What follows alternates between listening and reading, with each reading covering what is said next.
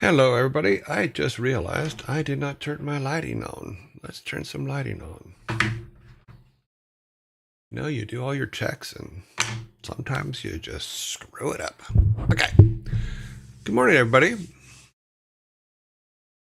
Good morning, Pirateer Frank. Okay, did we get, yes, that announcement's done, that announcement's done, that looks correct. Check, check, check, check, check. Okay. How's everybody today on this fine Friday? Looks like it's gonna, let's see, what is it? 60 degrees out, so that's not too bad. Hmm. Boom, boom. What a cool light. Yeah, it's funny because you saw it. There's a rack above me for the lights for the background. Then there's two in front of me here to kind of evenly light my horrible face. And yeah, if we do turn them all off, as you just saw a minute ago, it gets quite brutal in here. Let's see. Let's turn that off. We turn that off. See, then it's like, oh, old man sitting in the dark playing games. Let's turn it all back on. Okay, there you go. So, multi remotes. Yes, yes, yes. Feeling good, good. Yeah, I'm starting to come out of my antibiotic stupor, so that's actually pretty good. I was able to go through, I think it was 7 of the tutorials last night for Game Maker. I really like the way he structures everything, so that you have a little bit more control in a single place for all of the other things that are going on, for like collisions and your rooms and stuff like that. I like the way he sets all that stuff up. Yeah. So yes, yes, yes. So the cool part about that is actually I can change the background color like that. That's just hell. It's supposed to be yellow, and then orange, way orange. Oh, I changed the front ones. We can't have the front ones changing. So look, I'm at Disneyland. Mm-hmm. Oops, back to the front. Yeah. So we can do all kinds of it. So let's do purple. Ooh, it's like a black light. It's like I have a black light on behind me. Yep. I haven't played with all these buttons yet. Oh, we can do flash? What's flash? Doesn't seem to do anything. Okay, back to normal colors. Okay. Oh, flash, I guess, rotates through colors, it looks like. So we can have like a disco thing going on in the background. That could be quite annoying right there. Yep. That could be very annoying. Let's go back to, let's see what else is on here. Let's see what this one does. Doesn't seem to do nothing but lock it down. What about this one? Nope. Okay. Back to normal. We are back. We're back. Uh-oh. Something's still changing. Okay, I think we're good. Back we are. Okay, so let's get going here. My brain is functional. I am good. I had my coffee. I'm awake. Okay, let's go to our shirt of the day. Here's our shirt of the day. Pretty simple one you see around the house all day, every day. I paused my game to be here, which is true, not true. Is that the proper way to put that? True, not true. Technically, I paused my game tutorial to be here, so that's fun. And then if we go on to the movie of the day. The movie of the day is The Muppet Movie. Kermit and his newfound friend trek across the America to find success in Hollywood. But a frog legs merchant is after Kermit. Yeah, the Muppet movie is, to this day, this is Muppet movie 1979, to this day is still one of the most loved movies. People always just like, oh, they love the Muppet movie, and it always cracks me up. Not that it's a bad movie. It's actually a very good movie. But Muppets are fun. Muppets are your friends.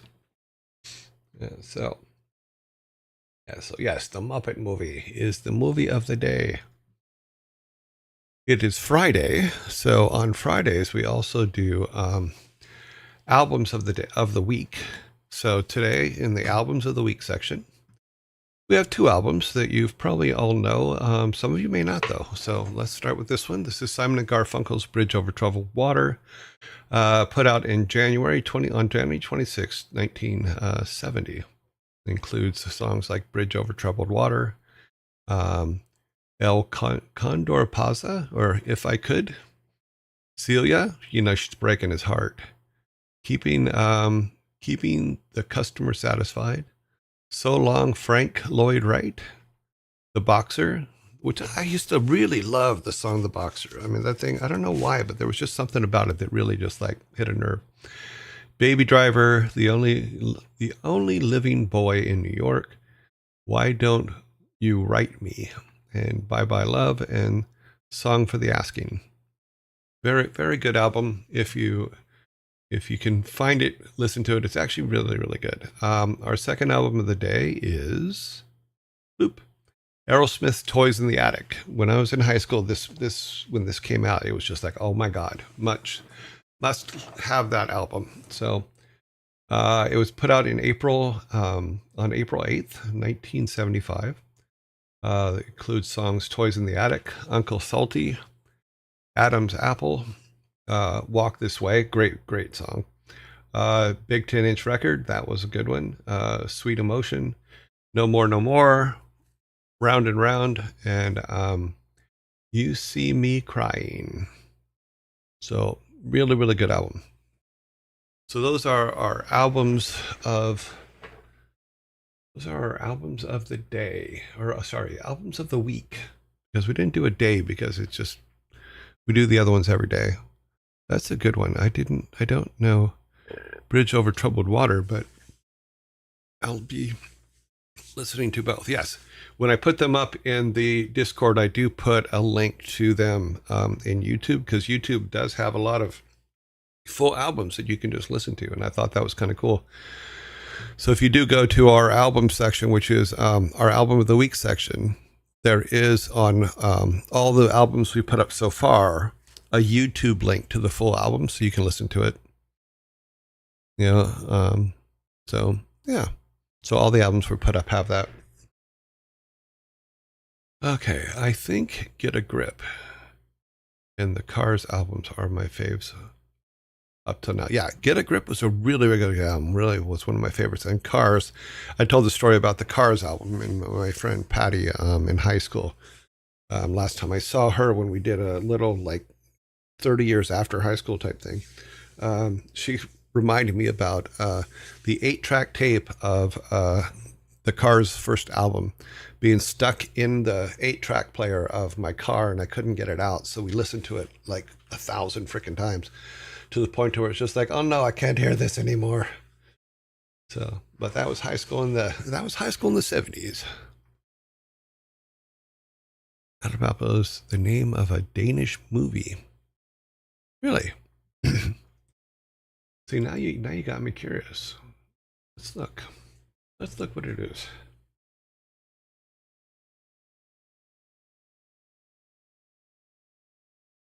Okay, it doesn't have a date. Adam's Apple. Okay, there's a lot of them. So let's see. Which one would be the Danish one? Adam's Apples. Okay, this is the only one that's just a singular. So let's see if it was Danish. 11 couple, Amar and Knox. Yeah, so I think it's Danish. Are unknowingly descendants of Adam and Eve. The CEO of our company, he is a descendant of Satan trying to get her to eat the apple. Interesting. Company. Oh no, this is not it. That is a US one. So no. But there's a trailer with Mads. Oh, it's Mads. Okay, let's look up Mads then. Boop boop. Oh wow, I know him. He's from God, he's done a lot. He's from Hannibal.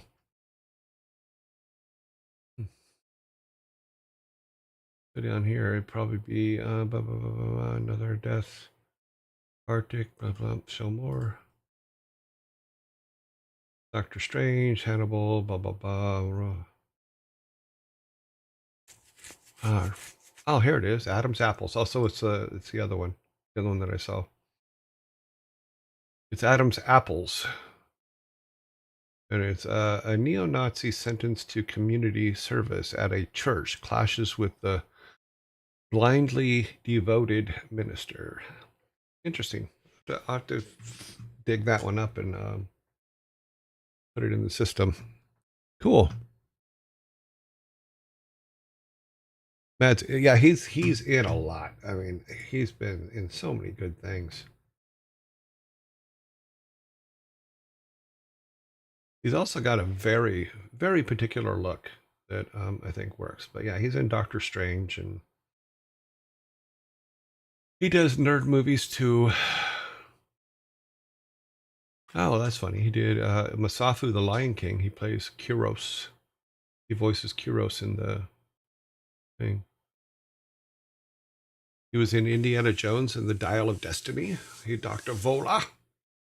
He's in Fantastic Beasts.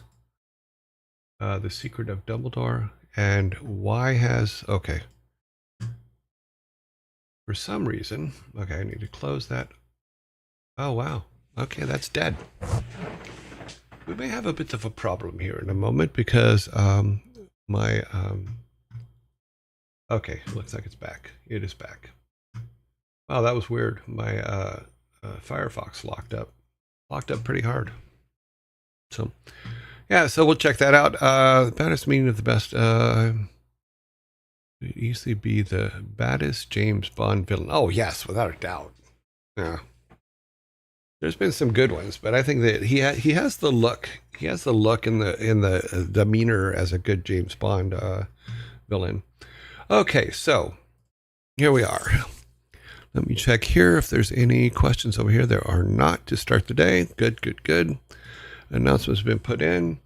We're going to move on to Superboy. We are currently on Superboy. He has been loaded. He is ready. Look, artwork, sound, music. Executive producers. Mm-hmm. Yep.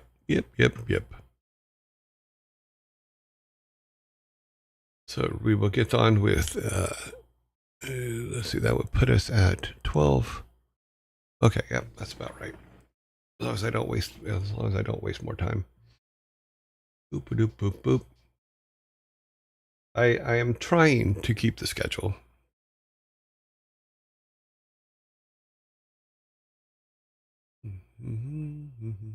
Okay. Oh, it crashed.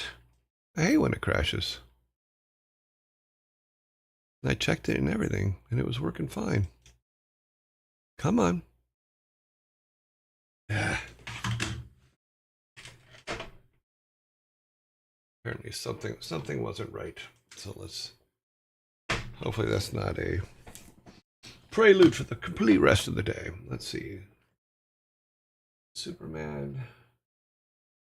It was 6. So let's let it load up.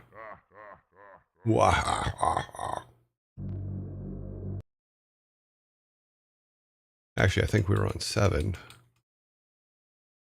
Let's load 7 and see where that is. Okay, yeah, that's where we're at. Hello, Superboys. Okay. Swing. So I need to perfect the throwing them against the wall in order to get power-ups, because it seems like all the power-ups that I think we've been missing are in the walls. Oops. Ah, why hit one bomb when you can hit them both?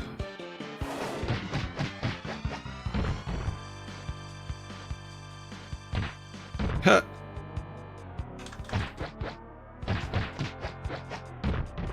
Kick him in the knees. That's it.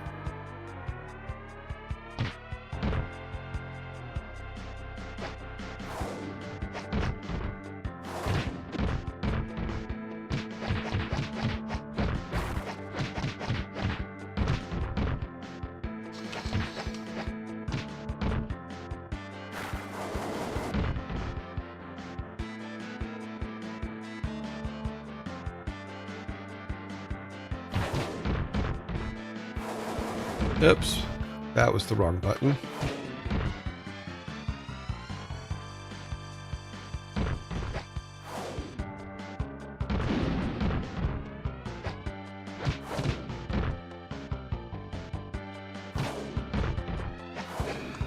Yeah, I'm fine with them shooting each other. No, you gotta throw them against the wall.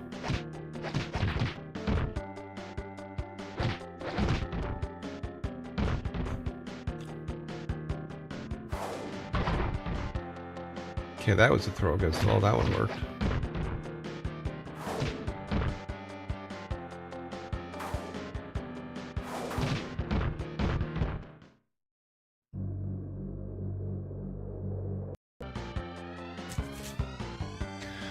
Okay.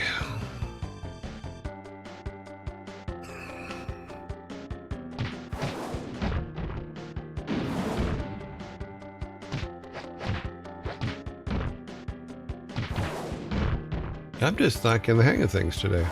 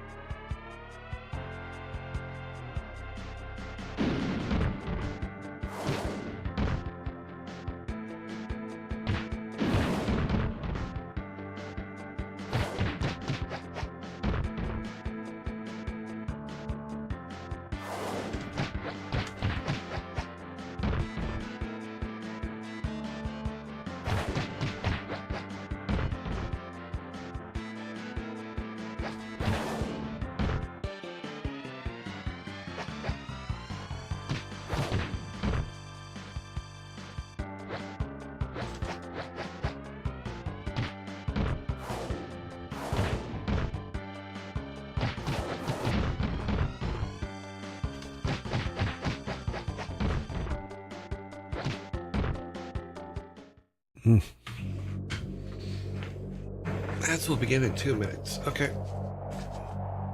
I'm sure I can die a few more times before that. I'm just... controls today are just not working for me. My brain is... Just when I think I'm like, okay, I'm getting better.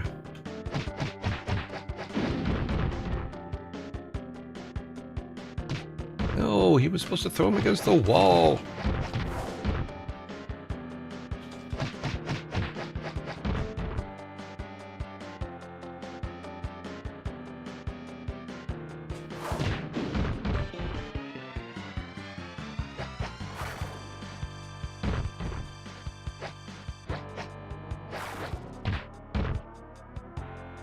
Trying to pick him up and throw him against the wall.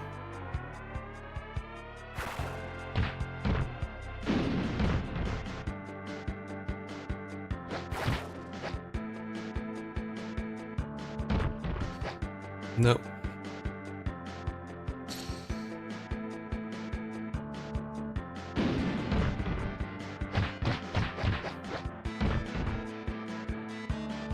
Okay, we're getting some timing going now.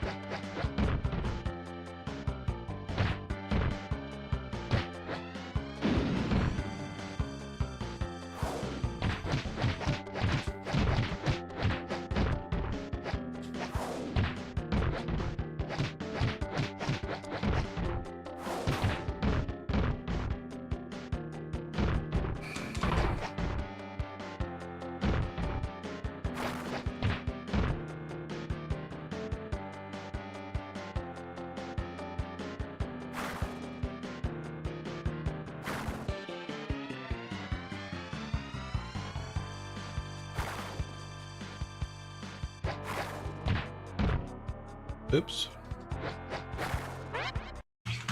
We'll pause that for a second. Ads are running. How is everyone today? We will let the ads run out their time. I'm actually kind of glad it's Friday. I have a lot to do this weekend. A lot of things to take care of.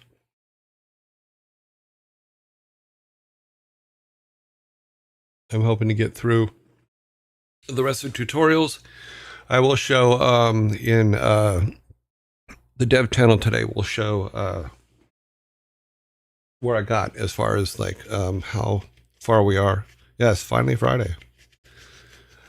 The last 2 weeks have been pretty difficult. I have to admit that the medication they had me on was messing me up. I'm not 100% yet, but I'm hoping by Monday to have the rest of it cleared out, since yesterday, day before yesterday was the last day taking the meds, but they're not completely cleared out yet. So I have a ton of water that I'm drinking. We're trying to help wash all that out so that, yeah, I mean, I'm feeling better. There are very much positives. But I also haven't overexerted myself yet, so we'll see how that goes. Once you overexert yourself, then you're in trouble. Yeah, my voice is coming back. It's also, as funny as I went back and I was listening to one of the first streams, and I'm like, okay, my voice is has changed a bit. I think it's because I'm not a talker. I'm more of a listener than a talker, and having to talk here has been something new for me, because I'm not a big hear me roar type person. So, okay, we're back. Ad should be finished, it says. Let's get our... Well, that was funny. The sound effects came back on before the music.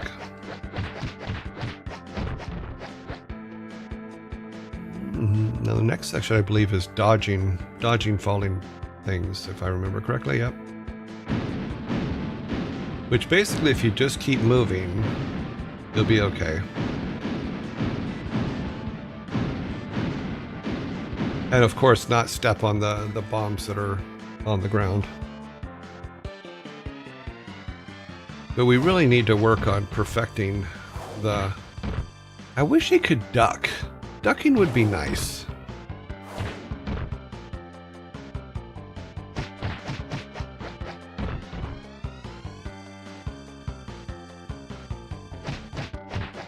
That's right. I ankle punched him. We do that a lot, don't we? You can't do a drop kick.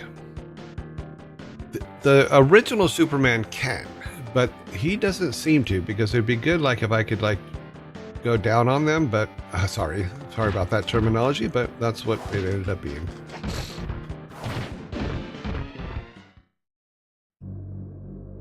So yeah, the original Superman could do a drop kick.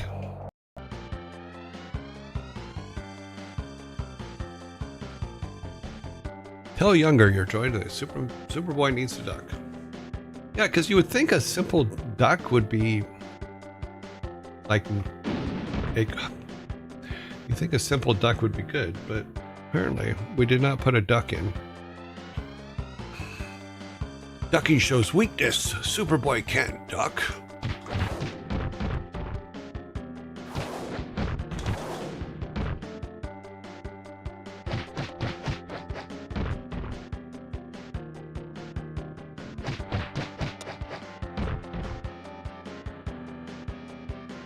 Yeah, because jumping down, let's see if we can do it here. Nope, it's just, he just drops down. He doesn't do any kind of a...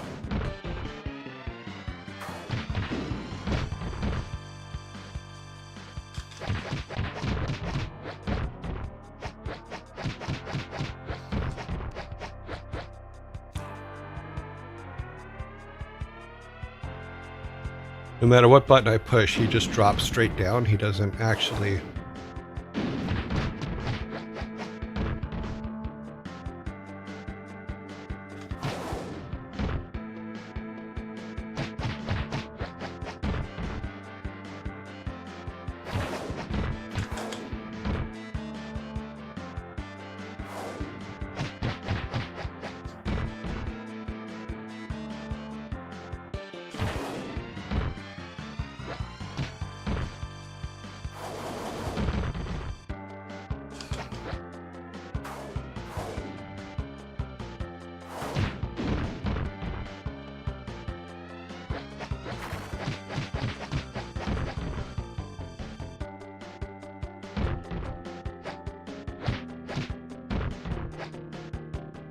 Trying to pick him up there.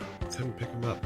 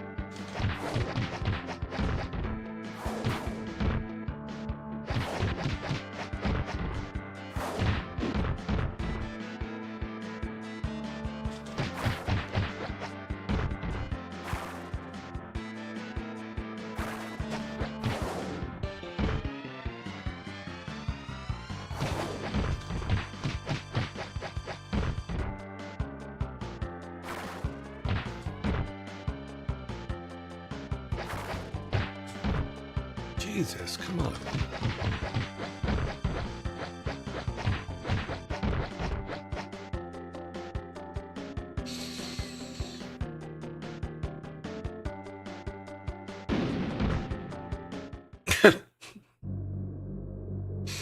Oh, that was bad. That was so bad.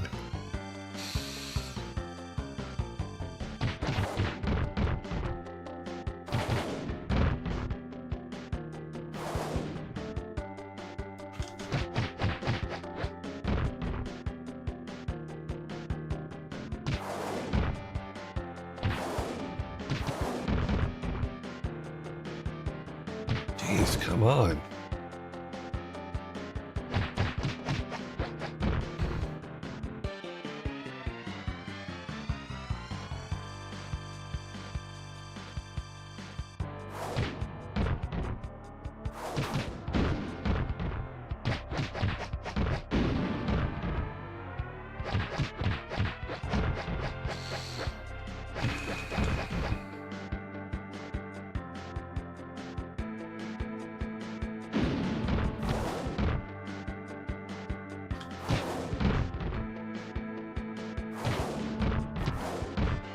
Wait a minute. Oh, he didn't. Okay, it was him killing it, not me.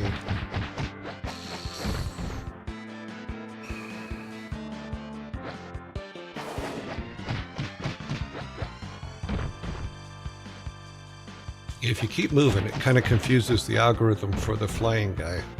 At least that's the way it seems. Sometimes you get lucky. And he doesn't come back.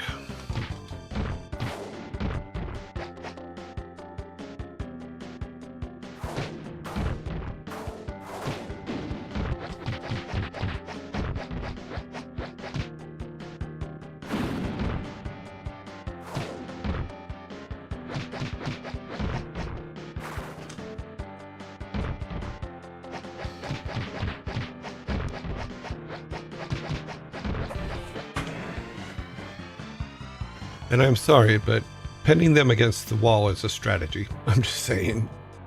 Okay, now we gotta dodge.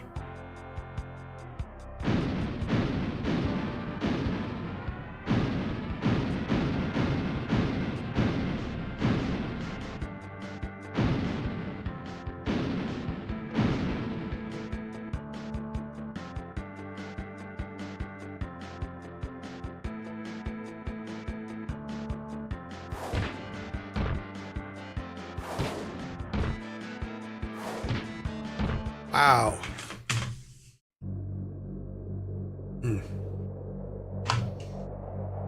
Superman not friendly. No friend. No friend. No friend.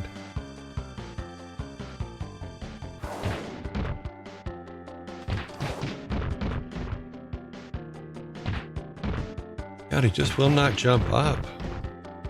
Get in the air, dude.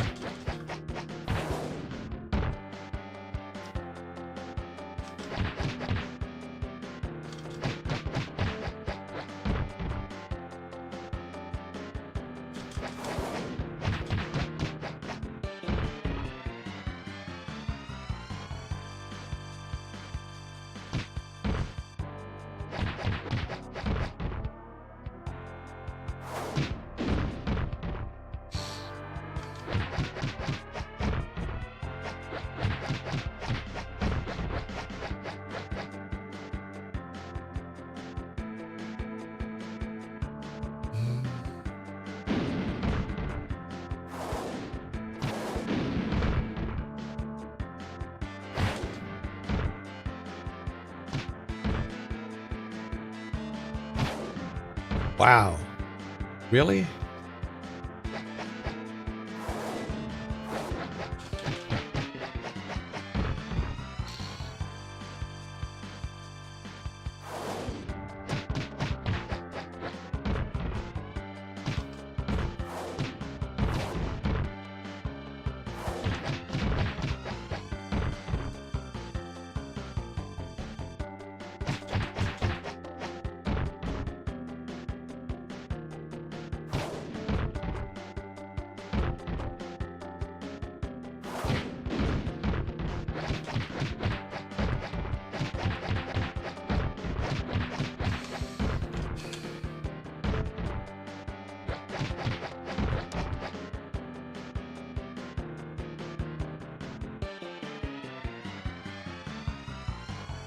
Okay. Thought we had already done this. Okay. Oops.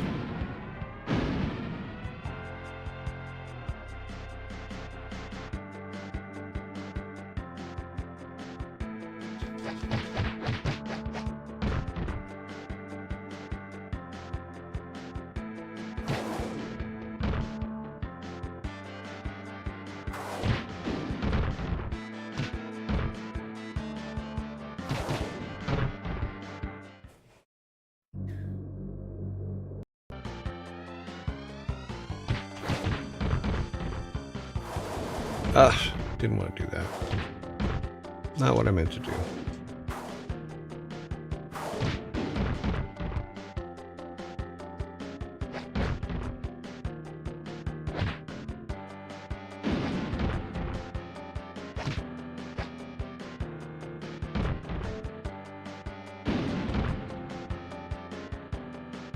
I was trying to pick him up and throw him against the wall, but apparently that's not in the cards here.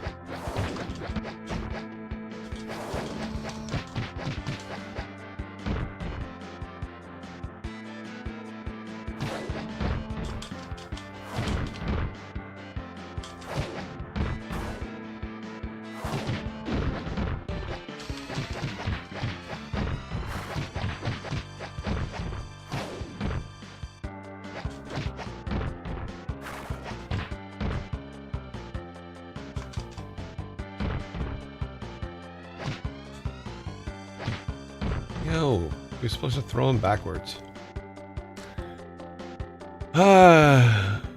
John Chicken.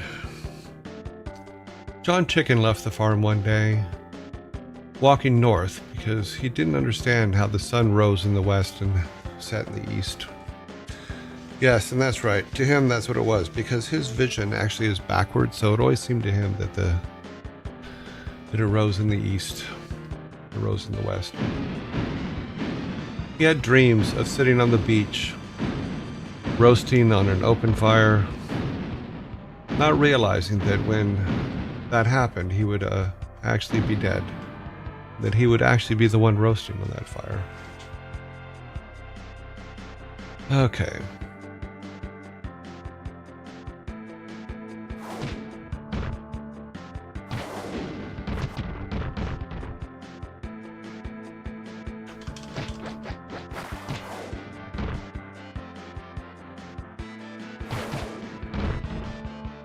So the double jump for him to fly doesn't always seem to work, apparently, so whatever.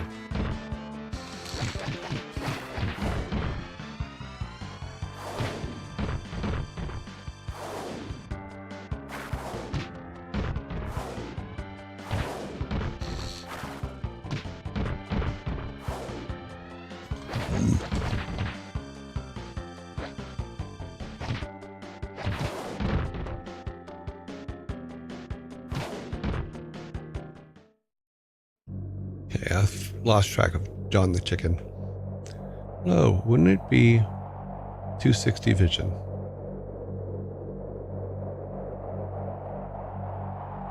Would it be 260 vision or would it be 180 vision?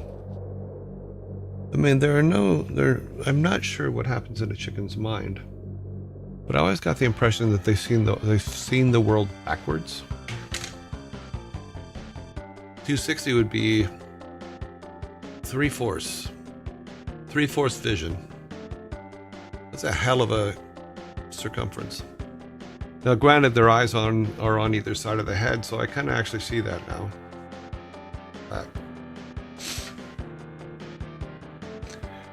My question would be is if the sun is going across the sky, would the chicken, upon the sun going to the next eye, think it was a second day? There's something to think about.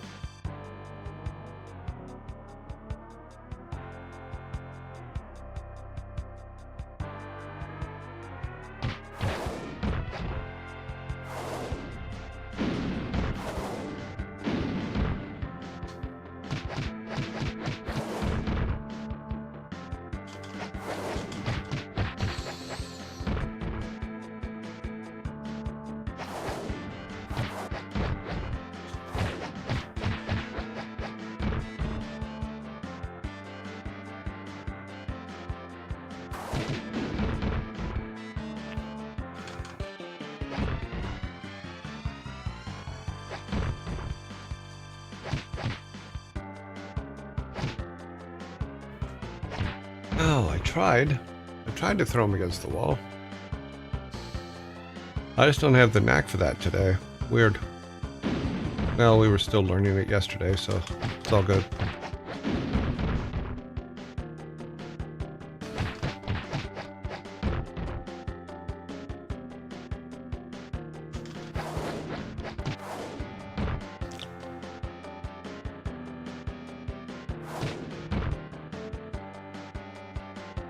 Come on.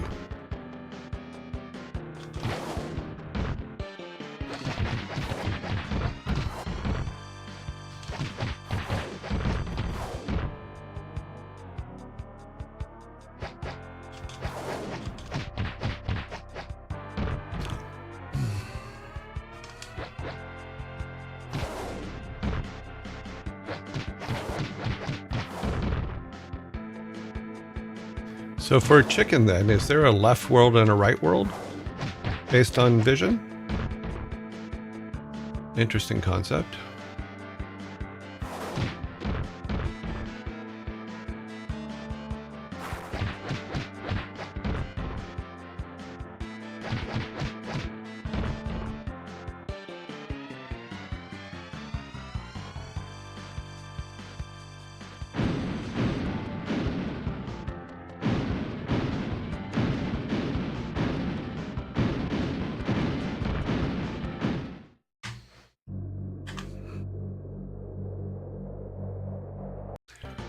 It doesn't look like we're going to get very far in Superman today. Do their eyes move independently? That's a good question. I do not know.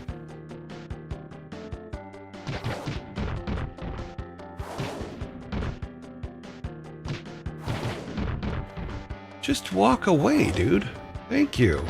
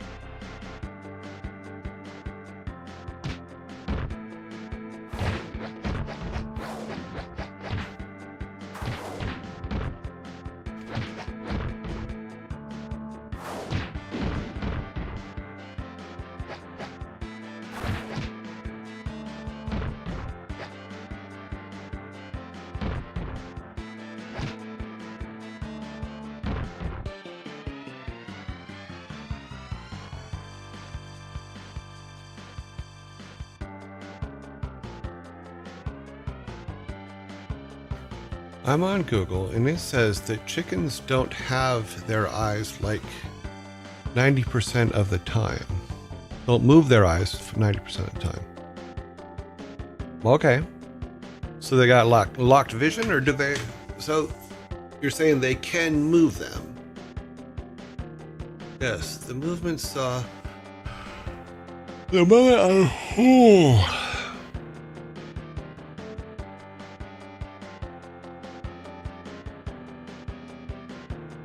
300-degree radius. Okay. On their eyes. Yeah, that's what we were talking about, so I assume that's what you meant, on their eyes. See, so you learn more chicken lore every day.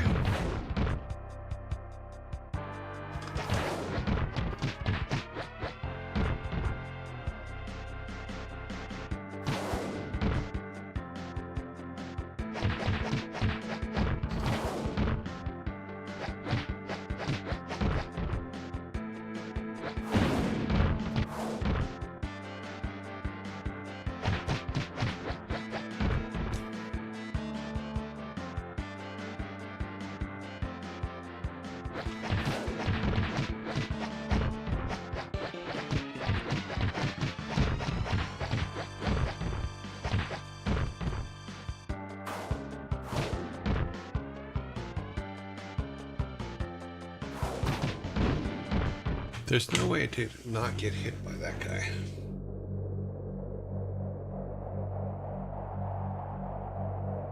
Now that's very troublesome. We have just a couple seconds before an ad break here, so we've been playing for this for 30 minutes. I have not gotten any further than I was before. It's very frustrating, but to my credit, and I will give myself a little credit, I haven't cursed yet. So I'm doing my best not to curse.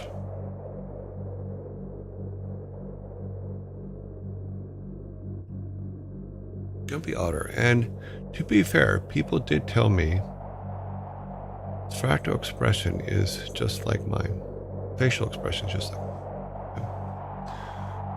Oh, that must have been to somebody else.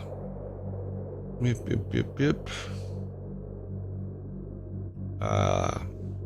Are they? I think the ad breaks are working. Are they working?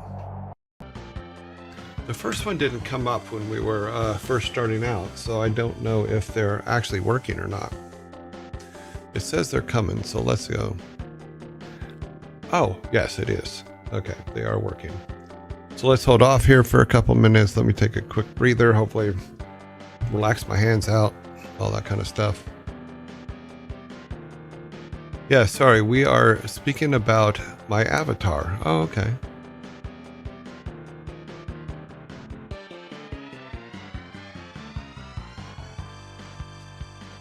Yeah, no worries. Feel free to talk amongst yourselves. I am here.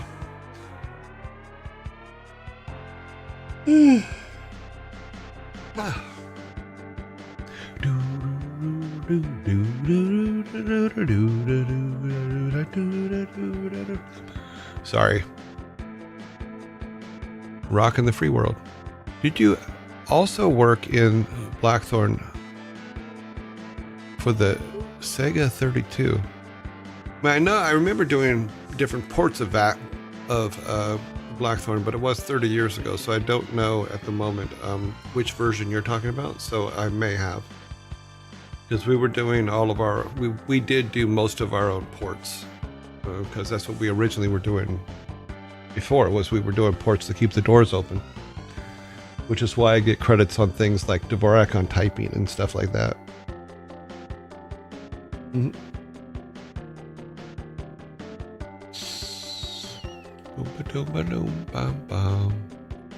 But we also, I think that would have been, let's see.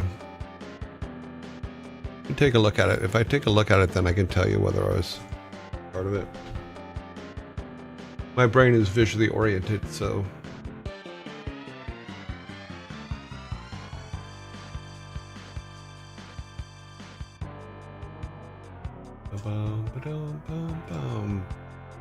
Yes. Yep. Oh, we're back. Okay. Oh yes, looking at it, yes, it was one of the ports that we did of our own game. Yeah. I think. Wait a minute. Is this later?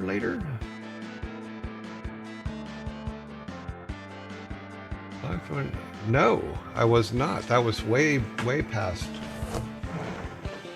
Yeah. No, I did not. It says it came out in 2014. So yeah, it was a wow.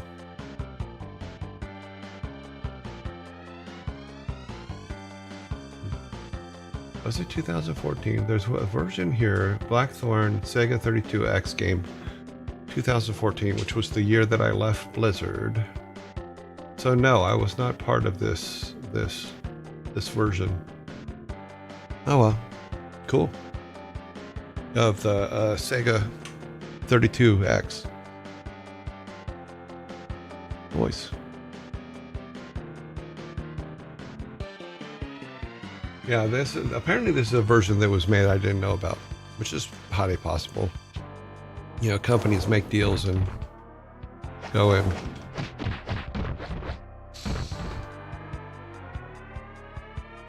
The original artists don't have to help for ports, so.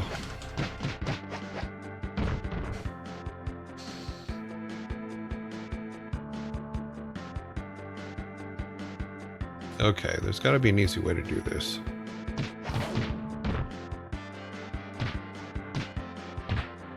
I was trying to... Okay, we need to get him out of the way.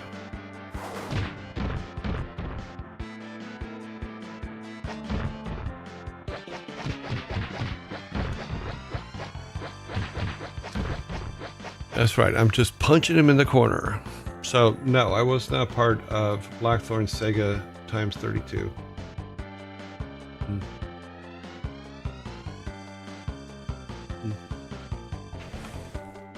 Did not know that they remade it.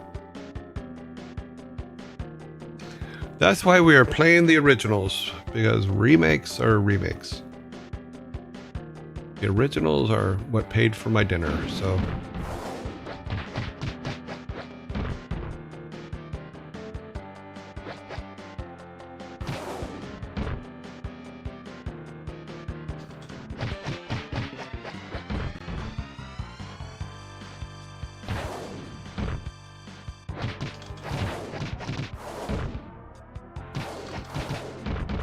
The thing is I would love to be able to have that guy up there kill guys for me, but he seems to miss them and only hit me.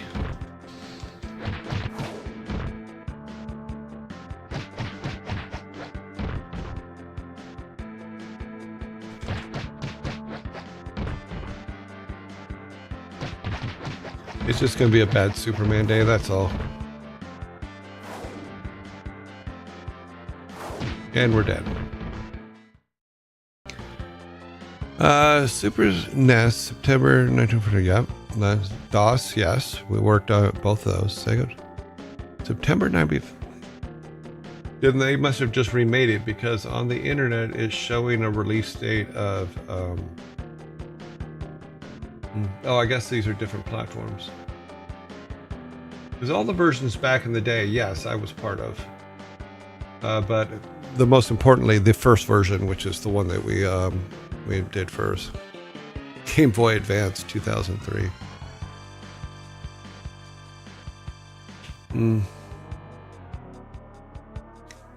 Yeah.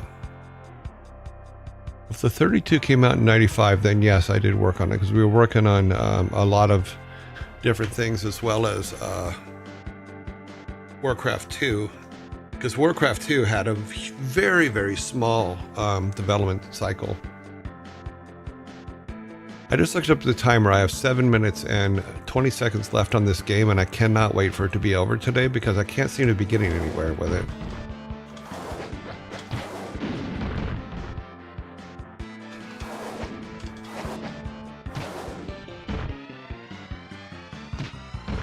No, you punch me, I punch you. And then you both gang up on me in the corner. And then I blow up.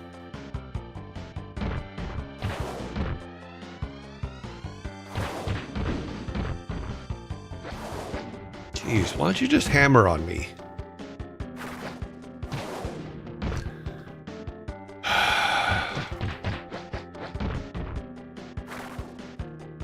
I'm very frustrated with this game today. I don't know why. We were doing so well.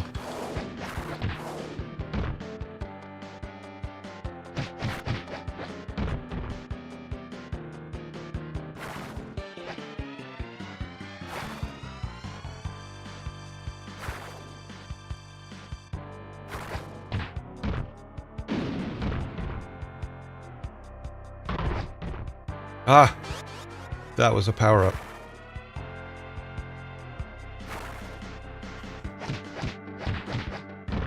Okay, so we managed to get one power-up.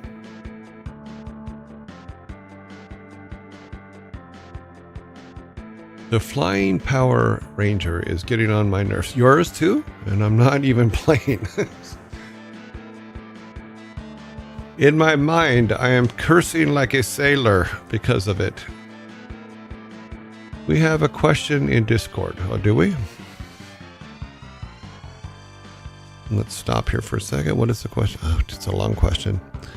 Do you have an opinion on stop killing games? If you don't know, it's about online games that have been inoperable since publishing. Developers have shut down its servers. So it makes it... Okay. I think that companies have the right to let games die, in all honesty. As far as what you're talking about, this sounds like a more, I mean, there is no obligation. Let me rephrase what I just said. There is no obligation for a company, whether still around or defunct, to keep a game alive. They don't have to. It's still a situation. Say Blizzard went out of business. Does that mean that there's an obligation to keep WoW alive? No.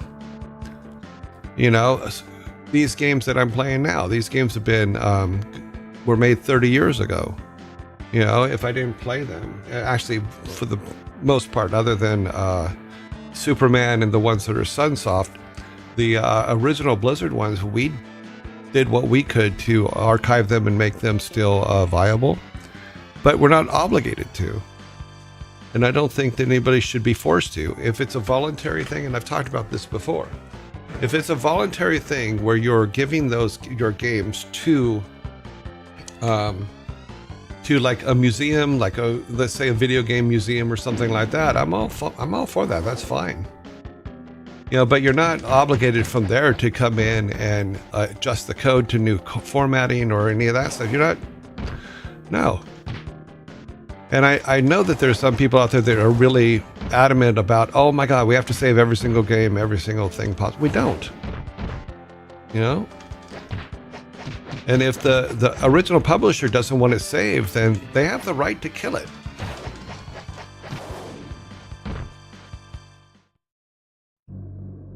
I have these ones because I saved the cartridges.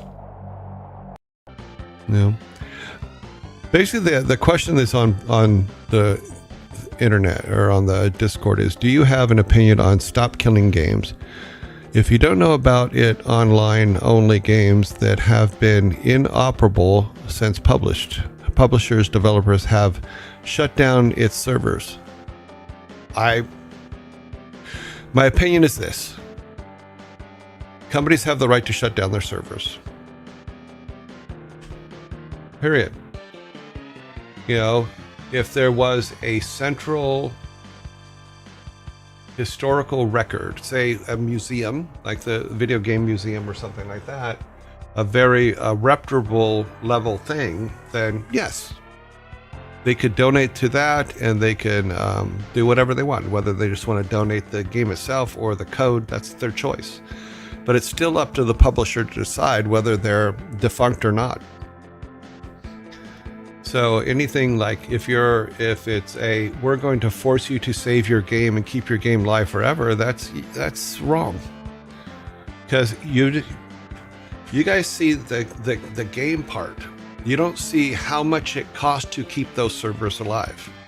It's a lot of money to keep servers alive, and if you don't have the financials to be able to keep those alive, those servers up and running, why be forced to? That makes no sense to me. Because you're just assuming the publishers shut it down because they want to. And a lot of maintenance. Yeah, I mean, the personnel to even keep the servers alive and running and fixed and stuff like that is astronomical. Because yes, like things like WoW make a lot of money. But what is the cost of keeping those servers alive? That's huge amounts of money. And you cannot say, oh, you are obligated for life to keep that, for everybody's life to keep that alive. That just makes no sense. What about single player games that just need the server for user verification and so not as real requirement to run the game? The idea is to have an update ever ready to remove the requirement at the end. Because you're assuming that the publisher is giving up their rights to it. That makes no sense.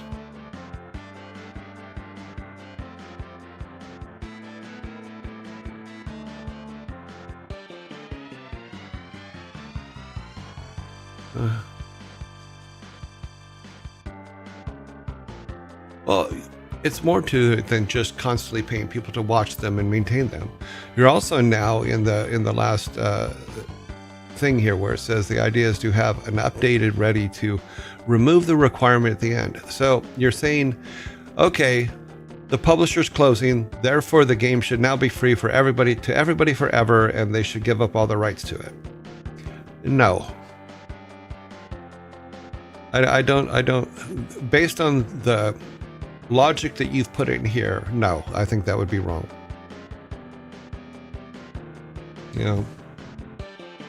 Oh, our game over is on this one, so we're gonna pull up this screen here so that I can, number one, think, because the music in my head is just driving me nuts. Yeah, it just sounds like you're just saying, okay, that game companies have an obligation to keep their games live forever, and I don't see that. But I do see, like, for archive purposes, things like that, I think that I 100% think that a museum type situation, things like that, where things are archived and properly stored and been able to show to the public, all that kind of stuff. I like that idea. I don't think that they should go away forever, but I also don't think that because a game has become defunct that it should be given away for free from now on. That makes no sense to me. Because if people still want to play it, then the players that want to play it and the company should have enough money to keep it going. If they don't, then it goes away. I mean, most of the games that we worked on went away eventually. I think that WoW even one day will go away. I've actually had that conversation with my son a couple times where I'm like, well, Blizzard has an obligation to think of what's going to be next and for when WoW goes away. What is it we're trying to do? We're trying to keep them employed, but we also want to, sorry, I need to look at a number here. I think we are on 0. 3, 2, 1, 0. Load. Let's load that and see if that's where we're at. Oh, that could be a good point to start. I think that's fine. Okay. I wish I could play Battlefield 2 and 3 online again, but that time passed and that's how it is. Yeah. Not everything needs to stay forever. Trust me. A perfect example. Okay. Go to the store. Buy the game Checkers. If, for example, these SNES games you play would not be playable anymore today because they once needed a server, it wouldn't be a great loss. No. because all of these games, the ones that I'm playing here, the company created Blizzard Arcade, which has all of these games in it. And for as long as the company is around, Blizzard Arcade will be around, and people can go play these games. But should Blizzard not become Blizzard anymore, should Blizzard fail and just disappear, those games will disappear too. They're under no obligation to keep them alive forever. Yes, not everything will be playable. I'm having a hell of a time trying to get Orcs and Humans to work on my PC because that's the next game that we need to play in the order of release. But will I be able to get it to play? I don't know yet. I also have to think about, do I have to go and dig up an old 386 and plug it in and then figure out a way to pipe it through? Clinging to what once was can sometimes prevent us from embracing new opportunities. Absolutely. And forming bonds that align more closely to who we are today. Embracing the impairment of things allows us to adapt, learn, ultimately thrive. Reinforcing the idea. Okay. I think the argument oriented from the game is art. If yes, should they keep the accessible? It should be accessible in a museum environment, just like every other piece of art. Then if it's about art, then keep it in a museum environment. But to say that they have to, release it and give up all their rights to it and stuff like that and make it accessible for free, that makes no sense. Have you tried? I haven't set up the virtual machine yet. I have a video I have to watch in order to figure out how to set that up. Yes, sometimes there is greater power to letting go. Yes. I loved all the games that I used to play on the Commodore 64. And sometimes I sit here and go, you know what? I would like to play that game again. But then I go, you know what? Why? I played it then. I beat it then. Why would I play it again? But that's easy for me because for me, when you finish a game, it's finished. You're okay, done. Walk away. I don't become emotionally attached in that way to the games. I'm more emotionally attached to people than I am games.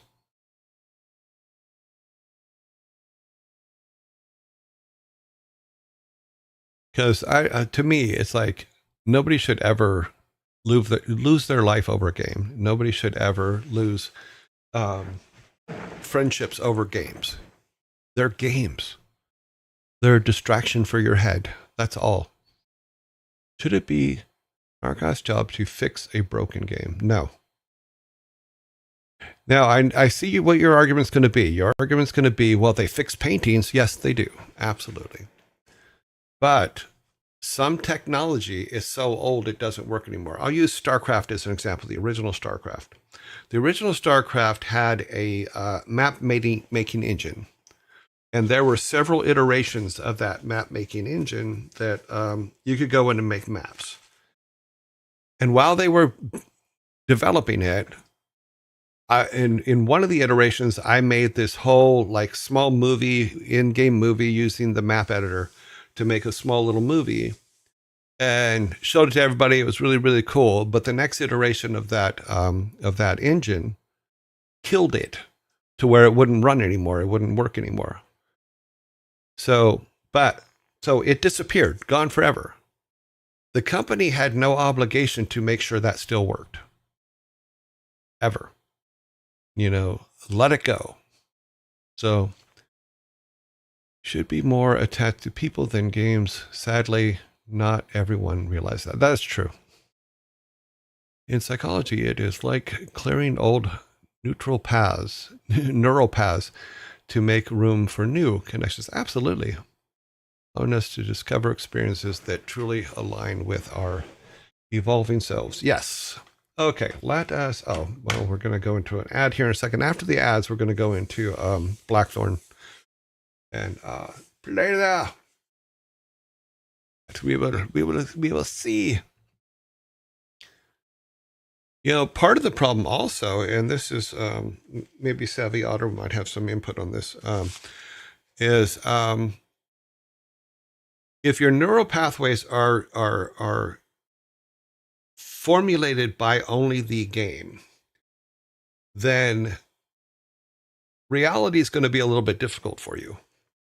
And if you're so closely tied to that game that that's all you do, and that's where you're learning all your lessons, some of those may not be applicable to real life because you don't have the proper neural pathways to go out in public and interact properly, because you're going to interact like you interact in the game, not how you should in public. And that's where things go bad.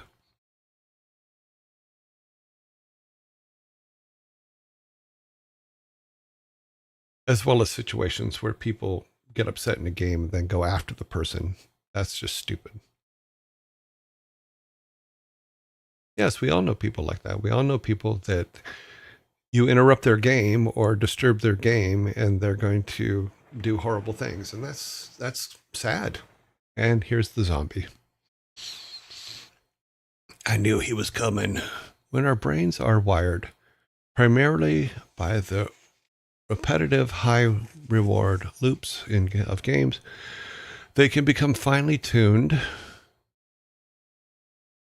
to that specific set of stimuli.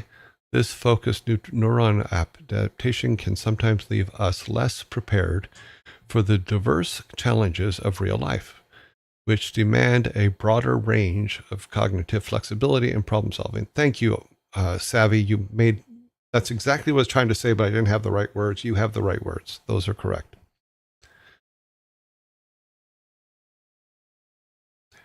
Those people have to touch grass. Funny. It's like Die Hard. When you get to the hotel, take your socks off and wiggle your feet in the carpet. The same kind of thing. You got to ground yourself. You have to understand that there's two different worlds here. One of them works a specific way, which is most games work a very specific way, and real life doesn't. Real life doesn't follow those rules, and it never will, because we're talking about humans that are adaptive and changing all the time. So, yay. Too smart for me. Basically, it means the way you've learned to act in game, it's not the proper way to act in real life. Basically, is what it breaks down to.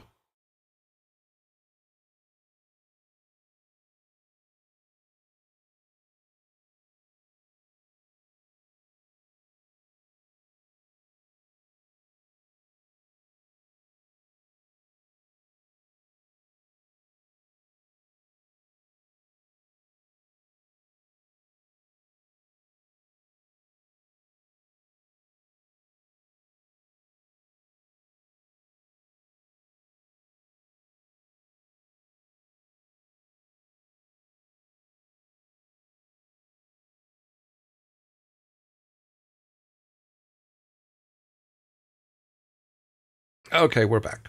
Okay, let's get some Blackthorne going here. I think I have it set up. Let's go to the Blackthorne room. Yes, we are set up. When last we met, we were dying horrifically, and we had no power-ups. Okay, let's go back over here a minute.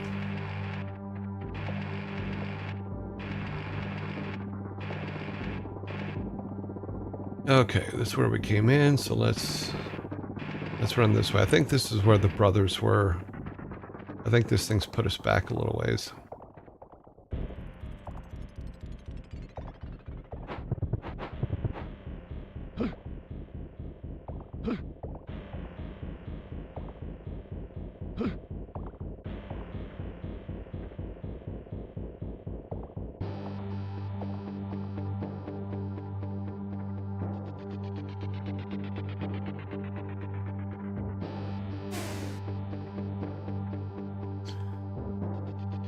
Okay, that's interesting. It won't let me. Interesting.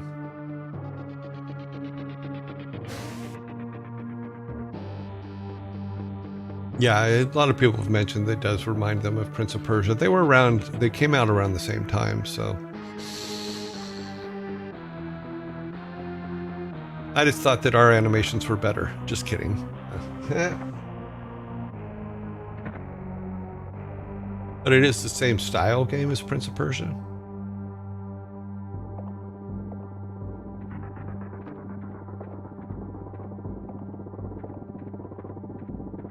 I mean, what I'm saying is this, is you have to be able to, yes, you can play games, you can do all that stuff, but when you turn them off, you have to be able to let them go. They're just games. They're not real life. So real life is more important.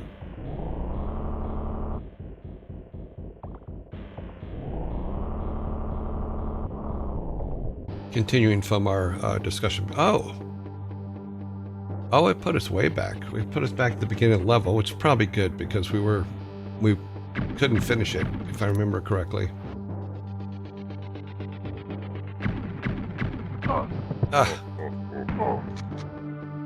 Shoot you in the face.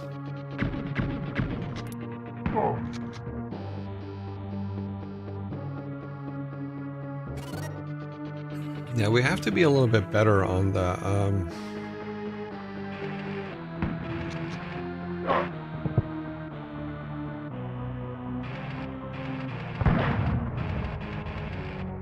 on controlling our inventory in this one, I think. I think that's where we kind of went wrong. Curses, terrible life.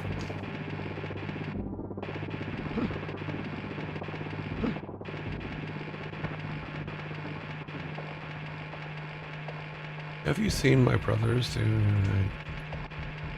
The motions and movements in this game way smoother than Principal. Yeah, the animations for this were done very, very well, and I believe we can give credit to Stu Rose for that. Yeah. Okay, here's where I always come into a problem. The running, jumping thing, I'm not good at. See?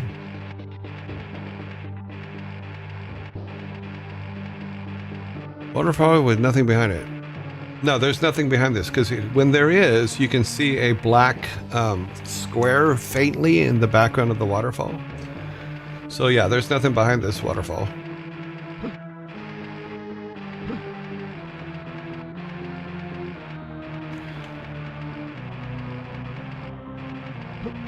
Okay, we made it. Alrighty then. Okay, we learned that we need to, let's see what we got in the inventory. All we have is a key. So we don't have a bomb to kill him. The spider's going to be a problem, but we know that we have to kill him because he has the bomb that, it is. Can I duck the spider? I can duck the spider. Okay. That's good to know.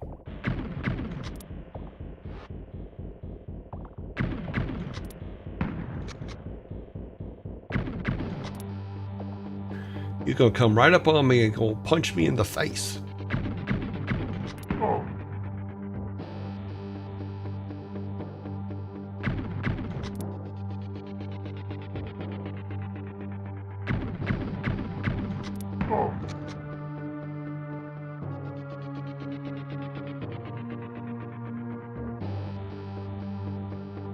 I guess that's the lesson we needed to learn from the spiders, is you can duck them.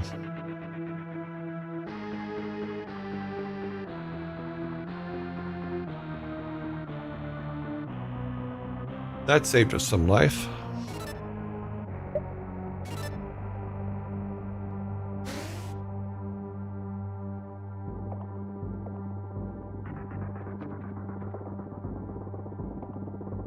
Yeah, Stu did a really good job on the animations for the main character.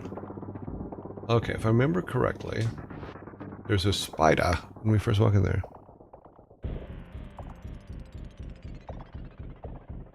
Nope, we're not that part yet.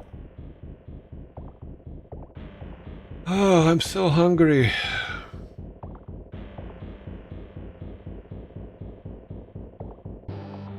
Oh, this is another jump. But if you see in the bottom of the waterfall now, do you see that very faint black outline in the bottom of the waterfall? That means that there's something behind it. It's very faint, but it is there. We just walk in. Boop, boop.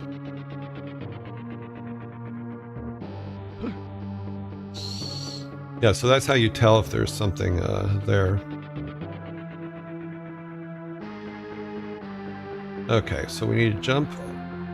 If we step on that platform, then a big gun falls from the ceiling, so we're not going to do that. We're going to jump over it. Let's talk to the brothers.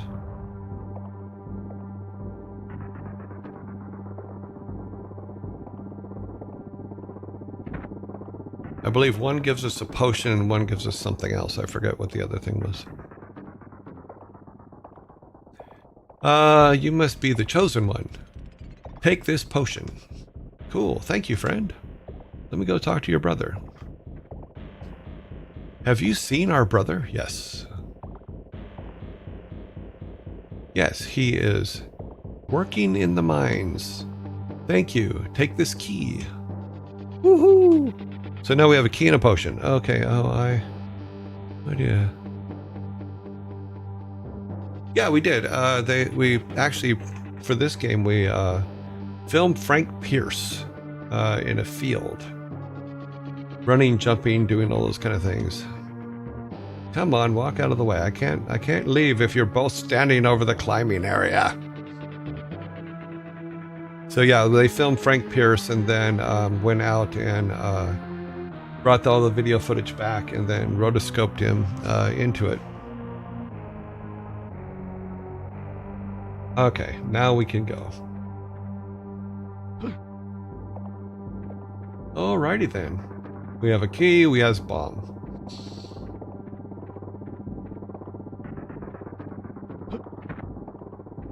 We didn't get shot in the face, so that's all good stuff. No shoot in face.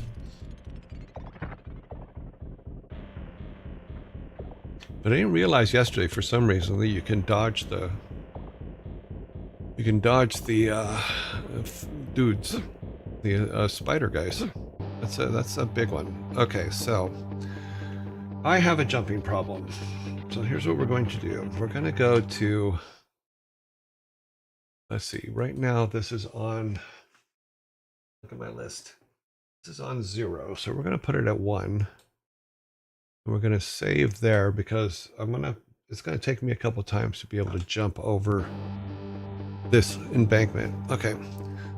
So from what I understand, nothing lasts forever. Everything, no matter how great, fades with time.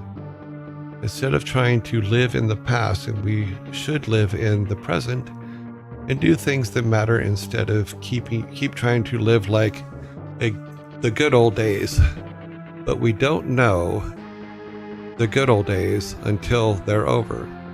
Yeah, I mean, in all honesty, in the time you were in the good old days, you didn't know they were good old days. So you may be in the good old days right now. So your 10 years plus you, is going to look back and go, what the hell was I doing? I wasted so much time.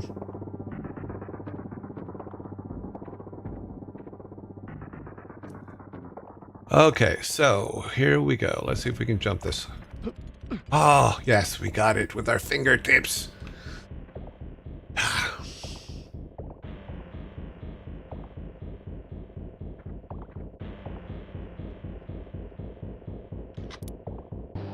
Okay, so we need to walk far enough in the room to where we get past him. And we need to go to here.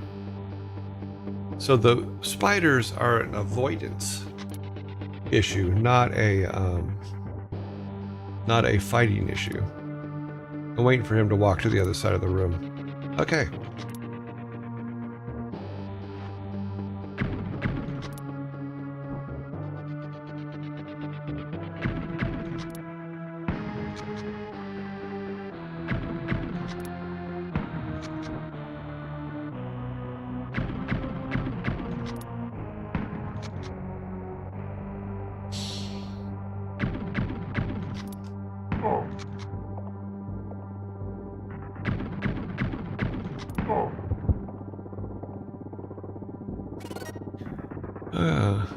I look back at this week and go, what the hell was I doing?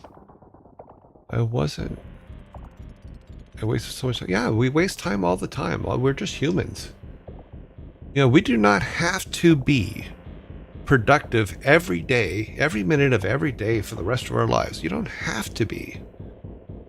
You know, and most of the things that we spend time on, which is mostly just, in all honesty, gossip and bullshit, you know, we shouldn't be spending time on it at all. It's just a waste of time. Yeah. You know, and it's exhausting because we put way too much energy into it. Yeah, because me personally, I don't care what someone does when they go home.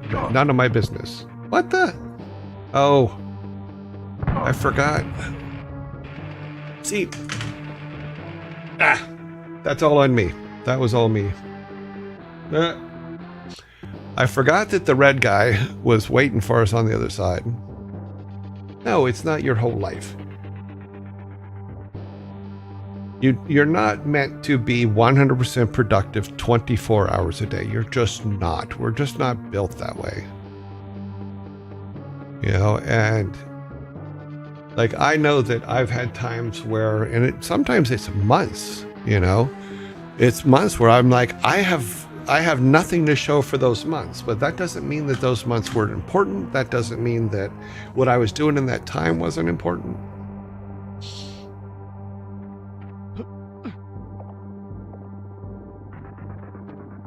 But to say, oh, my life was better when, you know, was it?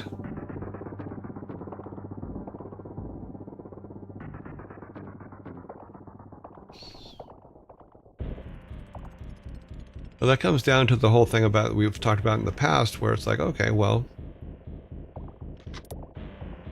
oh, sorry, I got distracted. I want to make sure I get past this spider. I should start doing more saves. Just saying. Okay. You know, when I first left, I'll be completely honest, when I first left Jagex, I wanted to do this, what we're doing here. And did a lot of setup for it, did all those kind of things, got all ready for it, but I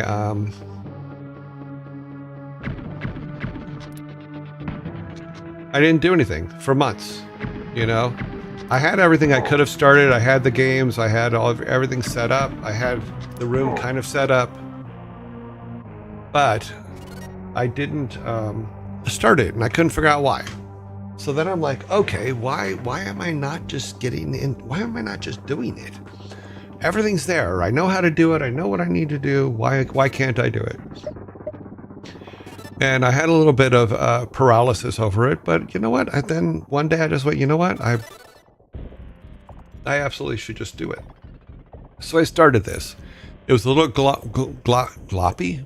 That's an interesting word. It's a little gloppy.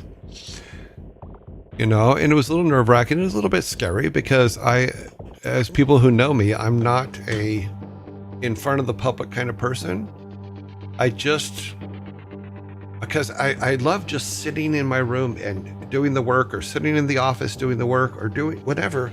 I love the whole process of creating stuff. You know, as most of you know, when you see me go off on a tangent when we're doing the game dev stuff. And I'm not a big, like, okay, what is Sally doing today? Why all that? I'm just not that person. It's like, okay, you don't want to do anything today? All right. Fine, I'm good with that.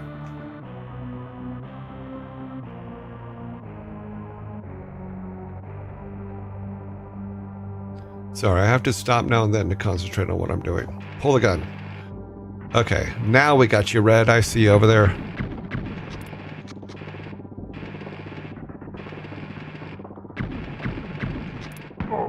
Ha! Got it. Do a save. That way we don't have to do the jump again. Well, thank you, Savvy. I'm trying. The worst part about it is the talking part, you know, because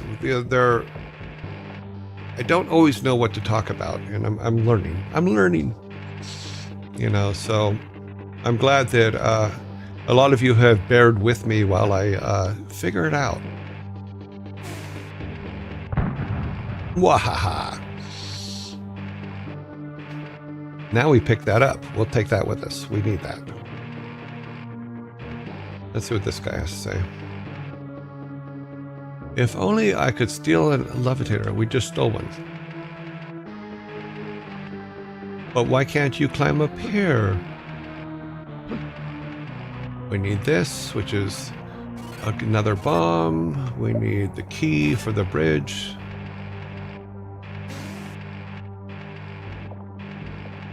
You're doing great. Okay, thank you.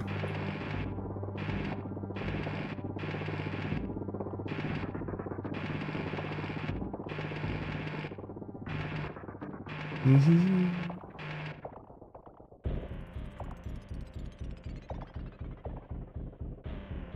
We save a lot of life by dodging these spiders because they mess you up. See? Luckily, we saved right here.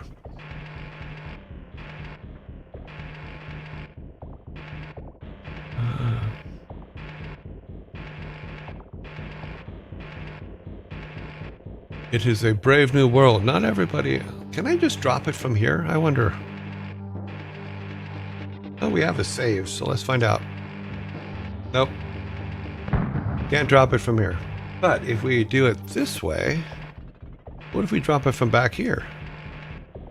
Nope. Okay, we have to go down and drop it on, throw it at him. It's a crawler.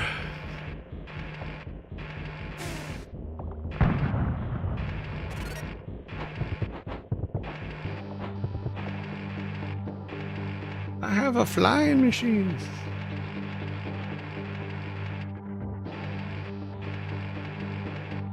Next, you should make the Savvy Otter moderator and pay them in candies.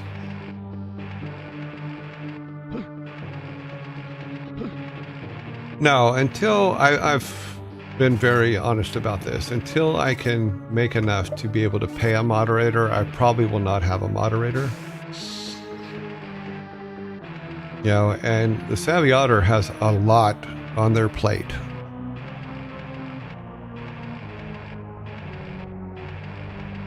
Yeah.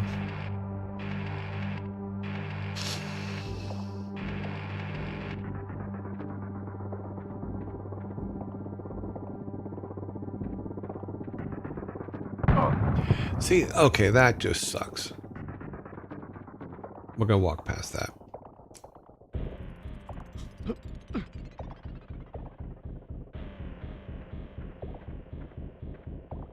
Okay, let's go down. Ads are coming up. Wow, we've been playing for 20 minutes already? Wow. I didn't realize we've been playing that long.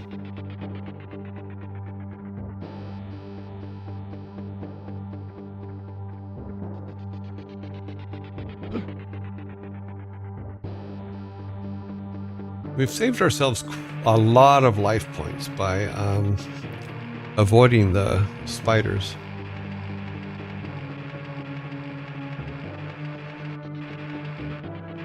Banhammers? I don't know.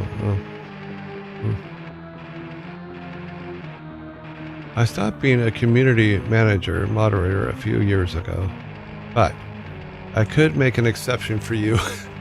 No need for payment though. I completely appreciate that, but I don't like I don't like the idea of people working for free. I totally understand the concept. I totally understand the stuff, but I also totally understand that I believe that people have value, and having them do things for free is not you recognizing their value. So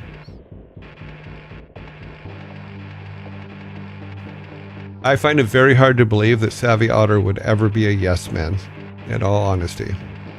You know, and She 100% is the first choice when if we get to the point to where we need moderators. Because right now we're a pretty small community, and I can handle most things as they come up. But I'd be up for the task too, and I don't see it as work, but yeah. Ads. Let's do. I'm too capable of independent. Huh? No, I like the fact that you're capable of independent thought. I like that. I must either I said something wrong or whatever, but no, the independent thought part is the part I like. You know, it's like I was talking about yesterday. When you're hiring someone, you always hire someone that's better than you, or that you don't have to babysit. You know, because it gets extremely crazy. Because you're spending more time babysitting them than. Oh, you were agreeing with me. I'd never be a yes man for that reason. Absolutely. I agree. Or a yes woman.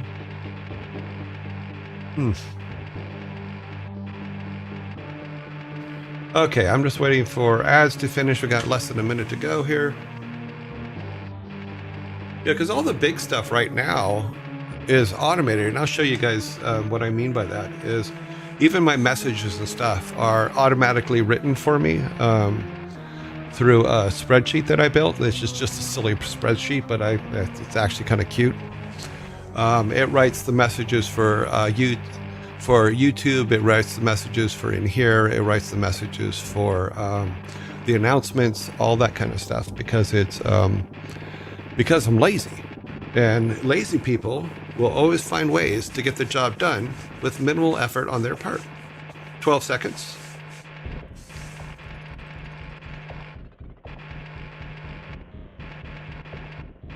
The first raven. I think what's higher up than a raven?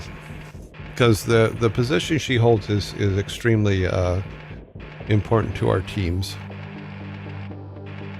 Ads should be finished. Alrighty. So let's jump him across here. We're gonna do we'll just try to jump him and see if he dies.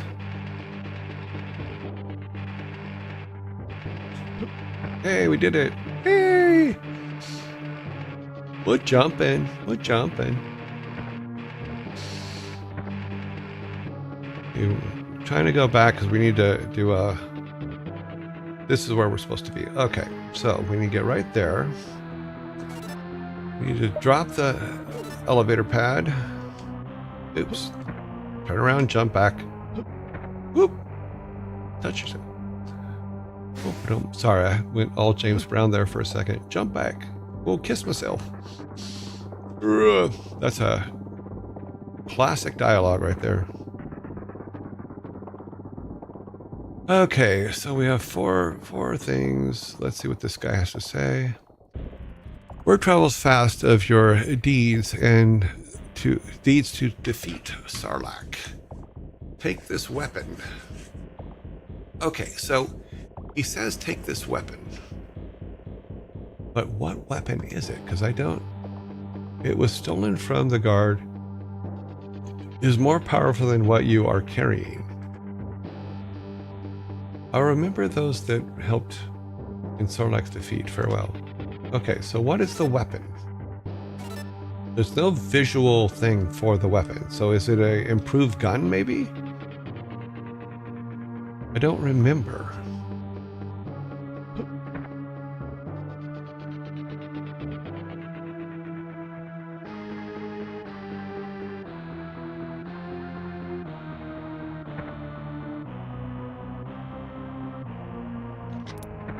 Okay, where are we at over here?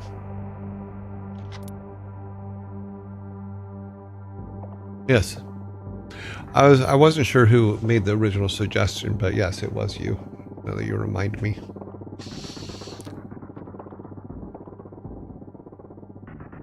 Which is a good name, actually. Oh, the guy behind us is gonna die. Oh, got 2 shots off. That was pretty good. And he didn't have anything.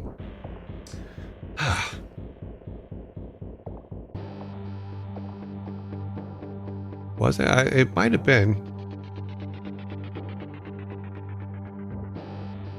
No, I'm pretty sure. If it was, it was. If it wasn't, I apologize to whoever it was. I thought it was.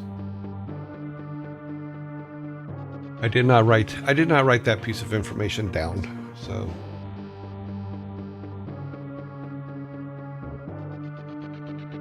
Okay, I will work on the most. Let me see. Now you're getting me to open up the things to do list. I haven't opened that up for a while. Oh, that's the game design doc. I need this one. Things to do. That goes over here. What have we missed on the things to do list? Egg of Forgiveness. That was one that we talked about before.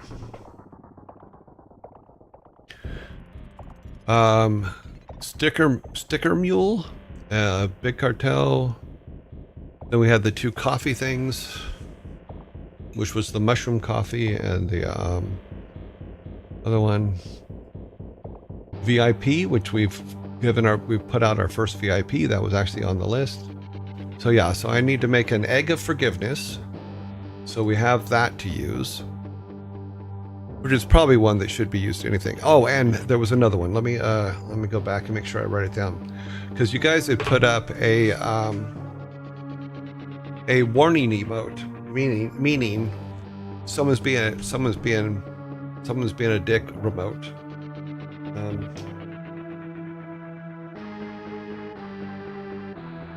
So that you can let me know if there's someone that needs to be Zolter Voltred. Because you guys had talked about that, and I meant to write it down. I forgot to write it down. Ravens are huge. They're not compared to crows are like, but ravens are like, oh my god, it's like crows on steroids. Okay, let's save. Let's just save here. Okay.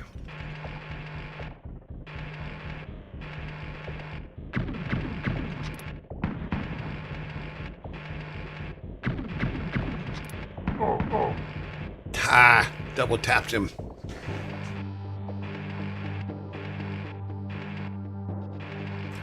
Yes, but a while back, Privateer Frank, you guys asked for a special emote for it to put up warnings if someone's just kind of being a dick.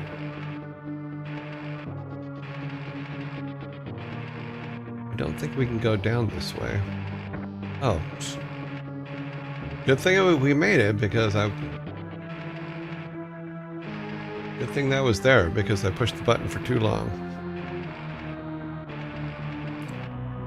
What am I going to do on a 24-hour stream, in all honesty? I'm not young like Thor. I can't do a 24-hour stream.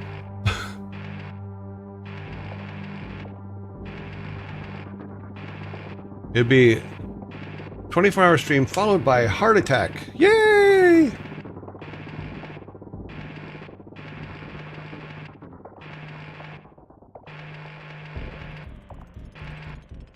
Oh, that doesn't look good.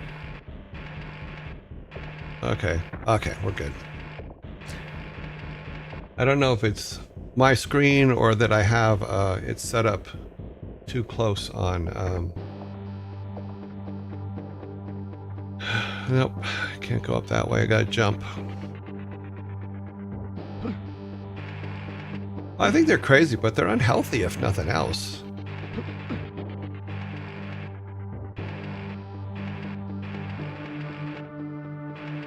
We can't do anything with him just standing there.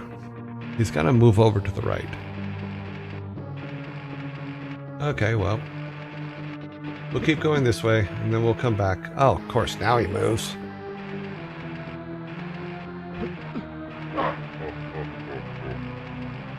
We need to climb up, and then jump up, and throw it.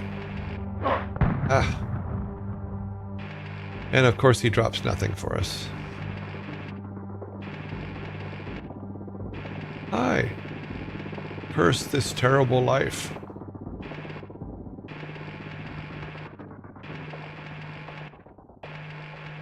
Yeah, I'm not a big fan of going more than I'll say more than 8 hours would probably be too much for me.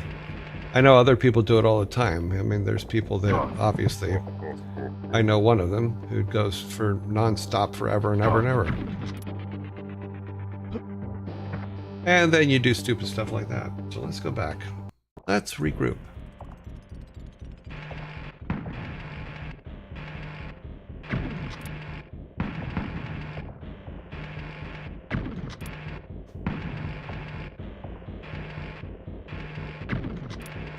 He's on. Okay.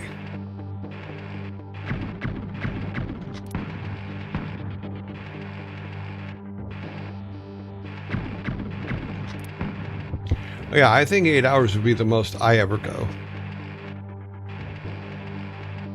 An 8-hour game is 16th hour. I'm just sleeping. Yeah. I mean, if you guys want me to put a camera in so you can watch me sleep, great. But yeah, we're not doing no 24-hour nothing. Ain't gonna happen.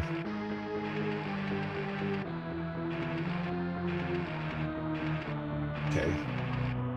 I have a feeling. I got a feeling. Yeah, that's what I thought. It's another run jump. Yeah, I'm not a fan. If you want to watch me sleep, then there's issues that I think you need to talk to other people about.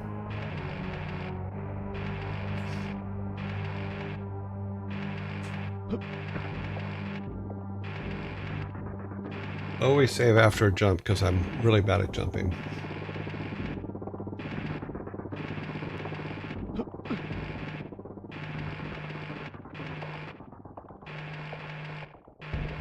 Give it a year and you'll have enough dad jokes to make a large compilation. Funny.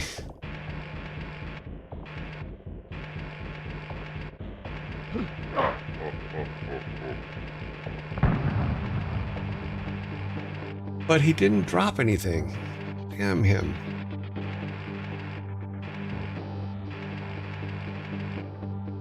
Curse his terrible life.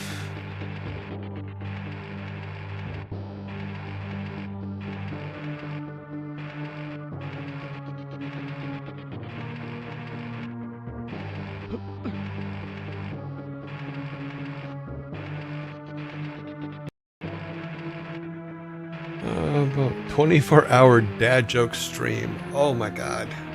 Do you know how many Viking colas we would need for that? I'd have to be selling them by the case.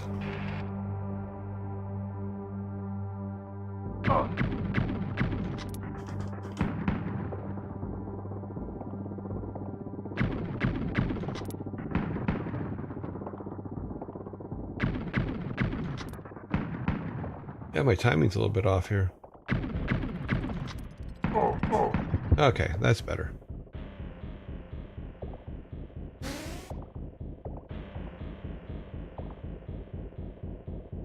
Ooh, we got the key. Look at the pretty key.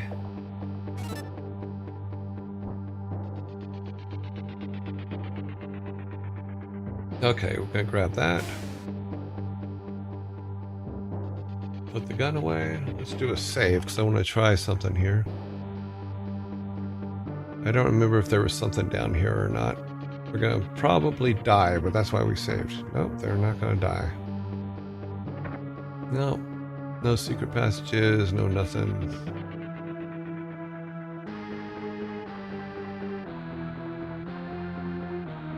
Truckloads of Viking soda, the meaty treat. Oops. Sorry, we need all the life we can get, so.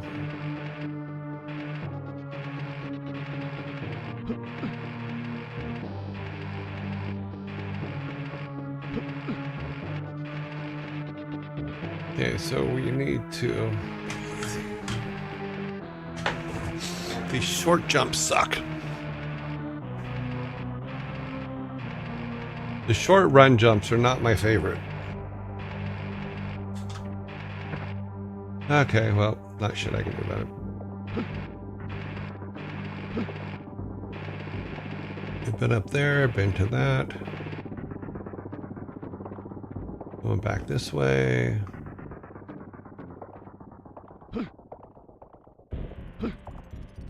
Somewhere there is a key that needs to be used. Can we go this way? We can. Curse Sarlacc. Okay, so somewhere behind us. Oh wait, no, we can do it that way. Okay, there's a ledge there.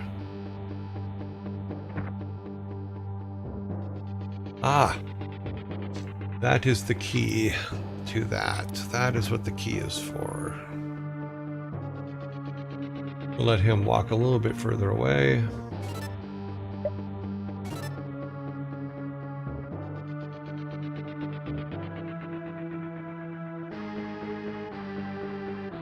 The meatia sota. No, not ferret meat.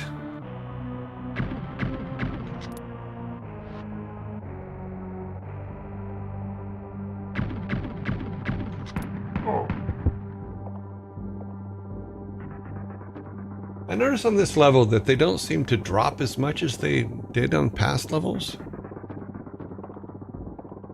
Ferret Joy software. Ew. No.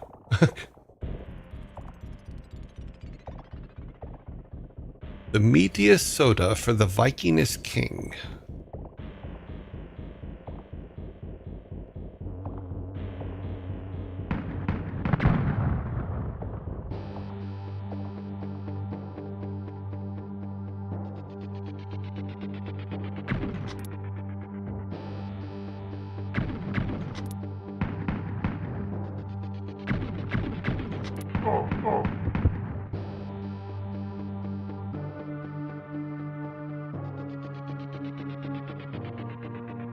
Okay, so there is a door behind that waterfall, but we do have to do a run jump to get over there.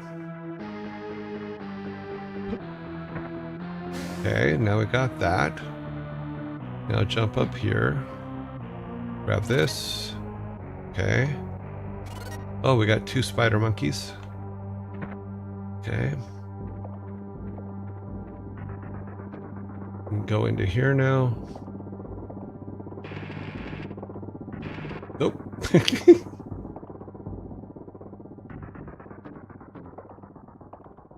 I suddenly have urge to eat lamb off the bone. That's funny.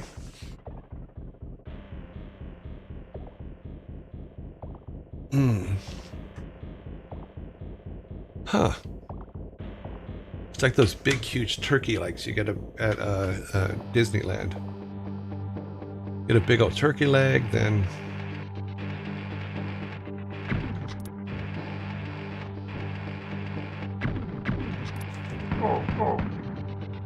Oh, damn it. Hopefully we didn't need any information from him.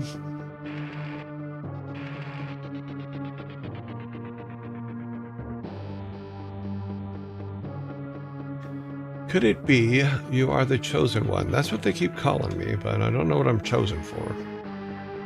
I'm more of the chosen two.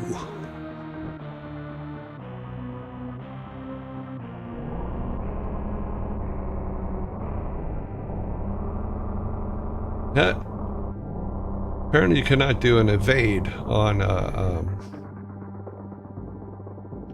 an elevator. And we're dead. Let's go back to where we were. Okay. We got the key. We're moving on. We're jump, jump, jump.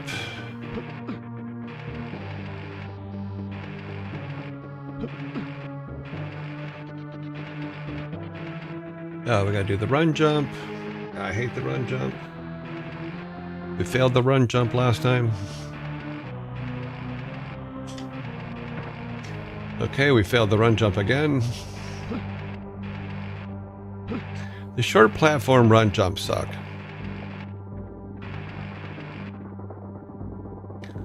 I'm more of the chosen 3/4. How about that? Not a whole one. Chosen 3/4. Take more snapshots.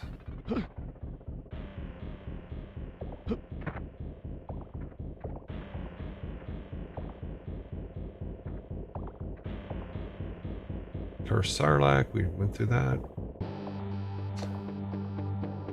Not a climbing in this game.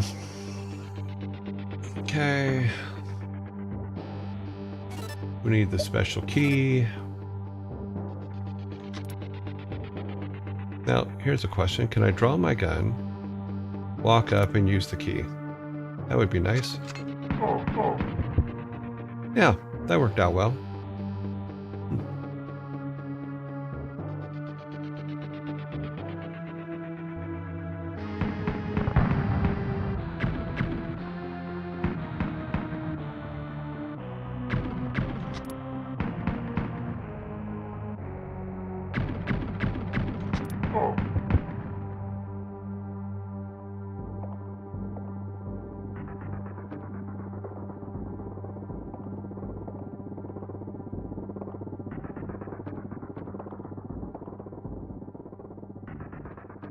Oops.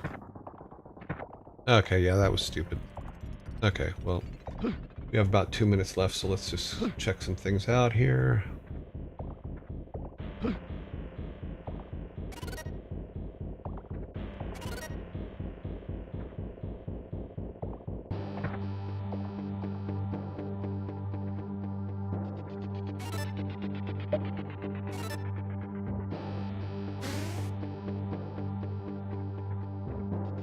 Wait, let's look over here real quick. Ah. Yeah, that's going to be a problem. I wonder if we open the door... Okay, now that we've already opened that key door. Yeah, we've already opened that. We need his gun, but I don't think he can walk... No, he can't walk into the door with his gun. Yes, there is. That's where we're going right now. We were here once before.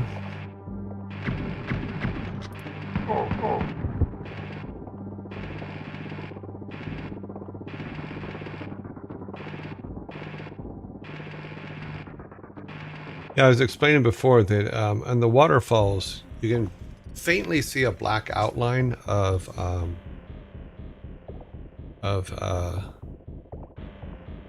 the secret doors when they're there.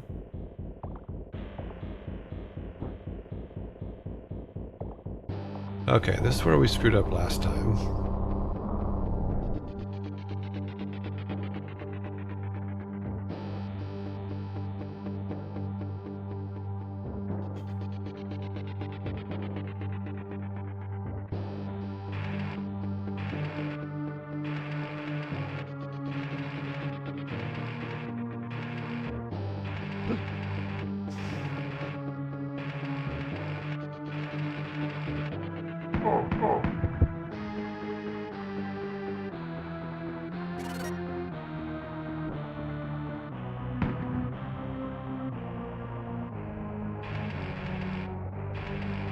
Okay, let's go up here. We need some, yeah, we need some life. Someday my people will be free, yes. Someday. Okay, yeah, he can't get to us.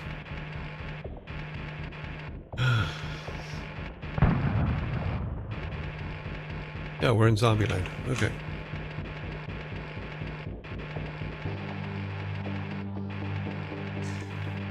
It says game over in our top right corner, so we're going to save here.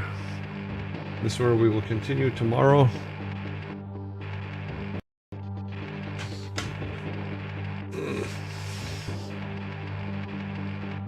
Well, let's see. While ads are going on, let's do this. Let's go ahead and jump over there. Get whatever it is he dropped. It's a key. So we have another key. That's good.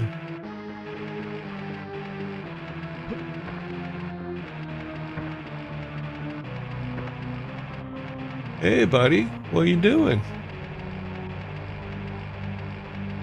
The laser fields keep us trapped. Yes, that's what we're hoping to get rid of.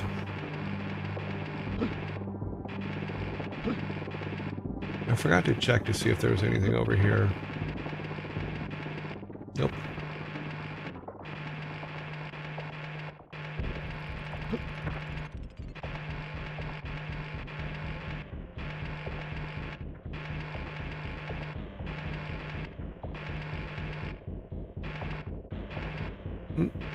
Watch the intro, you'll see my name, or hear my name.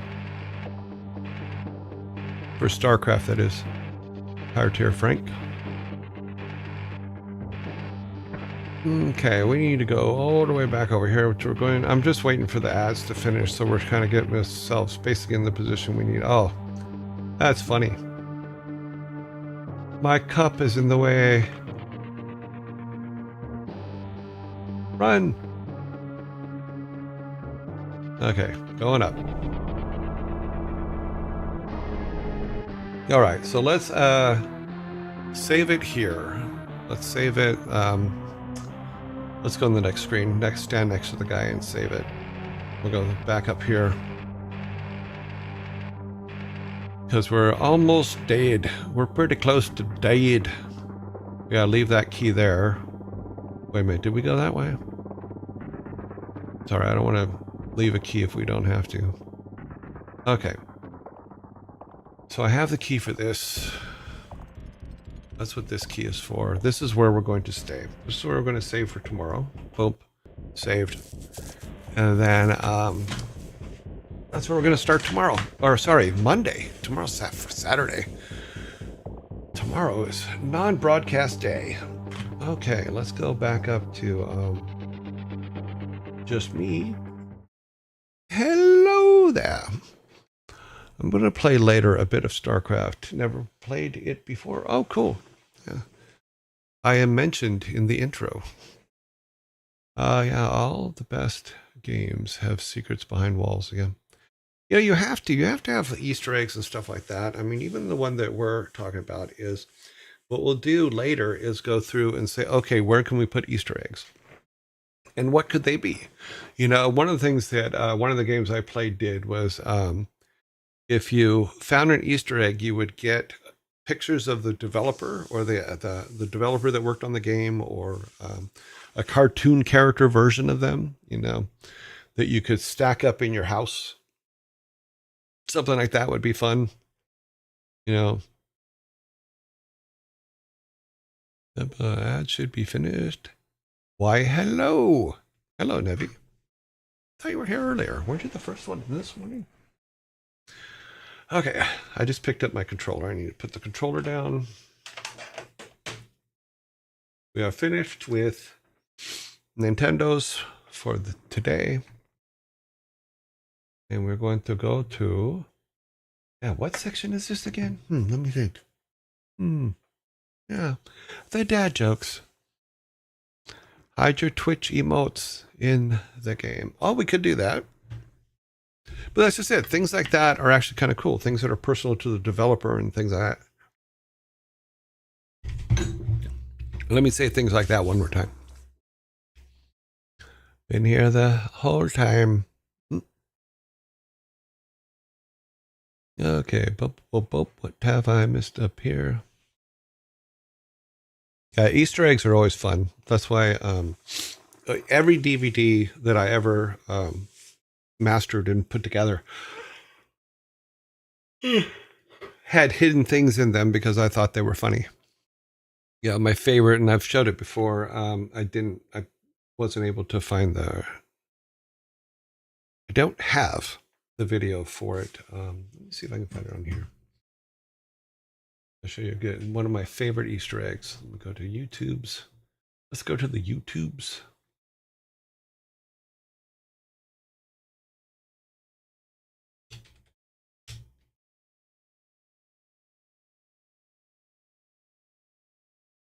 Let's see if it even comes up. Ah, here it is. Is this the correct one? I want to make sure that it starts with, okay. Yeah. let me see if I can get this up on the screen here. I don't usually put things on the screen, but it will remind me to take the logo down. Stats. Where'd my logo go? I know there's a layer for it because I made it.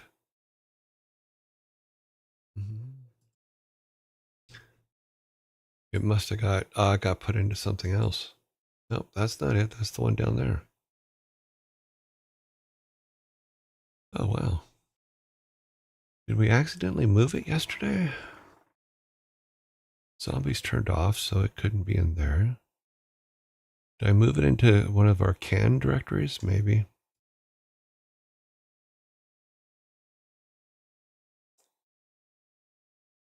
Ah, okay. So let me grab a window. I'm going to basically I won't be able to put the sound up, but I'm going to show you window capture.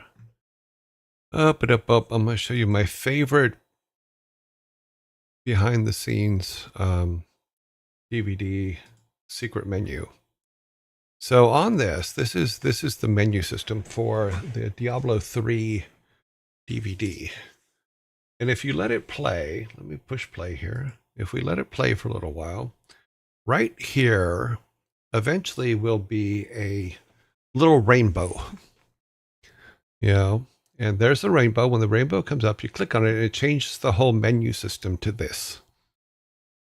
So literally, it's all the same functionality as the regular menu system, except for its cute balloons and clouds and things like that. So it was, and the artwork was drawn by Larissa, who was one of my artists on the DVD cinematics team, or the DVD cinematics team, and but the whole menu system was based on the Diablo 3 guys had made a T-shirt that had this kind of style to it. It just said Diablo 3 and had some balloon characters on it, and it inspired us to build this thing, which I just thought this was fun. It was a whole lot of fun. It was so not Diablo, but if you do have the DVD, you can go and find it. We have obviously the material and all that. Oh, and John, not him. Yeah, let's kill that. Sorry. So yeah, so that's one of the Easter eggs on the Diablo 3 DVD, which is a whole menu system, which is actually pretty cool. So, all right. I really loved the first time I got a portal. Oh, thank you. I really loved the first time I got a portal to Whimsyshire. Yeah. Yeah, all those things.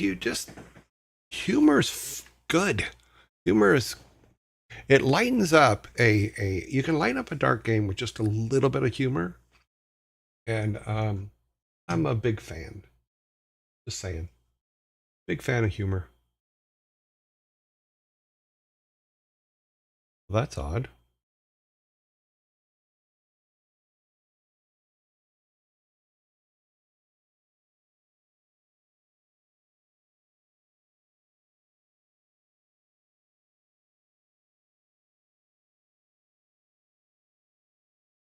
Okay, let me change. Sorry, something went terribly wrong here.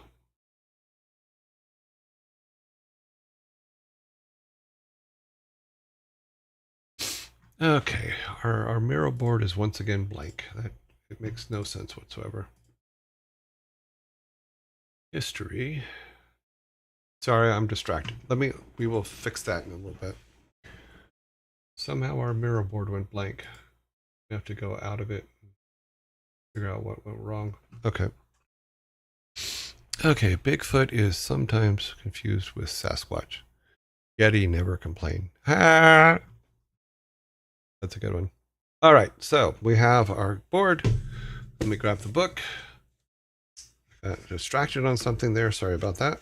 Let's go back here. Book 1. Let's see.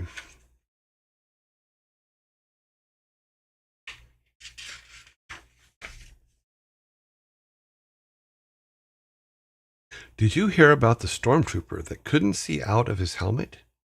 He didn't know what he was missing. There's our little starter joke.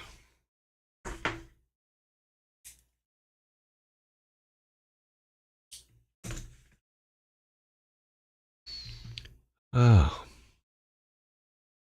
Alrighty, so the first joke of the day. Let me see.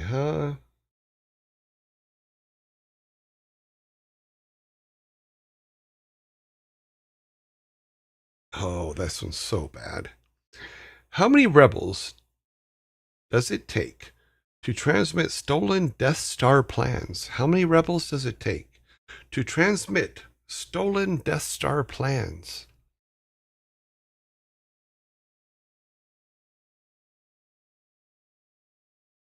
How many rebels does it take to transmit stolen Death Star plans? Just a droid. One.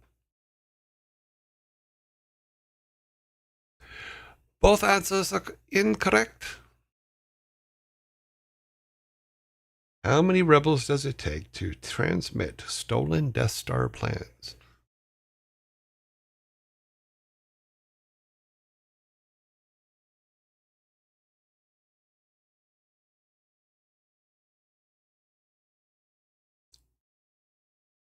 What's funny is the answer to this is such a dad joke pun. It's ridiculous. Think play on words. 12 seconds. Okay, something's wrong because this is going to be the second day in a row that I got the first dad joke cola. So there's something wrong. Something's not working. Time is up. Okay, so how many rebels does it take to transmit stolen Death Star plans? 1 and/or 2. 1 and/or 2. It's an and/or joke. I know, silly. But here we go. The very first soda for today goes to who was it? Oh, yes, Vikings. It goes to me. That is correct. We're going to put our logo back up. I feel lonely without our logo up. There you go. Yay, we're doing dad jokes. Dad jokes.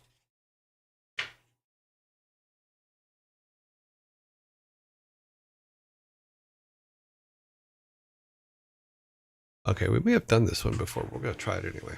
Okay, reset the timer. Oop. Okay. What's the tallest building in Coruscant? What is the tallest building in Coruscant?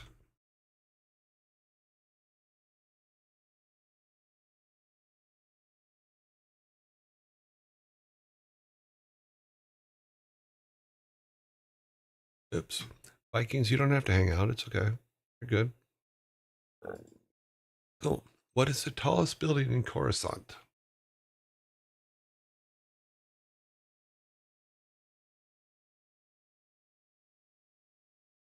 Okay, then. You guys are just teasing me now. You're gonna just give me 2. Really?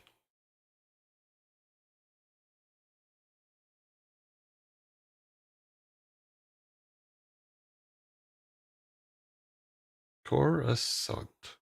Yes, that is how.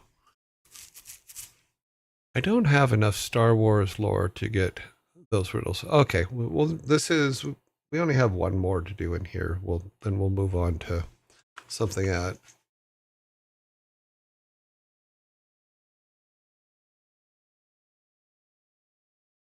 Oh, did we do this one before? I apologize. I didn't mark it off as done, but yeah. It's also a play on words one, which is like, what is the tallest building in Coruscant? The Jedi Archives. It has the most stories. As in stories, as in double entendre stories. Buttered Coruscant. That's cute. Okay, we'll do.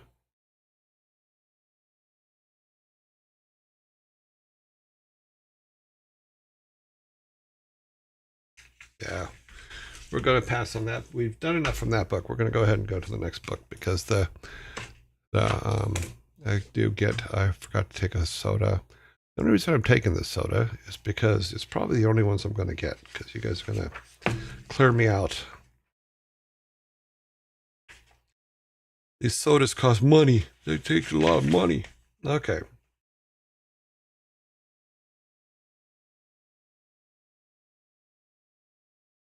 Why did the hipster fall in the lake? Why did the hipster fall in the lake?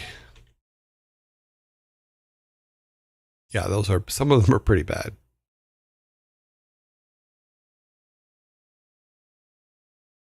Why did the hipster fall in the lake?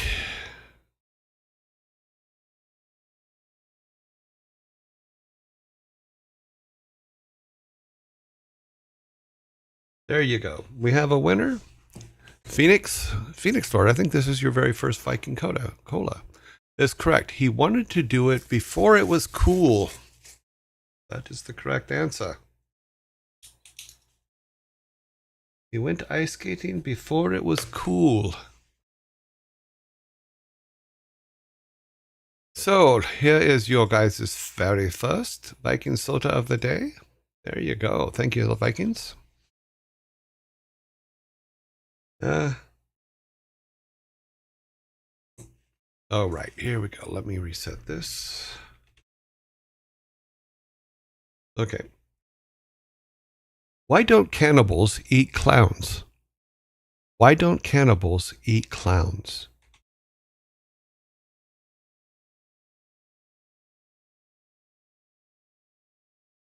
Taste funny. Very good. Oni Demon is correct. It's because they taste funny.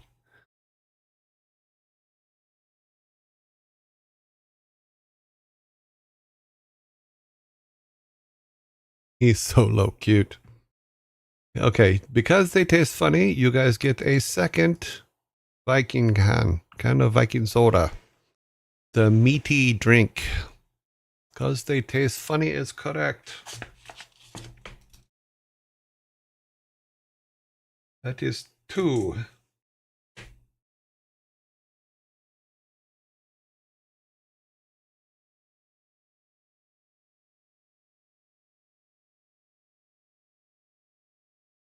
Don't you hate it when people answer their own questions? I do. That was stupid. It's actually written in the book that way. That's why I read it that way.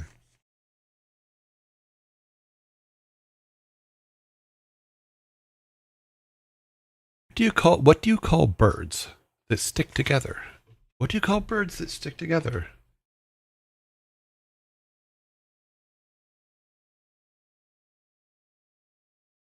Oh, are they? Am I going too fast? I'm sorry. I can slow it down a bit. Velcro, correct. You call them Velcro. I guess I am kind of rushing it. I'm sorry. A pair of neat bluebirds. I like that joke. That one. I like the bluebirds. Didn't we do that one yet? I don't think so. I didn't mark it out.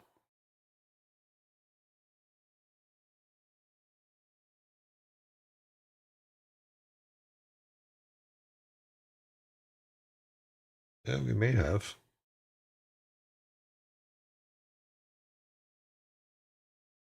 Yeah, let's try this one. What kind of tree grows in your hand? What kind of tree grows in your hand?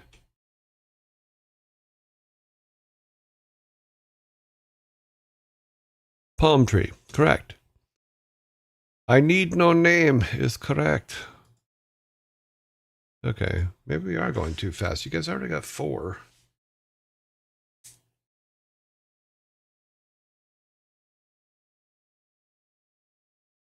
I know we did that one. So let me mark that one off.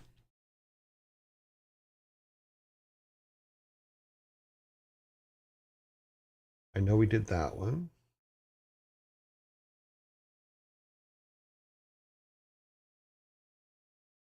Yeah. Oh, on a side note, did you hear about the light bulb party? It was pretty lit.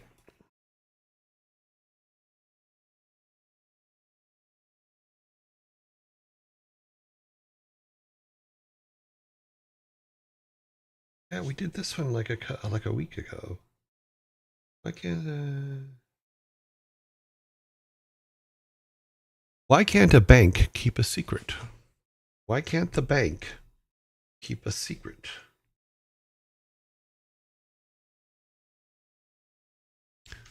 Why can't a bank keep a secret?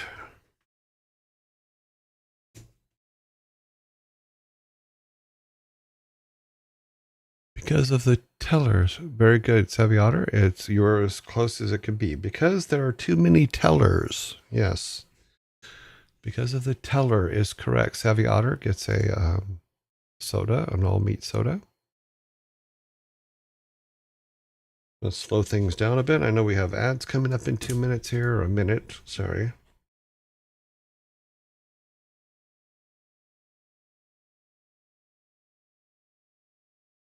Why can't you borrow money from a leprechaun? Why can't you borrow money from a leprechaun?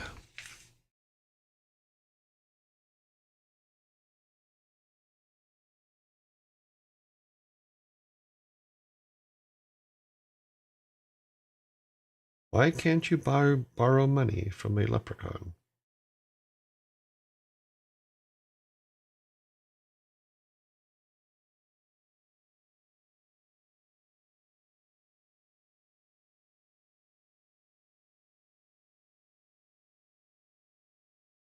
Very good, Nevi. You are correct. Because they're always a little short. Nevi, you are correct. Let me see. They came by pretty quick. Let me make sure I didn't miss one because they're trading gold. Because they're always losing the pot. Nevi is correct with or Nevi has given you guys your very first. The Vikings are going to clean them up and put your 6-pack next to the table so you can take it with you. And then we're going to go on to the next thing. We do have ads starting shortly, so we will be in the middle of that. We're going to change books. We'll go to this book. Doop, boop, boop. Okay, ads should be any second. So I'm not, let's see.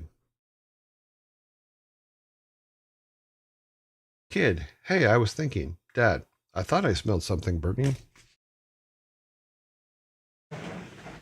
Okay.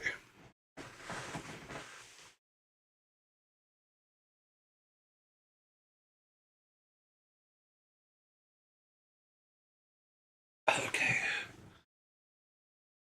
Ouch.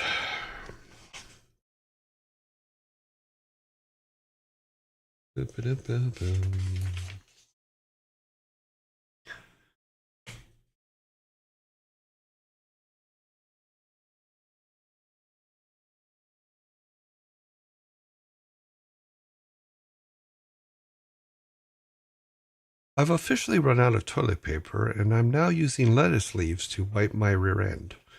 Judging by the way this year has gone, I fear this is just the tip of the iceberg.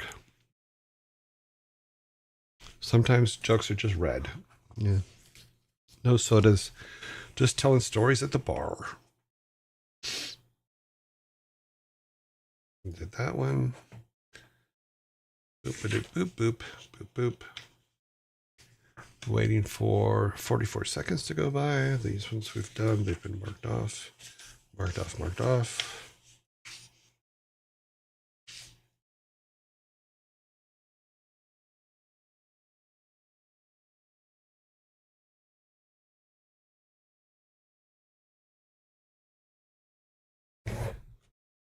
I just watched a documentary about beavers. It was the best damn program I've ever seen. A man went to the doctor. Doctor told him he was going deaf. He He went. The news was hard to hear.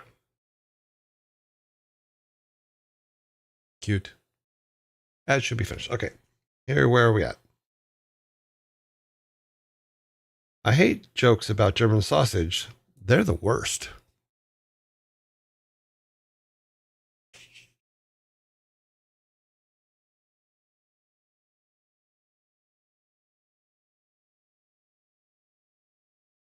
Okay. Yeah, we did that one. That's another variation of the other one I heard.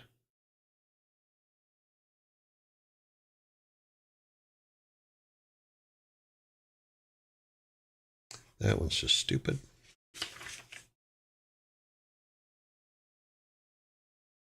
What did the dad tomato say to the baby tomato? What did the dad tomato say to the baby tomato?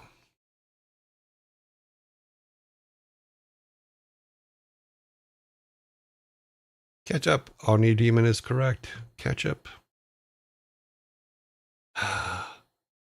You guys. God, I don't even get time to take a breath, and you're like, give me my soda. No, you need to catch up, correct? You're looking a little green is another good answer. See, we did that one like a week ago. That one we've done. You know, without geometry, life is pointless. We did that one.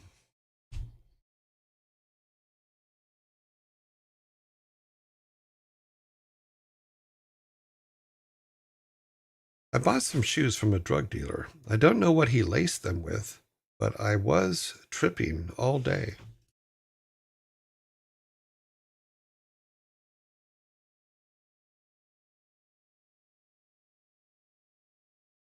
I know, that was pretty bad. I'm reading them from the book, so I gave up my dead batteries. I gave all my dead batteries away today, free of charge.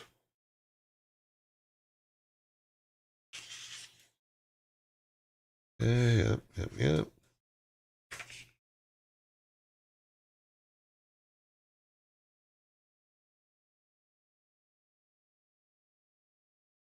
A ham sandwich walks into the bar and orders a beer. The bartender says, "Sorry, we don't serve food here."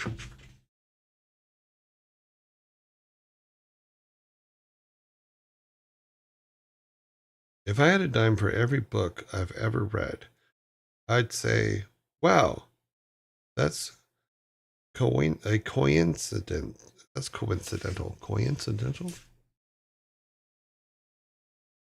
We did that one. Why do you never see it?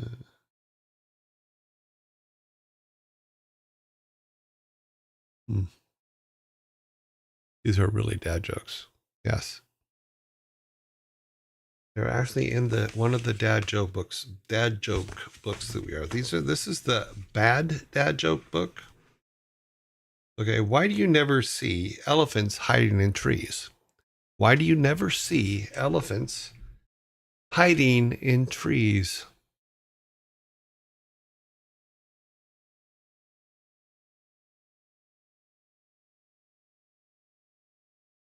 Yep, they are just that good at it, is correct. So here is your Viking soda. So we mark that one off. Okay. Whenever the cashier at the grocery store asks my dad if he would like the milk in a bag, he replies, "No, just leave it in the carton."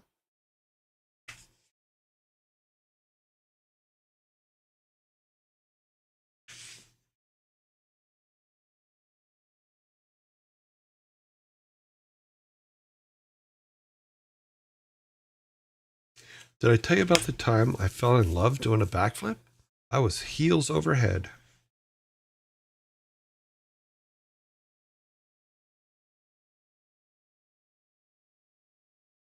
A steak pun is rare, medium well done.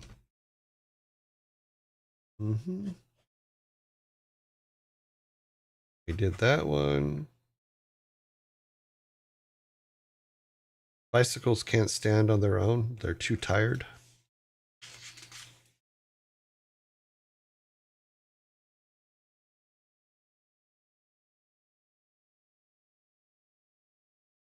Do you know what the loudest pet you can get is? Do you know what the loudest pet you can get is?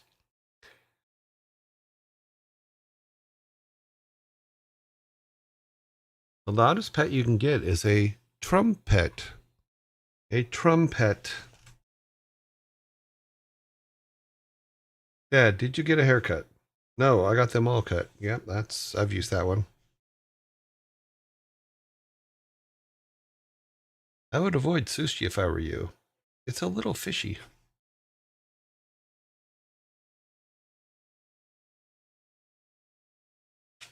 Okay, we need to get some that you guys can answer. We're moving to the next book. Because that one is not giving us ones that are answerable today.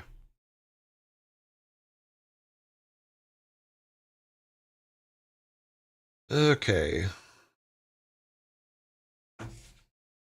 Why did the painting go to jail? Why did the painting go to jail?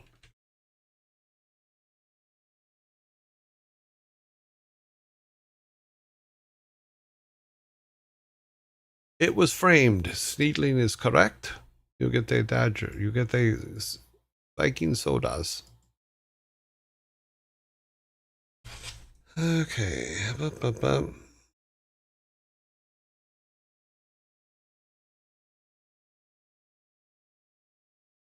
What time should you go to the dentist? What time should you go to the dentist?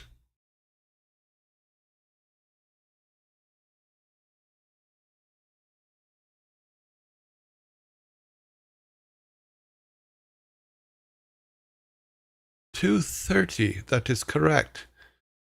Bacon. Bacon, no cheese. Bacon, not. No. Wow. Yes, bacon, you are correct. Tooth 30. Oh, did it go? It didn't look like. Guys, come on, put it up there. Thank you. Vikings are not on their game today.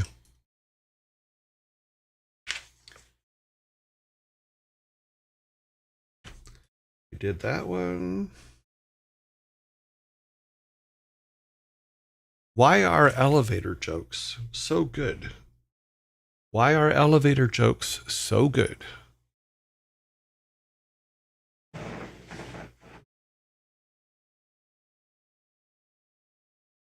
Why are elevator jokes so good?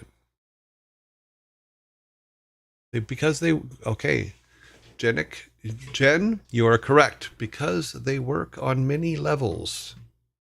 That is correct.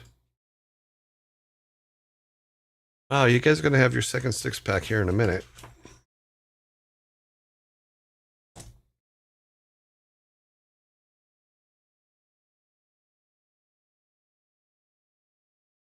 Why did the man fall down the well? Why did the man fall down the well? It's Friday. How are we? Okay. Why did the man fall down the well? Because he couldn't see that well. Yes. That is now your second six pack. So let's put them out there. Vikings, stack them up. Give another sixer to them. There we go. Ah. Oh, wait, no, that's not. You guys have two six packs. Right, because we just put the six pack out. Because he couldn't see the well is correct. Couldn't see that well. That one we've done in the past. What state has the most roads?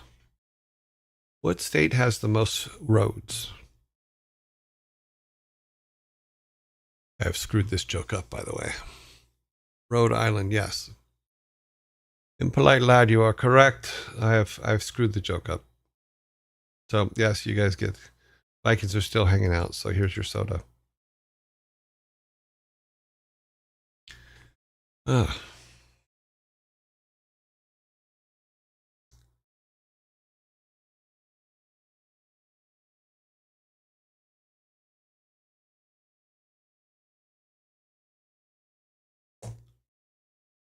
Why are Sundays just a little sad?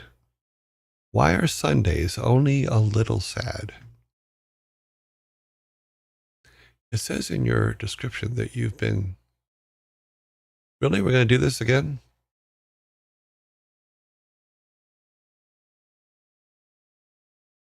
I worked at a company called 6 Foot for 2 years.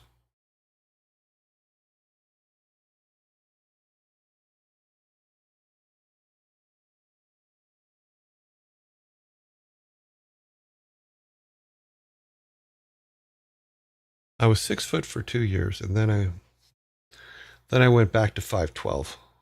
No, I'm kidding. Because it's better than Saturday. That is correct. You are absolutely correct. You guys now have 12, or excuse me, 14 Viking sodas. You're one away from your all time. So with you guys one away from your all time, we're going to do three more jokes for today, and then we're going to move on.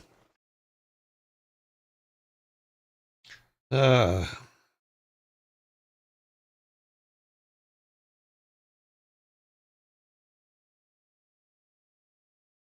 Why did the man get fired from the bank on his first day? Why did a man get fired from the bank on his first day?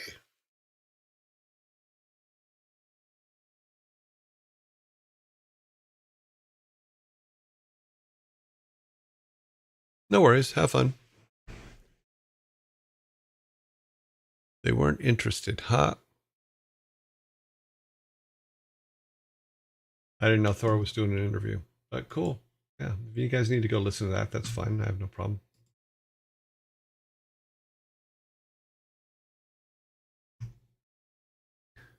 The interest was low. No, because he wasn't a good teller. No. Ah, could it be? Oh, it would be good if I actually set the timer for it, being that without the timer, I don't get any points. He wasn't accountable. Yeah, with the sworn director that came for the interview. Oh, cool. Oh, good. I'm glad he's doing interviews and stuff. So you guys have had a lot of time on this one. So why did the man get fired from the bank on his first day?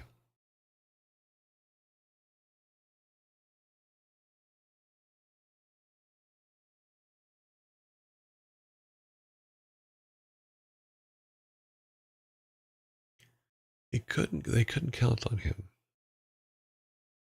This one is hard. Yes, I agree.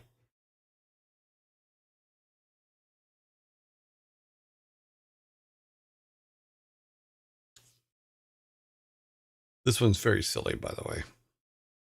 Even with all the extra time, I don't think you guys will get it because I would have never got this one in ever. So I'm going to time is up, and you guys had more time than usual. So I'm gonna go ahead and take my soda, but I take it reluctantly because it's a terrible joke. Why did the man get fired from the bank on his first day? He pushed a woman who asked to check her balance. He pushed a woman who asked to check her balance. That one's pretty bad.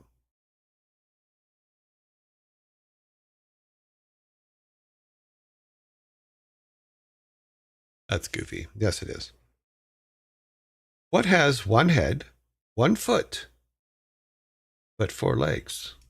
What has one head, 1 foot, but 4 legs?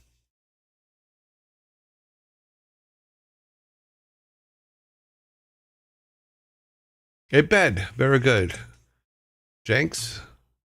You are, Jenxis, you are correct. You guys are now tied up, over here. Go on the other side, guys.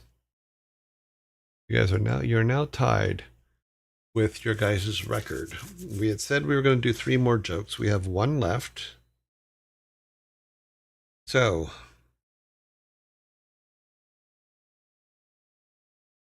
okay.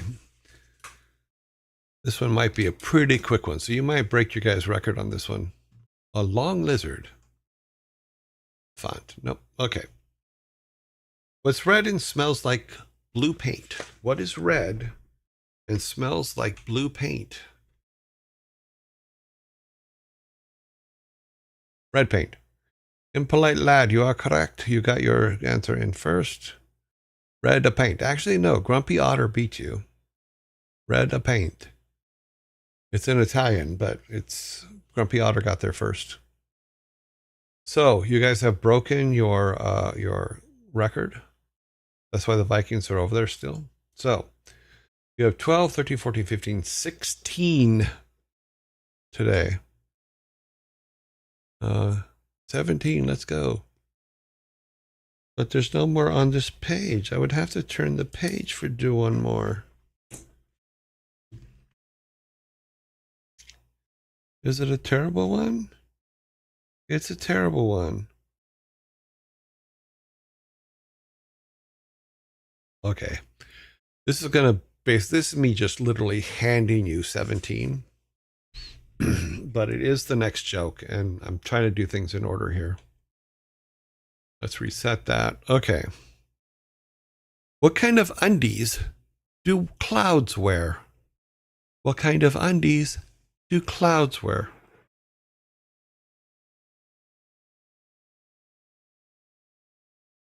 Let's translate for our people around the world. What kind of knickers do clouds wear? What kind of knickers do clouds wear? Jen, you are absolutely right. They wear thunderwear. That is correct. Thundies is a good one too, but thunderwear is what we were looking for. So now you guys have a new record for your things. You have 12, 17. There you go. 17. New record for you guys. Alrighty then. We are done with all of that.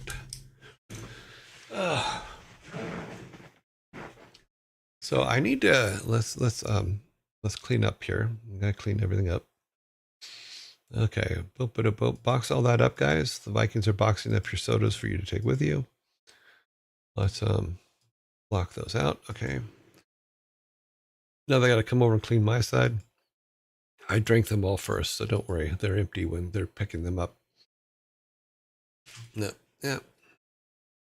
20 sodas was enough for today. Yeah, we went a long time. A day we will rise. One day we will rise. Yep. So that was a long one. We did an awful lot on that one. Okay, so let's go back to me for a minute. Okay, my microphone is, yeah, it's here. Okay, got it. Okay, so things that we need to do. Let us go over to, we need the announcement thing set.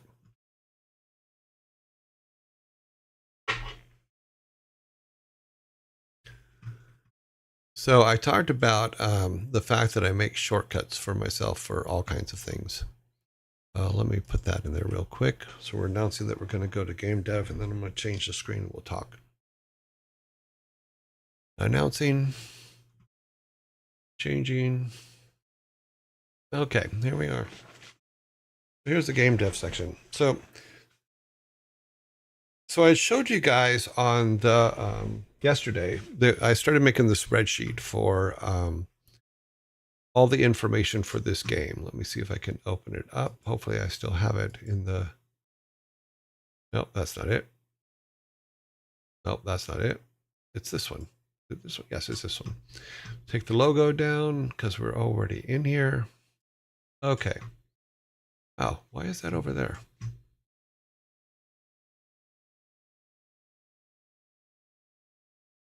So we started putting this together. And when then I realized that as I was looking at it this morning, because I try not to add, oh, we're going to go to an ad here in about a minute and a half. So I try to add things to it as needed, but I realized that when I put game, which has all the controllers, I put the characters in here. So what we're going to do is we're actually going to move the characters to their own, we're going to make their own tab for the characters. So let's do that real quick. And it's okay, it doesn't matter if it's spelled right. So let's go ahead and grab this here and then move it to that screen before the ads come. How about that? That way we can keep track of our characters, and we'll put our other ones in there as well. But these are our main characters that are doing stuff, and then we'll take them out of here. Delete. Okay. Okay. So that cleans that up. Then we can keep all of our game control stuff in here. So like we also have, now we have a roll. So our character will be able to roll when we get to the new stuff. And that will help quite a bit. But I wanted to do that real quick. So another thing that I've noticed, and maybe I'll fix this. I'll see if I can fix this during the, let me see if I can open it back up. Maybe it'll fix itself. No, it did not. Oh, wait, it's gray again. Ah, okay, never mind. Because I had put the game design page up, but it was blank a little bit ago. So something happened with Miro, but we're still in the position where we're putting this, I put all of this stuff into the spreadsheet and we're working on that, and we'll get to that. But I wanted to show you something else, in that how using game theory and stuff like that, you can actually save yourself a lot of work for things that are repetitive processes.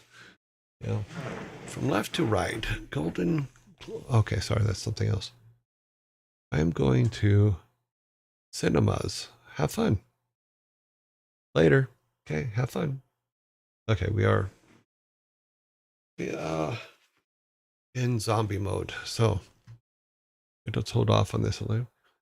Left to right, Golden Globe, liked South Park episode, an hourglass. Helmet. Oh, did someone ask a question? What are those statues behind you? Okay. If you're going to ask me a question, please put @YearJoy on it, because I didn't see that question, but it looks like somebody else has answered it. So yes, from left to right is the Emmy for South Park, an hourglass. Do I have an hourglass back there? Yes, I do have my hourglass back there. Helmet from being a Blizzard for 20 years. Orc on Wolfback statue from Blizzard, and they're not sure about the rest, so we can look at it. But Tychus is back there. Let's see. Oh, our famous Charlie Brown cup. There's a sorry, with the ads up, it's not really helping describe this stuff, is it? We'll wait for ads to finish, and then we'll go over that. Okay, ads will end in 30 seconds. I'm doing well, Troy. Thank you very much for asking. Doing much better. Still a little bit foggy, but not as foggy as I've been in the last couple of weeks, because I took the last of the medication on Wednesday, and it's still kind of clearing out of my brain. So, okay. Last one is it's Tychus.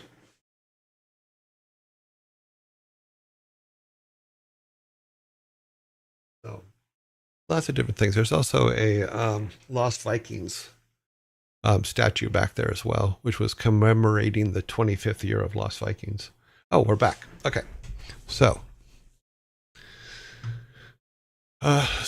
for those of you that were away or in ads, someone had asked what the stuff is behind me, and we would have to go back to, when we go back to the main screen, we'll get there. So let's get on with this. I was talking about how to make things easier when you have a lot of repetitive things. Like in our particular case is every day I have to put up notifications on Twitch, on YouTube, a couple on Discord, and in all honesty, writing them is just a pain, because it takes some time.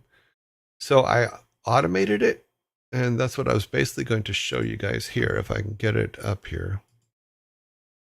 So here is, because it's all part of development, because you can use these kind of things for your development, for the developments that you're putting together. Let's see if we get this in the correct window. No. Okay, so let's go grab. We want Firefox. No, we want Excel. Excel design data. Nope. Excel, that one. Yep. Okay, so yeah. Oh, wow. We got an echo. Okay, so here's all the things that we put up every day, right? So, and you guys see these. So like when we start this, we put up this announcement here saying that we're starting great game dev. There's no dates and stuff in here. It's just straight out, but we could put a date in there. And then we also have like, here's the one for Discord, so that when we're starting up and it has the codes in it and all that stuff, and it has all that, as well as the dates. But what you don't see is that I've basically just made a thing here of things that will change. So if we say we got a new, let's just put this down here so I have it. Let's say we got a new code for Blackthorne today. I would change it here. Doesn't matter what it is. And then it automatically updates in all these places so that we can just copy and paste it for that day. So I put it back. You'll see on the right that that will change back. So it fixes all that code. But these are all the things. These are the things that are all things that we can change. And these ones are things that are automatically built. So like we have our streaming week, and it actually has code up here that actually says today minus plus or minus blah, blah, +1. It tells us what week it is, so that in this here, when we say stream 5 of week 14, all that is all automatically generated by formulas that just make it easier to do things. Yeah, it's very easy to edit. You just add for that particular thing, you just update it. So like when we went to Superman, we went from rock and roll racing to Superman. It was very simple because all we did, let me copy this real quick. Take Superman out for now and just put him down here. But if we went back to rock and roll racing, all we really have to do is just take the rock and roll racing code and do that, and it automatically updates everything. So obviously we'd have to turn off the Blackthorne one, but yeah, you get the basic idea. So that's how I do a lot of things. So a lot of the stuff that we are doing, even when we're doing the raid stuff, a lot of the functionality is automated so that it's just easier for me to keep track of without doing. And all these dates are program dates, so they automatically fill in and all that stuff. And I can change, like even with the date, I can change the format to anything I want, because all I have to do is just say what the format is that I want it to be, which is up here. And we can format it to whatever. So like this one here is for the dev videos on YouTube, for naming those. And we have, I didn't put yesterday's up yet, so it's here, but it updates all that stuff's automatic. The 6th, the date, everything's automatic. So think about when you're thinking about the creation of your stuff, we'll start adding stuff like this to the design doc at some point, because it'll help fill in a lot of the stuff that we have to do duplicates of. When there's duplicates of information, we can use it to clean up quite a bit. And now I've ranted on that way too long. Okay. Type a description into a field, and the announcement is handled for a day, but teach a code how to announce, and it takes automatically handles. Yeah. These are built automatically every day, in that particular format. It's like, okay, here's my YouTube announcement, here's my Twitch announcement, here's my Discord announcement, and then all I have to do is cut and paste them. I don't have to I don't have to write them out. And then I just have to, if anything does change, I just have to change a field here and there, and we're all good. So that is what we're doing. That is what that is. Okay. So I was thinking about our mining stuff. Let me go back to this one.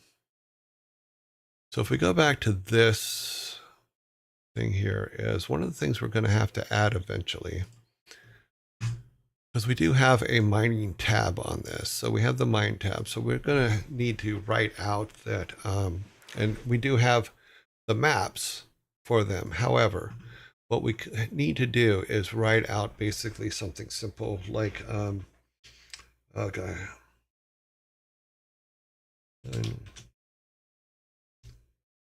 Number one. So if we do something, we do that, we know that we have, was it going to do what? Yes, good. Okay, so we have 16 levels. Haha, that worked like magic. Okay, we have the 16 levels of the mine, and eventually what we're going to have to do is we're going to have to take these. So let's do a copy. We're going to have to put them over here so that we can break them down. And what I would do is I would actually do these horizontally. Let's see if we can, will it do it? Yes, it did. So now we can say, okay, what is needed for each of the mines, and we can start listing out what the mines are, and what things we can hope to accomplish. And then, obviously, I'm sorry, I'm a absolute nerd about stuff like this, but I will clean them up eventually. But we'll just do one of them for now. And then, let's see, delete this one. So now we have our mines, and we'll, of course, be going all the way through and adding that in between them. But I'm not going to do it all now, don't worry. So we'll go there, pull it all together, and then, but we'll have to start listing things for the mines. So if we do a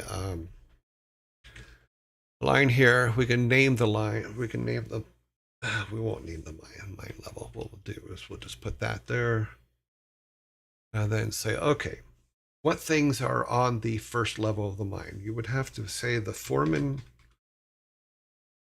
foreman's office,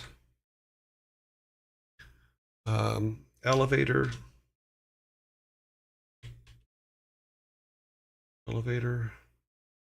going down, assorted machinery,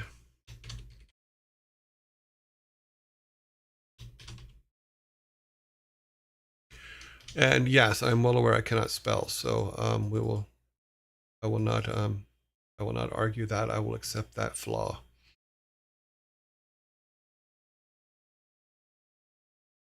Yes, a digital version of Teaching a Man to Fish. Yes. Okay, assorted machinery. What else would be there? Okay, hat racks. The reason I'm just going to use hat racks as a way to say it here, but where they get their gear from. Like gear stores for like their helmets, their breathing equipment, all that kind of stuff. Because you want to, we don't want to really deal with black lung in this game. Okay, lockers. Yes, we'll put gear stores, but also personal lockers.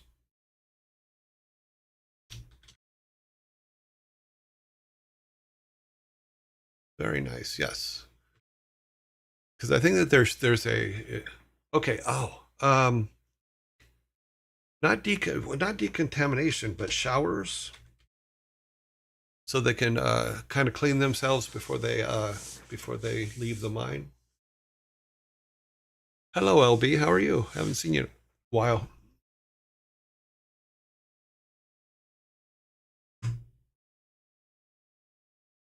If you put personal lockers, maybe you can add Stellene to the, yeah, we could do that.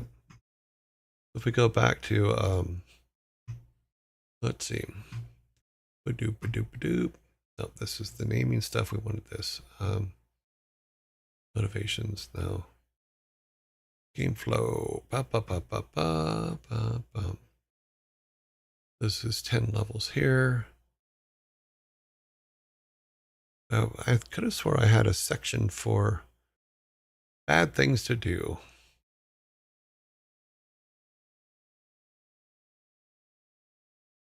But we can just add it there. Insert. Insert.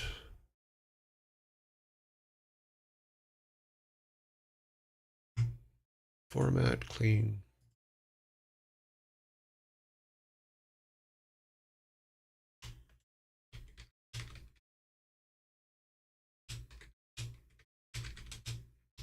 Yeah, we'll do bad things to do in the mine. That's a good way to put it. We'll go stealing.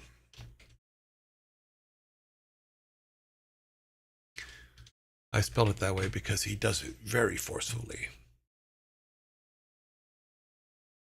If you put personal locker, yeah. So stealing, and we could put that throughout the whole thing. Is that would be one of the, because we were talking about negative things to do and positive things to do, and I put them in the list somewhere. I just don't remember at the moment which one, but I'll put it there for now so that I can add it later to the negative things. When injuries, blah blah blah, things, issues, blah blah blah.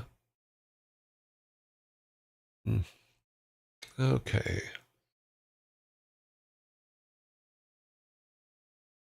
Level, blah blah blah blah. So, foreman's office, elevator, blah blah.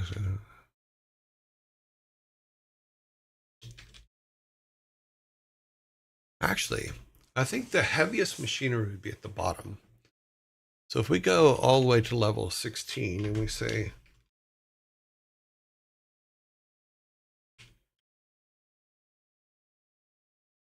machinery, and we say, in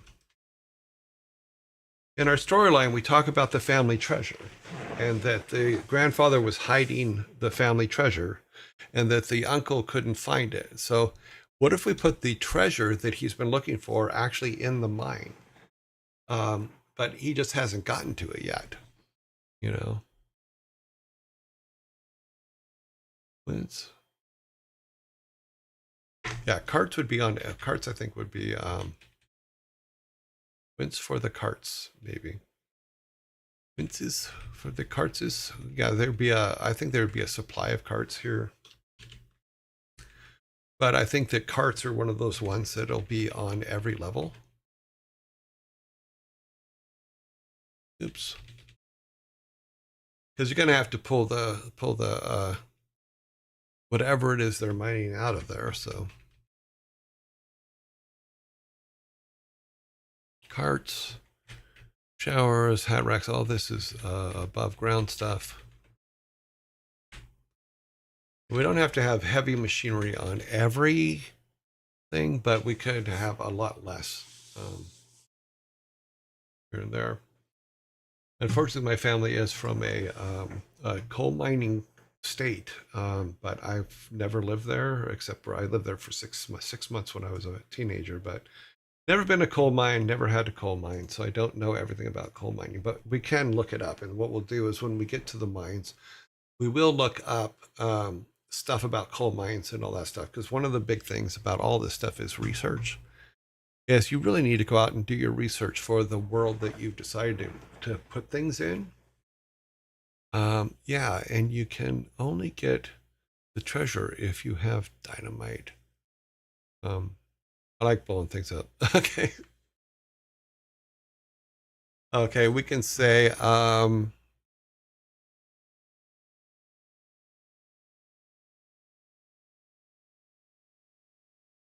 we'll just call it the explosives bin for right now. Oh, wait, where'd it go? I just screw something up. What did I just do? It's off the screen, so. Somewhere I wrote explosives bin, and I don't know where it went.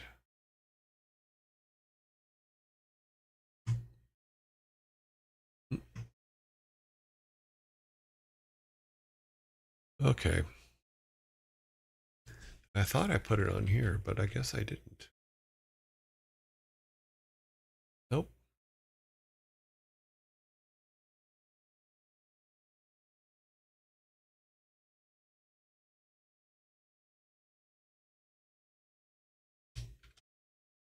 So at some point, we're going to come across something that says explosives bin when it shouldn't.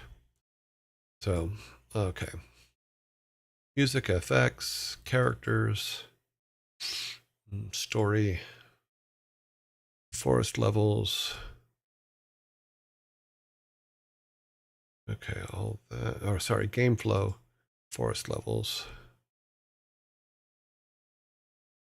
Things you can find, good. Day-night cycle.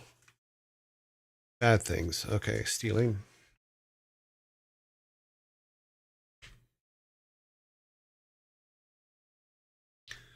Stealing could be bad things. So stealing could be one of those universal things that if you just do it, it's wrong. Like if he goes and steals squirrel fur from the bandits and things like that, we can use that kind of thing. Yes, we do have to put together evil things to do.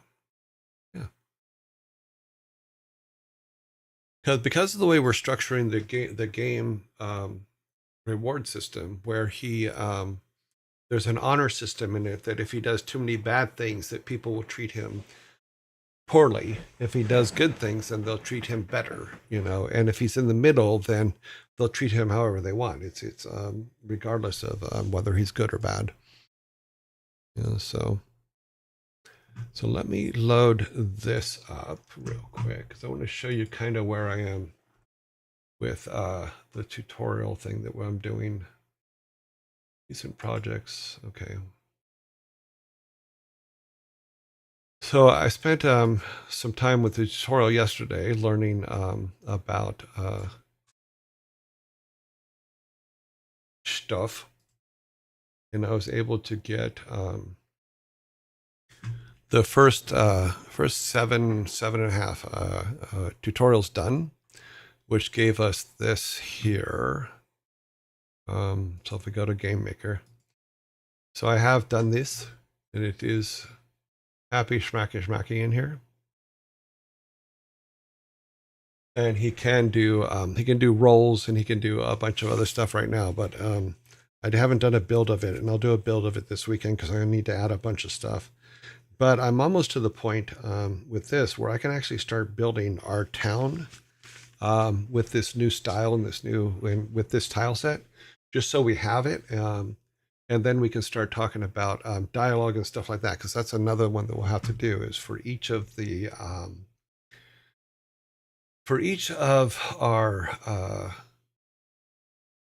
characters. Sorry, went to the wrong screen. This is the one. Yep. For each of our characters, even in the village, like all these people here, we're going to have to come up with their reasons for being there, what it is that each of them will provide to the kid to help him along his way, and at what level. What they do not only when they give him like a task to go to, but also when if he fails at that task, what do they do? What do they say? And what we'll do is we'll set it up like a tree. I just make we'll just make a quick dialogue list here. So if we just have a dialogue thing, as we'll say for the bakery, or the baker. Let's just grab the baker. So we'll have to set up all the stuff for the yes nos, basically, as we have a baker. And the baker says, like, do you like pies? I know it's silly, but it is how we're going to structure stuff. Then we can do a yes, no. Yes, no. So if you say no, he'll go, how about a donut? Etc., etc. Yes. Here is a pie. So when we get to the dialogue part, this is what we're going to have to do is we're going to have to follow this through, as to how, oh, geez, ads. I actually looked up at that time and saw the ads. I'm just glad we didn't lose the Miro board again, because that sucked when that happened a couple weeks ago. It just disappeared as if by magic. It just disappeared.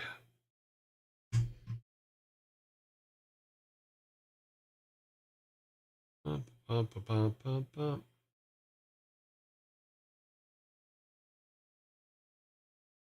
Oh, that's funny. Yeah, I messed that up, didn't I? Let's fix that. Sorry about that. I pushed the wrong button. And that is way too small for you guys to see. Triva Tree, thank you very much for the sub. There, that's a little bit better. Yeah, so we'll make. Oh, jeez. Gotta wait another minute. Okay, perfect. Thanks. Sorry about that, but.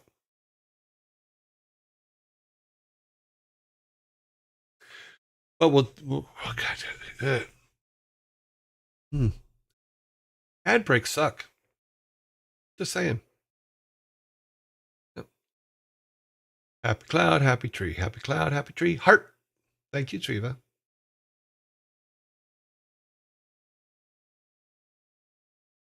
Look at this real quick.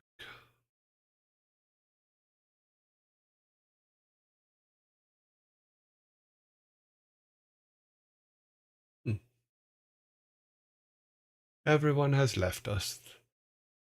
All of our regulars are not here, but that's okay. Haha, ad breaks are creative blocks. Yes. The zombies hit me again. Okay, so as I was saying, though, is we will put together conversation trees for each of our characters. We move this all over one. But in the meantime, we do research. It's like, what are the things that bakers talk about? What are the things that bakers need? So we have our baker, and let's just make him highlighted so we know what it is. Another thing is asked is he could say,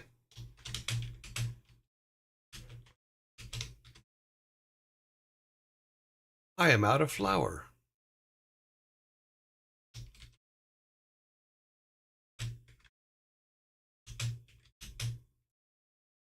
Would you go get me some? And then we do the whole yes, no again. So these kind of trees have to be done. But the problem that a lot of people miss is that sometimes you put questions in that mean absolutely nothing. And I'm fine with that. But there shouldn't be a lot of them. You shouldn't have to like coax your NPC into telling you what it is they're looking for. But I'm really a firm believer in the questions actually leading somewhere. I've been quiet for a couple of weeks, but been in and out regular. Cool. Thank you very much. That is awesome, Triva. I'm glad you can stop by. That's really, really cool. Yeah, so as we started moving around the village and doing things like that, then for me, and this is not how normal things are done, and there's a lot of things that I do when I'm designing a game for me that normal game designers do not do. For me, because I'm an artist, not a programmer, I need to walk around the space, which is why we started building the town in the first place. If I can walk around the space and interact with the characters that are there, I can get a better feel and more organic feel for how to talk to them and all that kind of stuff. But what we have to do, yes, it provides inspiration. But what we have to do before that is we do have to think about the personalities of the people in that village and what they provide. So we had a conversation before we started doing this about Maslow and his theory of needs and all that stuff.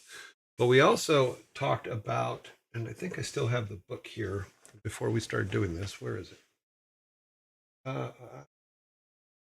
Seeing it. Yeah. I also have a book about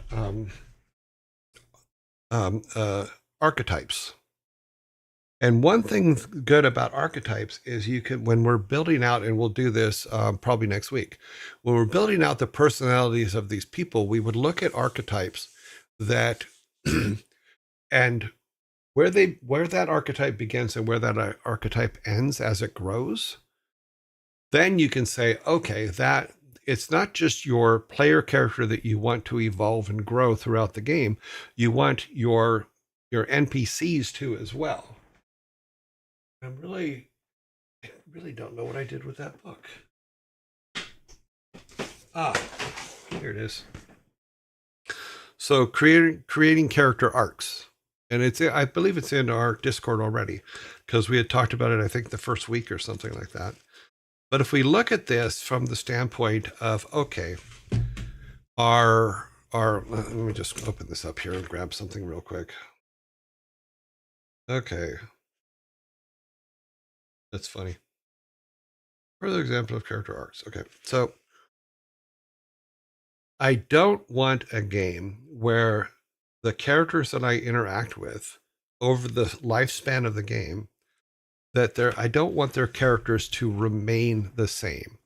But what I want to do is I want to make it to where they're following a natural arc for that personality throughout the time of the game. Because to me, that just makes more believable characters.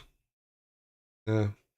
So this book here, and I believe it's in the Discord under our book section, because we had talked about it before we even started doing this dev stuff. Let me see, where's the book section? It'll be under learning. Is it? Did we take the book section out? No. She blinded me with science. No. Read this. Reading list. I believe it's in here. Yes, it is. It was, we put it up on November 7th. We put it up. So I would suggest if you want to build real good, believable characters, get books like this book or books like it, and then use it when you're building your characters. Yeah, I think it was before you got here, Savvy Otter. We were talked about Maslow and how I used his hierarchy of needs. Excuse me. To design advertisements for games in the past, and how making different ads based on those needs was a good way to bring people into a game, especially if your game is providing that particular need, whether it's gathering or camaraderie or whatever. If your game's providing that, why not use it as a draw to bring in people that are drawn towards that? Oh, okay. Thank you very much. I wasn't sure, Savvy. I knew that you had been around, but I don't. I know that we had talked about that. I just was making sure that. Yeah. Okay. Sorry. So yeah, so we're gonna have to do that for each of our characters, but let me rephrase that. For each of the most important characters, there are going to be some that are just like, have a good day. When you walk up and talk to them, what I'd like to do is build a randomizer to where we could put 20 or 30 reactions into a randomizer. Anytime you talk to just a basic village person, they would reply with one of those at random, not with just have a nice day, because games like that just bug me. I think that non-player characters, not just non-important non-player characters, should still have a certain amount of design put to them. So that is the goal with that. And it also just involves a whole lot of research, like a pottery shop. Would you go and make some pots, then come back and then write your stuff for your pottery shop.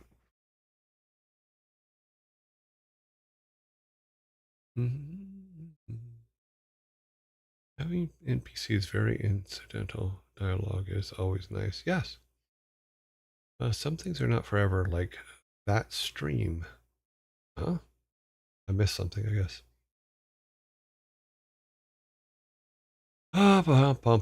So there we are. That. So what have we done? We've started on our minds and we've moved our minds here so we can start placing things on each level of the mind. Oh, there's where I wrote explosive bin. Ah,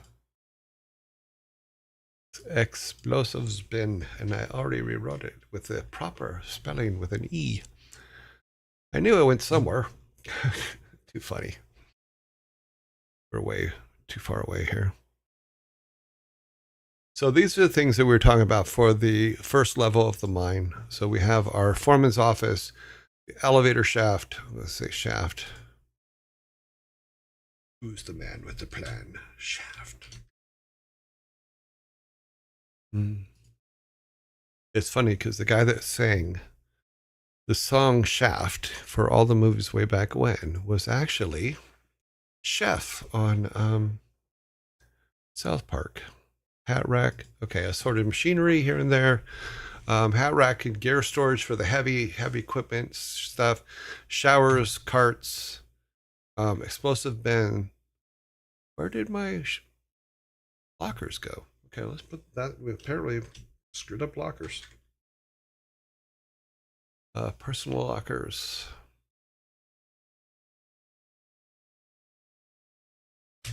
Because they don't want your cell phones down in the mine. No. Oh, and this may we need a canary cage. I probably spelled that wrong, but you get the drift because you need canaries in a coal mine. That's what the song's all about. You could take the dialogue from the random NPCs a step further and make it dependent on conversation with main NPCs too. Yeah, you could. I heard you didn't want to get the baker flour. Yeah, because we could make the village, for lack of a better way to put it, we could make the village gossipy. Are you going to make dialogue dependent on the morale system? Yes, that's kind of the whole point. And we had talked about this when we first put the morale system idea up. Is if he's heavily on the negative side, then people are going to treat him that way. I think that's important. And then it's just like if he comes to town and he hasn't changed his clothes in a while and they're all ragged and dirty and stuff like that, I think that should be them going, dude, you need to wash your clothes or something.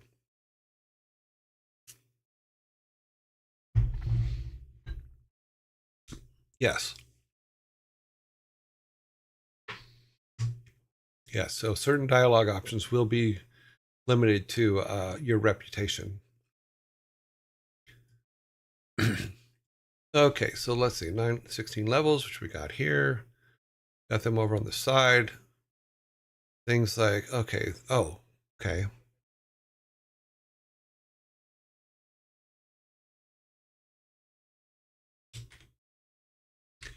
A medical office slash first aid.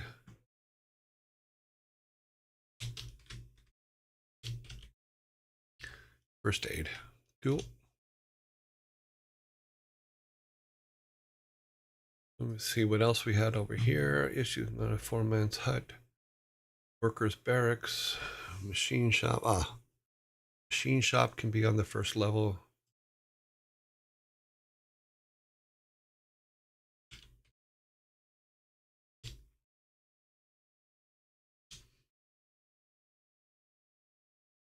Mm-hmm.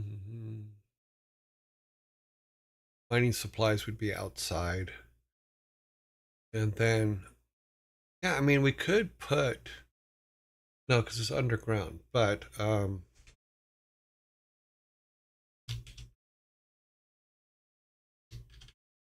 we could put a train staging area, which is basically when they're getting everything together to actually put it on the train to send it off.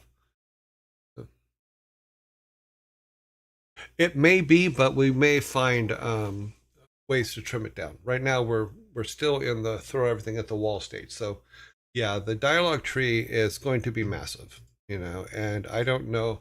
I know that in the tutorials that I'm doing right now, they do show some stuff about a dialogue, about having a dialogue with someone in the game. So I will be looking at that, but the data for the dialogue tree will absolutely be massive. You know, so we may need to find shortcuts for that to where not everybody will know your reputation all the time. Because we could do it where it's a time thing where we can do um, clusters of dialogue that replace other dialogue when you're in different things. So it's large, but it's not uncontrollable because in the game memory it would we would replace it. Well, we can do that for the main thing. Yes. One of the things I'm thinking about is yes, there will be the main path through the game that the player is supposed to follow, but there's going to be a lot of detours and dead ends and stuff like that for them to follow as well. And then as they're done, we can clear all that out of memory and hopefully keep the game running without a problem. But like I said, it's a learning process here. I'm not worried about I'm not worried about whether the game can truly do what we're saying it can do on this page. I'm more worried about making sure that we get as many ideas as we can, so that when it comes time to cutting stuff, we can cut the right things and keep the other things. So, but a full path through the game, we will need to write that up. But for my brain, I actually need to be able to walk around the city in order to figure out what that path is going to be. Because I'm not a game designer by trade. This is just me using what I've done to get us through this. So let's make that green. That's green. This can be orange. Yeah. Good afternoon, everyone. Blaze the Phoenix. What are we working on today? Basically, we're talking about different things. Mostly, we were updating our mine stuff too. We were coming up with a list of everything that's on the first floor of the mine, the first level of the mine. You know, and interesting. Maybe not on the first one, but definitely on the second one. Um, but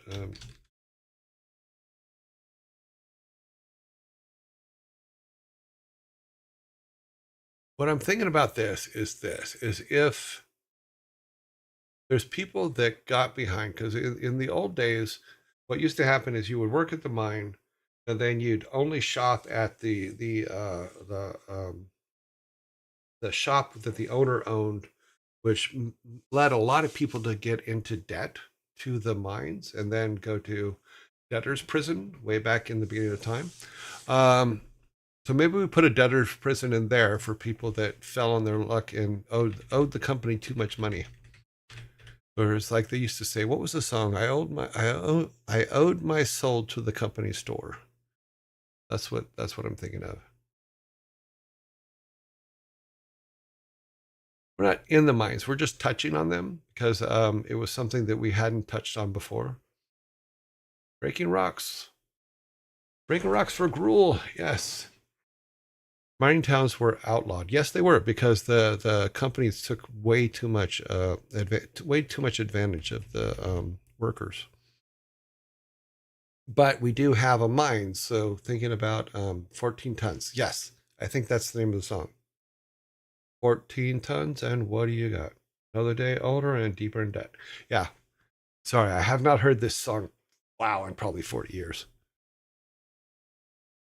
What's funny though is because it changes to a George Carlin thing. Or was it George Carlin? No, it was Cheech and Chong. Another day older and deeper in debt. Blah, blah, blah, blah, blah, blah, blah. Acapulco Gold is badass weed. No, sorry. I listen to all that all the time. Really? What? A company taking advantage of employees? Unheard of. This. See, I see people use KEKW all the time.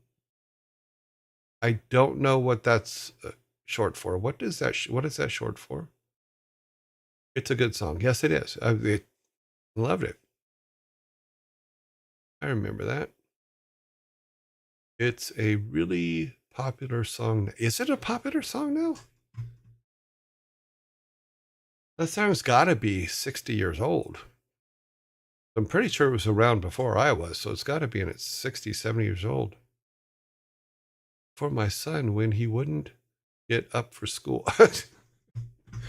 So it's a song to threaten your children by. I like it already.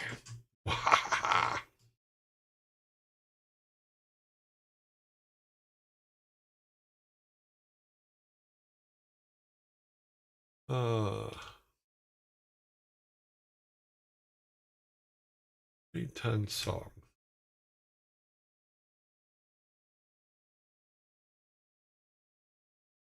Yeah, it was Tennessee Ernie Ford. It was released in 1946. That's hilarious that it's still around. Has become a popular emote that represents laughing when something hilarious happens. Oh, okay. Not short for anything. It's, oh, okay. Basically just new. Sorry, old guy. I don't know all your snazzy new age terms.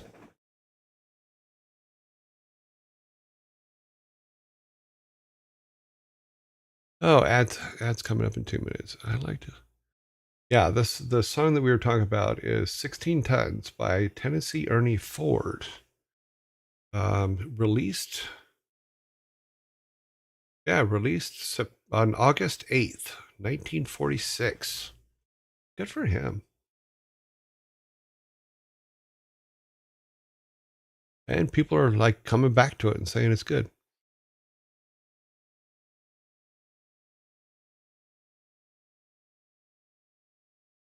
No, I don't mind abbreviations. I just like to learn what they are. And I've seen this one a lot, and I've been meaning to ask, but I'm glad that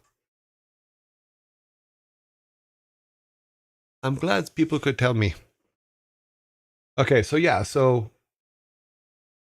we got off on the song, but yeah, so debtor's prison, because that also gives our character the opportunity to save someone or save people. It's funny because I'm thinking about the Bruce Lee movie where he saves the imprisoned girls in the bottom in I think it's the Chinese Connection or something like that.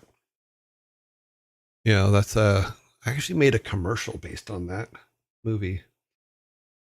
When I did the Scream parody that I showed you guys a while back, I also on that same video I did a couple other commercials for different things in the game industry that I thought was funny. And zombie. Here is what the Alliance sees when the Horde says laugh out loud in open chat. And wow. Okay, cool. Ads are running. Ads are running. Well, make them run faster. Where are we at on our list? Oh, we've lost more people. Okay. Our following right now is 11,975 of 13,000. Subs are at 77 of 100. And bits are at 880 of 17,000. It's funny because it seems like it's very high, but the last goal that we set was 15,000 or 15 or 16,000. I don't remember, but we seem to make that. So we'll see how we do on this one. But we will still show up. We will still do the job. Yet is my favorite new fangle slang. Yeet. I'm doing my part. Cool, impolite lad. That's awesome.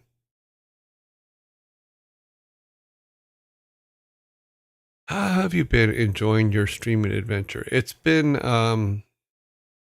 extremely fun. There have been some difficult moments without a doubt. I'm still kind of adjusting to doing all this talking, but that's why I'm always better when you guys are actually talking to me than if I'm just sitting here going on and on and on, because I can get nerded out and forget to talk and forget to say things and stuff like that. And even when I'm playing, I forget to talk while I'm playing the Super Nintendo games. Both Thor and Loki will tell you that I do not. I'm just not a talky guy, you know, and I'm still adjusting to that.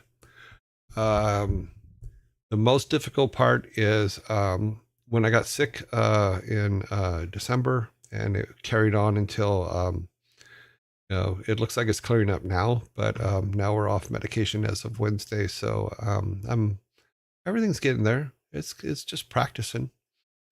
Each time you say it's been, my mind adds on 1 week since you looked at me.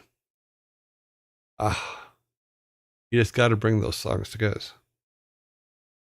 Isn't that? Yeah. Yeah. It's been, and there you go. You can live with that song forever. Just like yesterday, I woke up with what was the name of that song?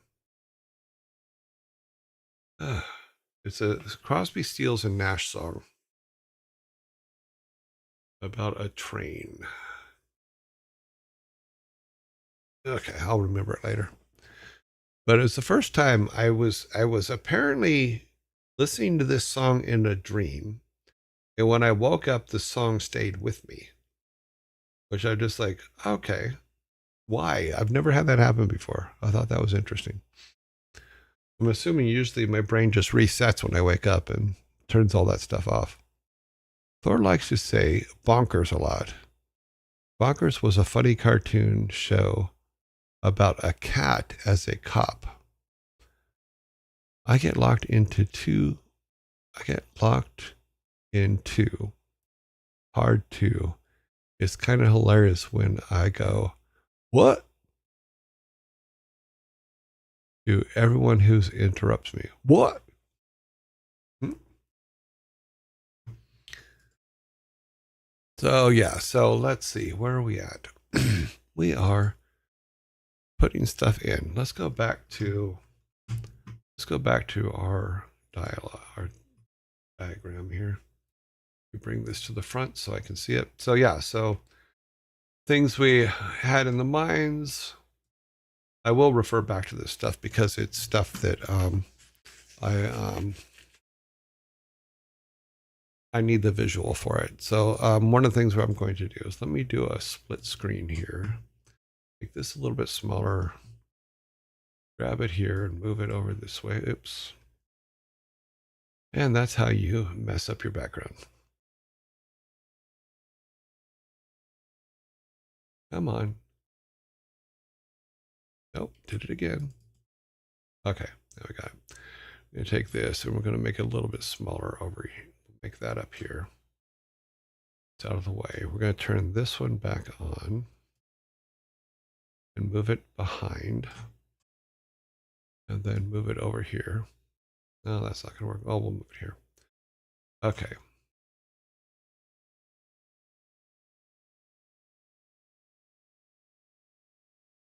A little bit smaller and then duck this on up. We just moved our logo.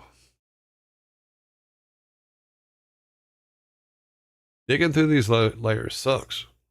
Okay, that under there like that. Okay, so what I'm going to do is looking at this. Let's zoom in a little bit. I think one thing I forgot about the mine is not just level 1, but the entry, the first ground level. So let's do this. Insert.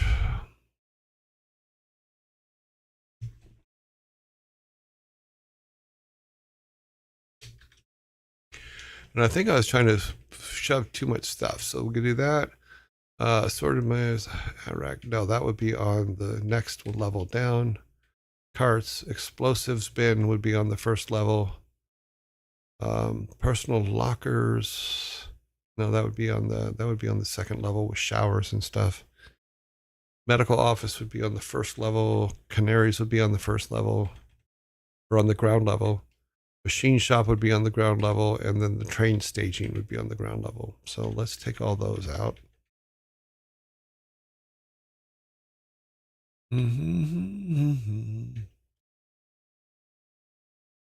Okay.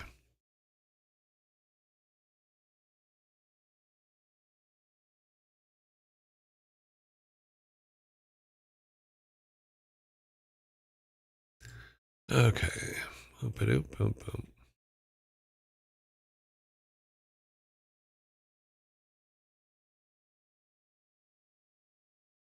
Okay. That makes more sense.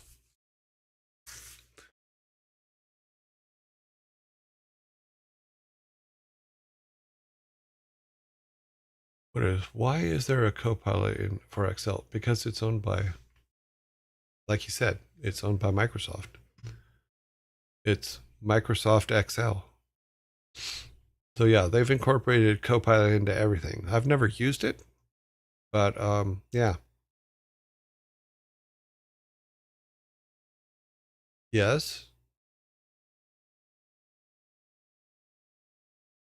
I think it's actually in the name. It's Microsoft Copilot, isn't it? But yeah, it's in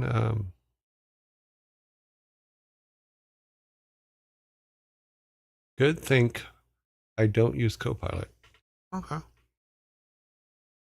Well, it's there if you ever need it. Microsoft owns Blizzard. You gotta remember that. As of last year, Microsoft owns Blizzard.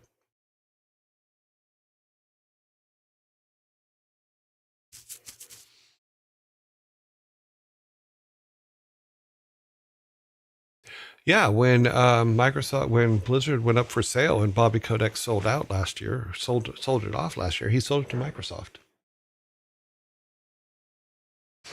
Well, Microsoft's not buying out everybody. There's other companies that are doing their best to buy everything up too. You know, it's just like Tencent. Tencent owns a lot of parts of a lot of game companies. You know, and people don't realize that. Yeah, fair.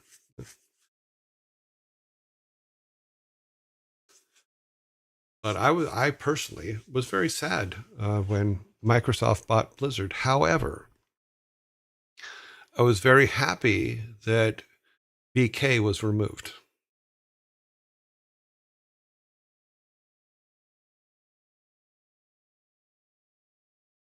Well, hopefully Blizzard is not something that will be killed off, and hopefully they'll be able to get some wiggle room to try to come back to what they were before.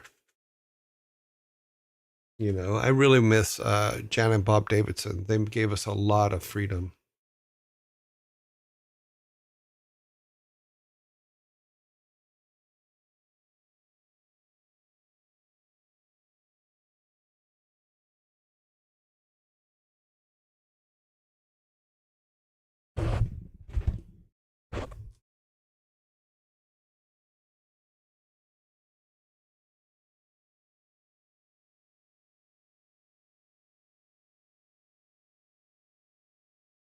Okay. Little distraction, but that's okay. All right, mine level 1, mine level 2. I think for the most part, everything is pretty much the same, but we have to put not necessarily different things in for each mine, but eventually we're going to have to come up with why he has to go deeper into the mine, because I don't think he or his uncle know that the treasure's buried in the mine, and it doesn't even have to necessarily be on the final level or on the lowest level. It could be anywhere in the mine, or it could be a situation where needs rare ore. Yeah. Oh, okay. We didn't even talk about ore, stuff like that. So we can do something like this where we go ore level 1 in from here. So ore level 1 here, ore level 1 there. We can break it up to where there's different levels of ore for each. So if we could do here, actually, I think I can do it this way, can't I? I think so. Nope. How about this? Yes. Okay, then we grab that.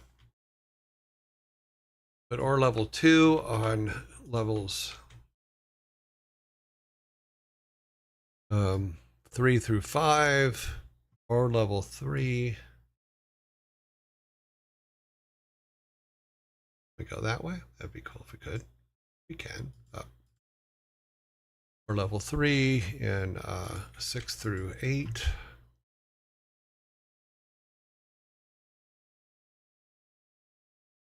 Four. Then we can get more into the exotic levels of ore levels. What was the word you used over here? I really liked the word. What was it? Rare ore. Because it is rare ore than level 4 ore. And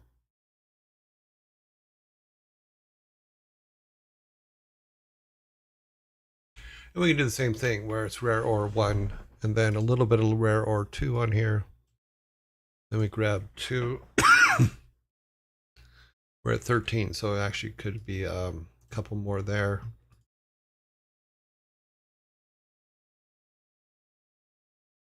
And we can continue with level 4 ore on those as well.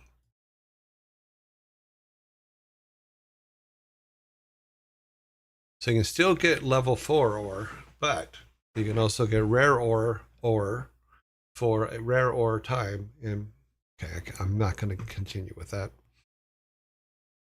Hopefully they can bounce back. It seems they came out. Blizzard kind of. It seems when WoW came out, Blizzard kind of died. I don't think that's true. Hopefully they don't get the same way at Bullfrog. That company also made some awesome games. Yeah, there were a lot of good companies that made some really, really good stuff. The problem was, and I think I talked about this yesterday, the problem for me was when the game industry started making more than the movie industry, then business people started paying attention and it became more of a business than a love for making games. If by chance one of us in chat would in the future start a major game company, do you have any advice?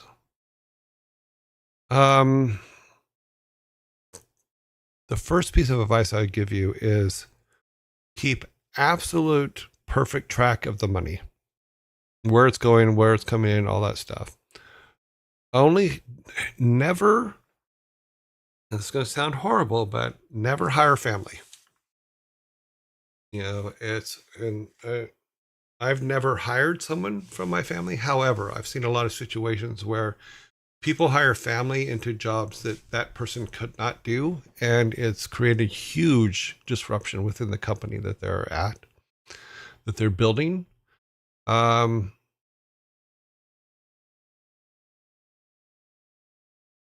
The next one is hire people better than you. Always hire people. And this is what I've said to my hiring managers at the companies I work for is if you ever bring me a resume of someone who's not better than you, then we're not hiring them. So always hire people that are skilled and are proficient in the job, and you don't have to hold their hand. And that knows something about what they're doing. So at Blizzard, we used to say, okay, do you play video games? Okay, that's one step, yes. So there was not a single person at Blizzard that did not play video games, even in the early years when it was just consoles were out there. Even Christina had a Super Nintendo system when she came in and basically became the receptionist, office manager, more clearly what she did. The voice of the deep. I must dig deeper. I must find the owner of that voice.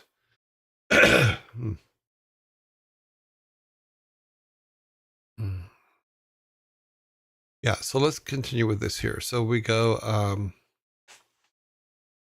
okay, then we can do a thing like this where we have this is, and then we'll make this rare ore, or X.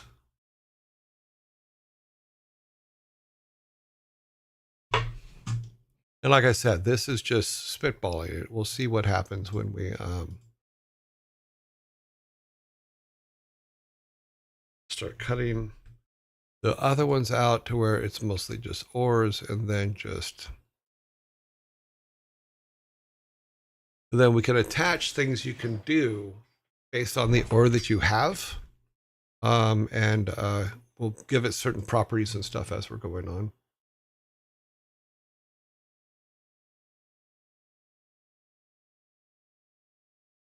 Well, that is true, Devil King, that yes, the bigger you are, the more people want to sue you. However, some of the best things that we did that are still alive today were done when we were less than 24 people. You know, and the thing about that, keep small for as long as you possibly can. That would be the other piece. To me, that's the most important piece of advice.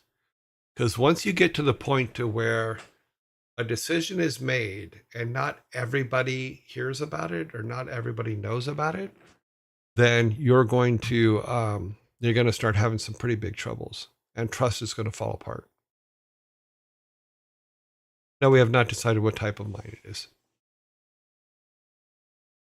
What is all the or speak? This stream is filled with seals. Haha. Or are you kidding me?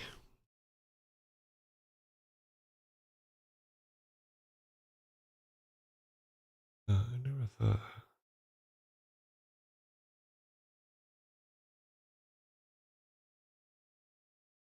Yes, don't promise more than you can deliver. Although I would say that promise what you can deliver. Don't let your ego believe you can do something you can't. You know, prove that you can, then promise it.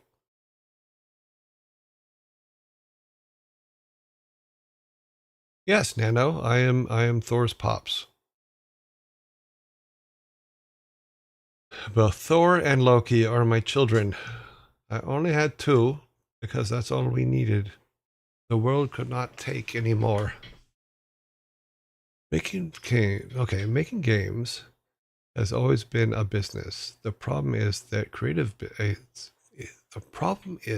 creative business cannot be run at the same standards as the other businesses. Creativity flows from freedom. That freedom is what gives it quality. I mean, I understand your sentiment, but the thing is we were very lucky. Mike and Ellen were both programmers and both absolutely brilliant. You know, but they also had the creative side. They could look at creative and understand it and understand why that creative thing had to happen. Whereas Some people are 100% business only and don't look at what actually is going into making the products that they have. They're just, their job is to just sell it no matter what it is. You know, if I've had executives from other companies say to me flat out, you know, I don't care what we're selling it. We're selling it. My job is to sell it. Don't care what it is. Don't care how good it is. My job is just to come in here and sell it. Carbon is neat. Okay, well, we'll put let's put it here. Of course, then we have to find a reason why carbon is needed in our world. Both are carbon, just one is very compressed.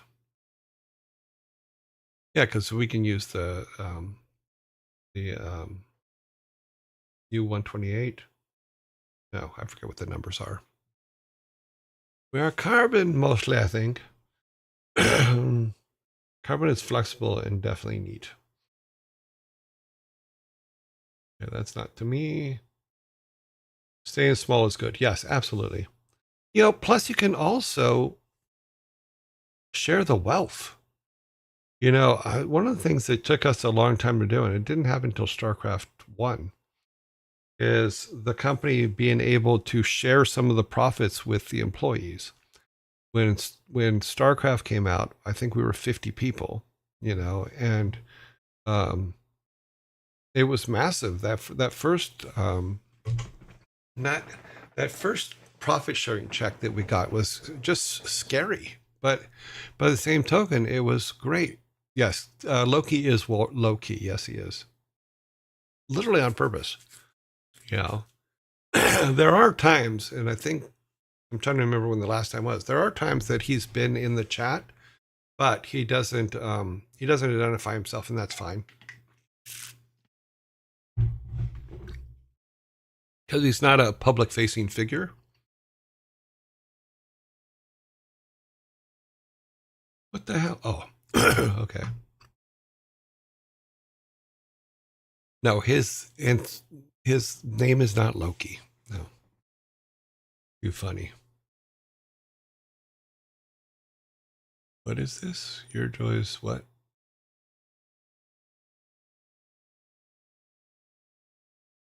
No, and neither is Thor.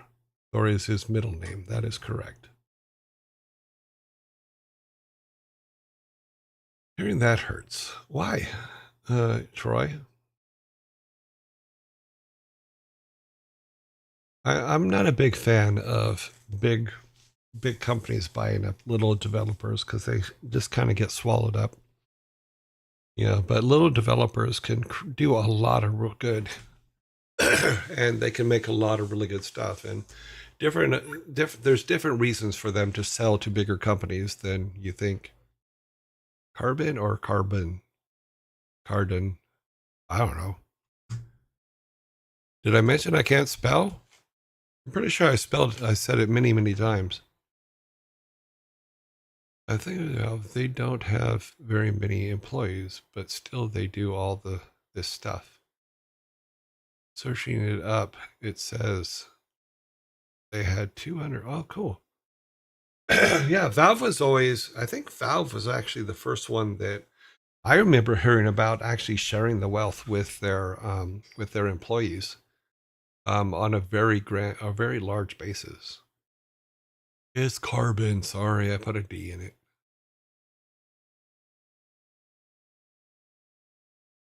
As part of his name, then he is fact named that. I was wondering if he gave Thor's brother the middle name of Loki. No, I did not, because Thor's brother was not born in the middle of chaos, which would make me think of Loki, whereas Thor was born in the middle of a freak thunderstorm in California in July. I highly suggest watching the Blackberry movie if you want to see the transformation from a bunch of goobers playing Doom to a corporate giant. Yeah. Yes. And you never know when Loki is watching.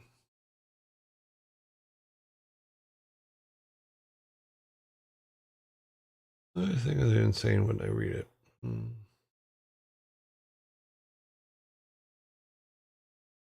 Oh, we are in ads for 8 more seconds.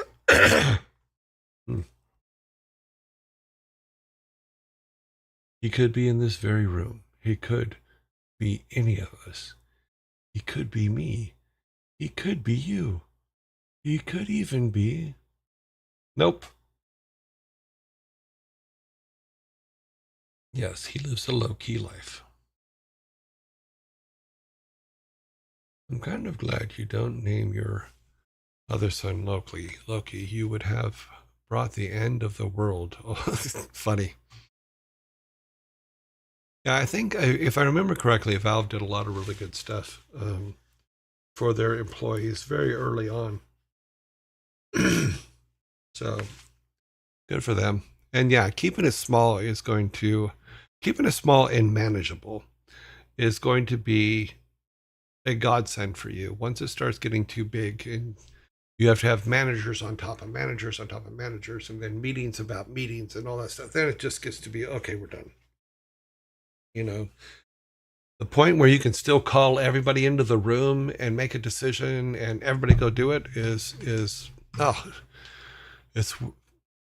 the amount of stress you don't have because of that is great. Maybe have it's so the reaction of the fire with the carbon can help facilitate the production of mana and allows magic to be cast. Okay, let's just say question mark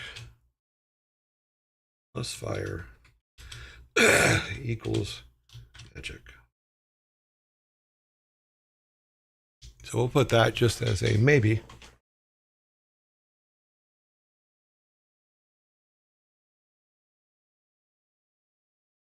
Born in the mind of chaos. Yep.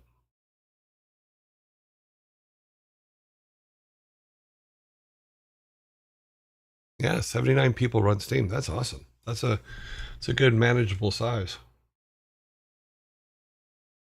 Thor told us Loki's middle name and said it was because he was born in the fall. No. Nice fishing though. That was pretty good.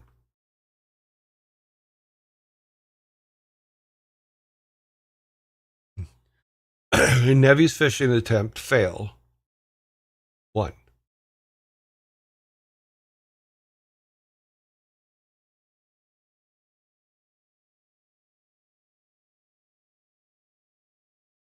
Yeah, stay away from the spotlight. It's in your best interest. Okay, nothing else here to me, so let's go back to what we were doing. Okay, yeah, so something that's brought up is can we take the carbon element, mix it with fire or other things, and do I wouldn't say magic, but maybe we go let's let's expand on that even a little bit and go water um plus earth. No, because then it would have to, because it's already buried, but we'll say certain minerals.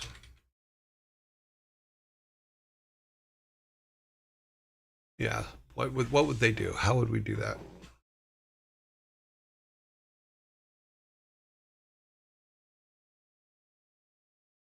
Okay, where are we at? Okay. Did some crazy things, turning into them and just randomly killing people. What? But agreed to disagree. Well, not sure what that was about, but okay.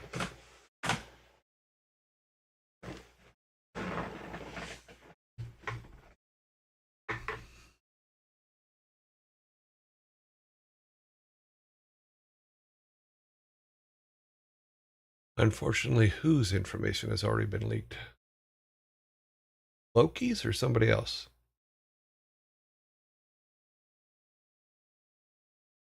Oh, I think you guys are talking about somebody else. Okay. You're talking full in initial sense, full row sense. Both your sons. Oh, well, that sucks. And find these people that are better than you. There are nobody's better than anybody. Get over yourselves. How does one find these people that are better than you? You interview them. You know, what I mean by better than you, I mean, bring me people that I don't have to listen to you complain about them not knowing what you know, about them pulling you off of your schedule of tasks to help them with their schedule of tasks. That kind of situation. You don't want to be in a situation where you've hired someone that you're babysitting every single day. It gets crazy.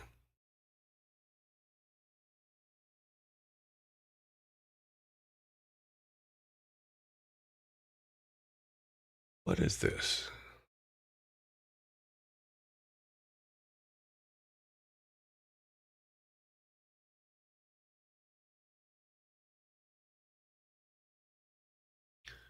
Both of your sons. Oh, that sucks. Okay, better than you.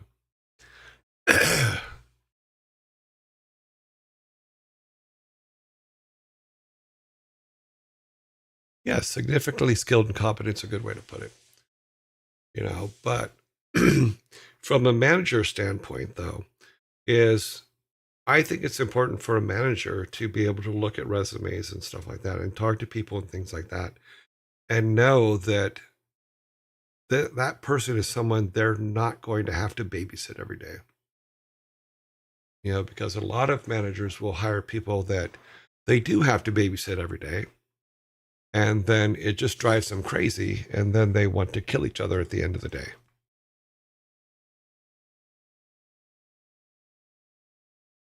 Yes, having to babysit employees sucks. It's something I would not wish on anybody.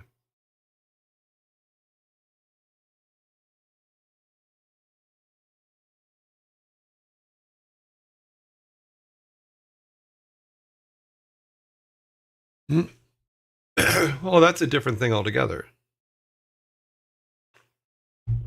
Because here's the deal. You can do, a manager can come in and just say, just do your job. And that is something that you hear a lot. But usually it's because the employee isn't doing their job. And there are employees, and I've been guilty of this a couple of times myself, where it's like, oh, I'm doing something, but oh wait, shiny object. Oh, let me go play with this shiny object. Let me go try something new. And sometimes I've been very lucky in that it's turned into a huge thing, a good, decent success. It's made the lives of people around me better in regards to work environment and stuff like that. And other times it doesn't. And my boss just has to come in and say, do your job. I'd use an example from the fact that I was the first person ever written up at Blizzard, meaning on a HR basis, written up and threatened to lose my job. And it was when I was going through my divorce and I wasn't doing my job. And Alan wrote me up because he was told by a psychologist, write him up, make him responsible for his job, and it should snap him out of it. And it did. As I was losing everything else, but in that moment where he wrote me up, I'm like, oh my God, I can lose my job now too. And I'm like, that's not happening. I'm not going to lose my job. I'm going to straighten my shit out. So I'm guilty of being distracted by shiny objects as well. It happens. In all honesty, it happens to everybody. Because even with stuff on here, it's like I'll be doing something and we'll be working out something.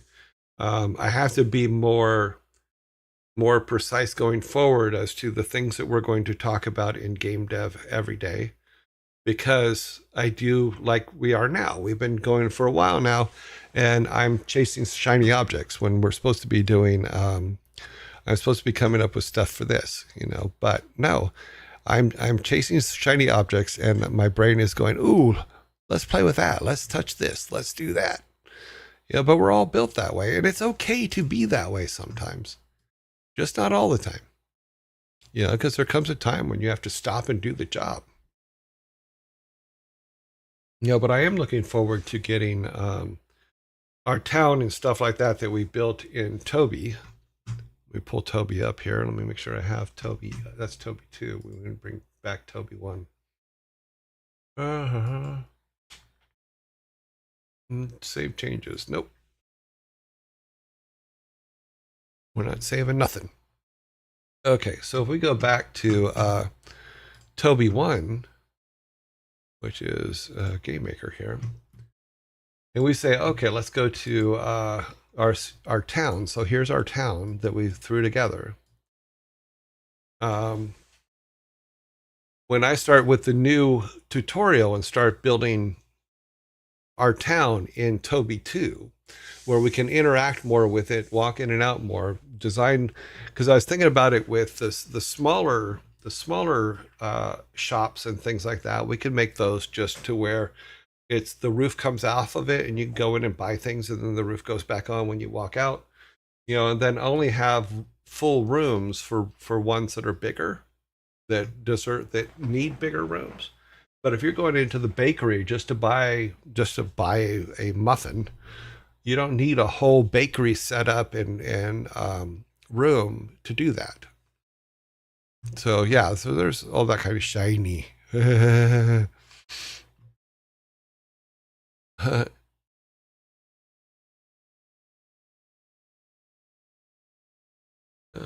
I don't believe in better or worse, just different skill sets. Yeah, but you have to prove they have the skill set you want. One of the things that we did early at Blizzard was someone said, put in here, Maker, don't believe in better and worse, just different skill sets and mindsets. Yes, that is true. However, when you're hiring an artist to be an artist, you have to know they can art, for lack of a better way to put it. We had a guy very early on at Blizzard who used someone else's portfolio to get their art job at Silicon and Synapse way back in the day, and he was horrible. Everything he did had to be fixed. It caused more work for everybody else around him, and then one day we had, Alan was clearing out portfolios from his office. And because you get a lot of them. Back then, people used to just drop portfolios off and you would read them, but you'd have to get rid of them. And one day he was going through them all, and one of our other artists said, why do you have my portfolio? I don't remember giving you a portfolio for this. And he goes, what are you talking about? This is what's his name's portfolio? He goes, no, it's not. That is all my art. And then, and we're like, wait a minute. So it explained why the kid couldn't art, even though he presented that he could art. So what we ended up doing, and I think they still have this to this day, is if you come in for an art job, you have to do art. So we will give you an assignment and say, okay, here's a room. Here's all kinds of pencils or anything you need. Draw me something. And if you can't draw it, then the odds of you getting that job will be 0. So always make sure that what you're looking at is made by the person that you're talking about. Yeah, that's crappy. It was very crappy. And the person, it was sad because the person was good friends, obviously enough good friends that the person was able to get a lot of their artwork and make up a fake portfolio. So we do that, but we also it also led to the coders having a code test, to where if you came in and you wanted to be a programmer, they would look at your portfolio, go through all your stuff. You'd come in for the interview. They would interview. Then they'd put you in a room in front of a computer and say, okay. And they give you 3 tasks. I forget how many tasks it was. We'll just say 3. 3 tasks where you just say, okay, program these. Make these three small programs. And you'd be surprised how many people could not do it. You know, same thing with the art, where they say they have this great talent and all that stuff, but they can't prove it on the day.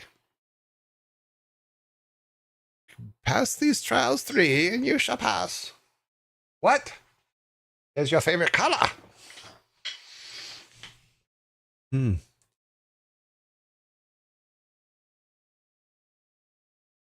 Yeah. Blue. What? No, red. No. Thank you, Sim. The number 3.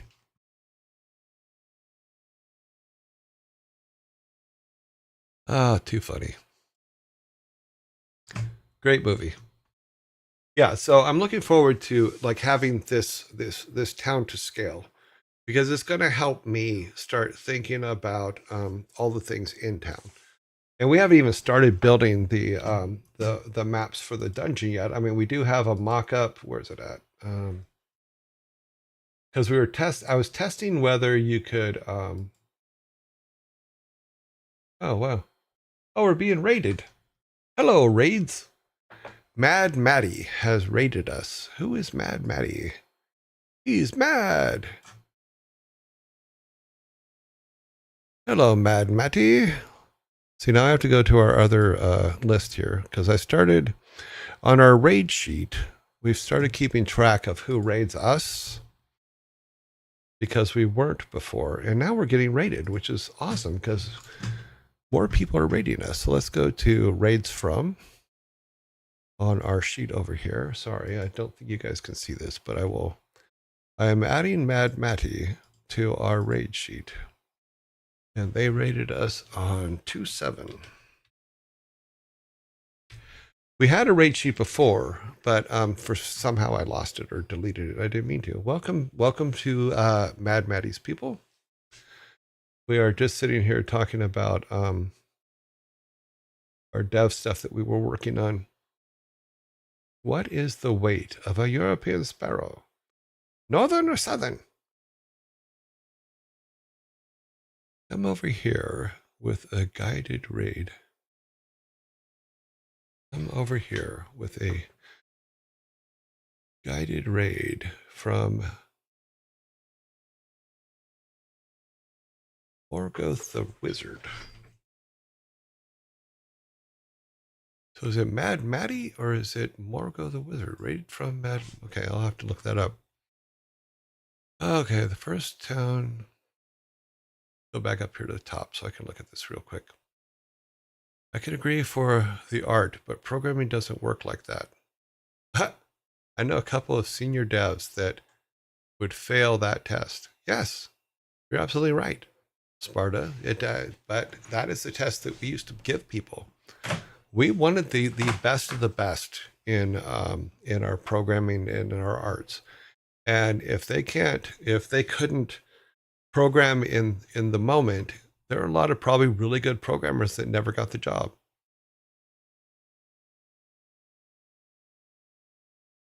Yeah, I know. That's why I program. I mean, I'm not a programmer, but I will go and look up 1,000 things before. So Maddie Mad is rating with a party of 92. Thank you very much, Maddie Mad. I appreciate that. That is very cool. Raid. Oh, they've got artwork for it, everything. Hey man, what's good? What's okay. I'll let alien dance. Okay. What is the weight? Okay. Northern or southern? Okay, I'm catching up with stuff here. Come over here and got a raid. Hope you're having a great stream, man. Thank you very much, Maddie. I appreciate it. Mad Matty. Yeah. Someone made the reference, how do you kill that which has no life? If I tell you, I will die. You're so here. So I left guy to raid today. He sent us here. Okay, cool. I'll have to look that up. Okay, so I need 2 of those names. So technically there were two people responsible for the raid we are having. And I will look up who they are and all that stuff after. That way we can raid them back if we need to. Ask manager raid you. Okay, that's cool. Cool raid. Welcome to all the followers from both. A programmer without their tools is about its uses. True. I'm not arguing that, Maker. But there's also the test that is sent to them as well. All anonymous users. Thank you.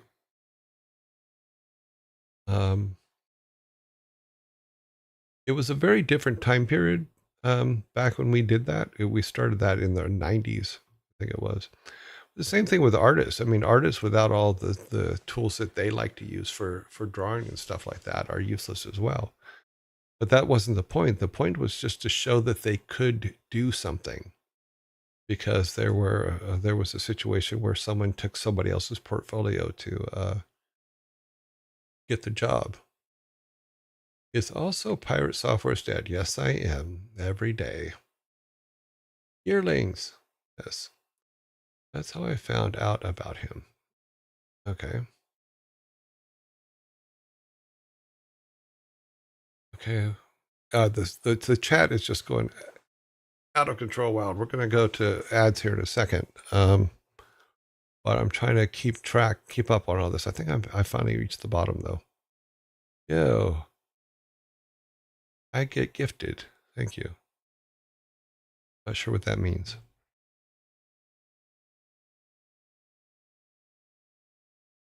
Woohoo.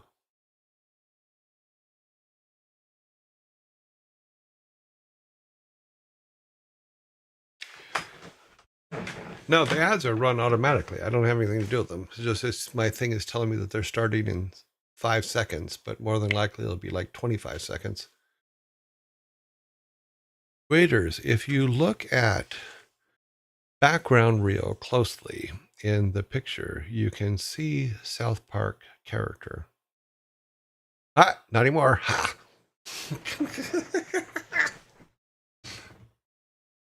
You'll see nothing and like it. Hey, hey, hey.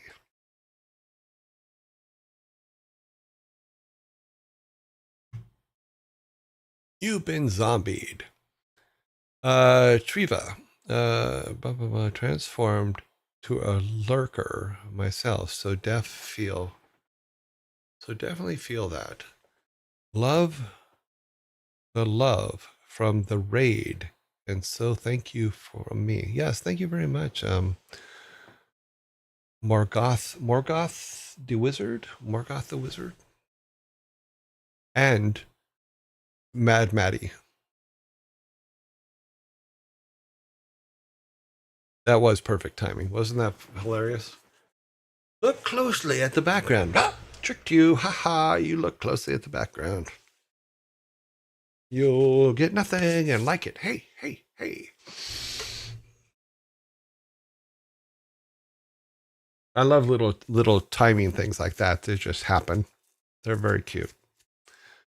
You can still see through. You can't see through well. You can see Tychus standing there, and a little bit of Harrigan, but you cannot see everything behind me on my shelf.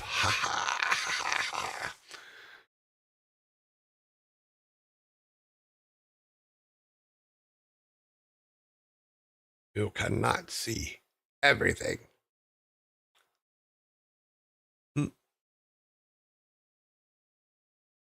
So we got well, how many seconds here? 6 seconds left on this. Okay. Alrighty then. So I was going to show this map. This is what we were talking about a minute ago. Is I really like that. I like this that Game Maker does this, in that you can pull up, like if we took our little maps that we put together in here. Let me go back to what we were talking about before the raid happened. Maps is what I'm looking for. So if we go back to this image here, go back down here, turn that off. So here are our maps right here on the bottom. So this map is basically this first one over here. This is this map here. And what we found out with Game Maker was that we could take those images and bring them in as a background, and then use our tile set. Let me go back to Game Maker back on. So we can go use them as a background here. So this is our background. Turn on and off. And we can use the tile set to draw over it, so that we can build maps and things like that much easier and faster. You know, and then we talked about how to actually make all these maps in the first place. So we'll turn this off now. We'll turn Game Maker off for a second. We talked about in our original design doc that we were doing in Miro, which is this one here in the background. Let me open it back up. So this one here, we talked about easy ways to make maps. Oh, a lot of things are being overwritten. Move that. Go over here. So we talked about the easiest way to make maps, and how we did these is we just went to a D&D dungeon generator, and I just randomly picked some numbers for them, and that's how we made all of our maps. And then we just did a basic layout for the maps and what direction they're going and stuff like that. So, and that's what's in there. But yeah, that's going to be, so that was fun to find. And now with the new tutorial I'm doing is we could do the auto, like the new draw technique for it, where you can put the map in, then literally just draw it on, as opposed to having to set every single tile. So I'm looking forward to getting that set up. Once I have that set up, then we can do a lot more things actually in town and stuff like that too, where we can make a bunch of stuff. Just one that it's just a game that we're basically inventing as we go here. We've been doing it for about 6 weeks now, I think. We're in our 6th week of a couple hours a day working on it. But it's definitely getting, it's going to get somewhere. So as we go back to or if we go back to Game Maker, yeah, we do have quite a bit stuff done. But like I said, I was not really happy with the way it was set up in the first place, because I always set it up on, I didn't set it up for what we'll be using, but we did get it working, and we did build all of our town, and we did build all of our places to go and stuff. But they will now be converted to the newer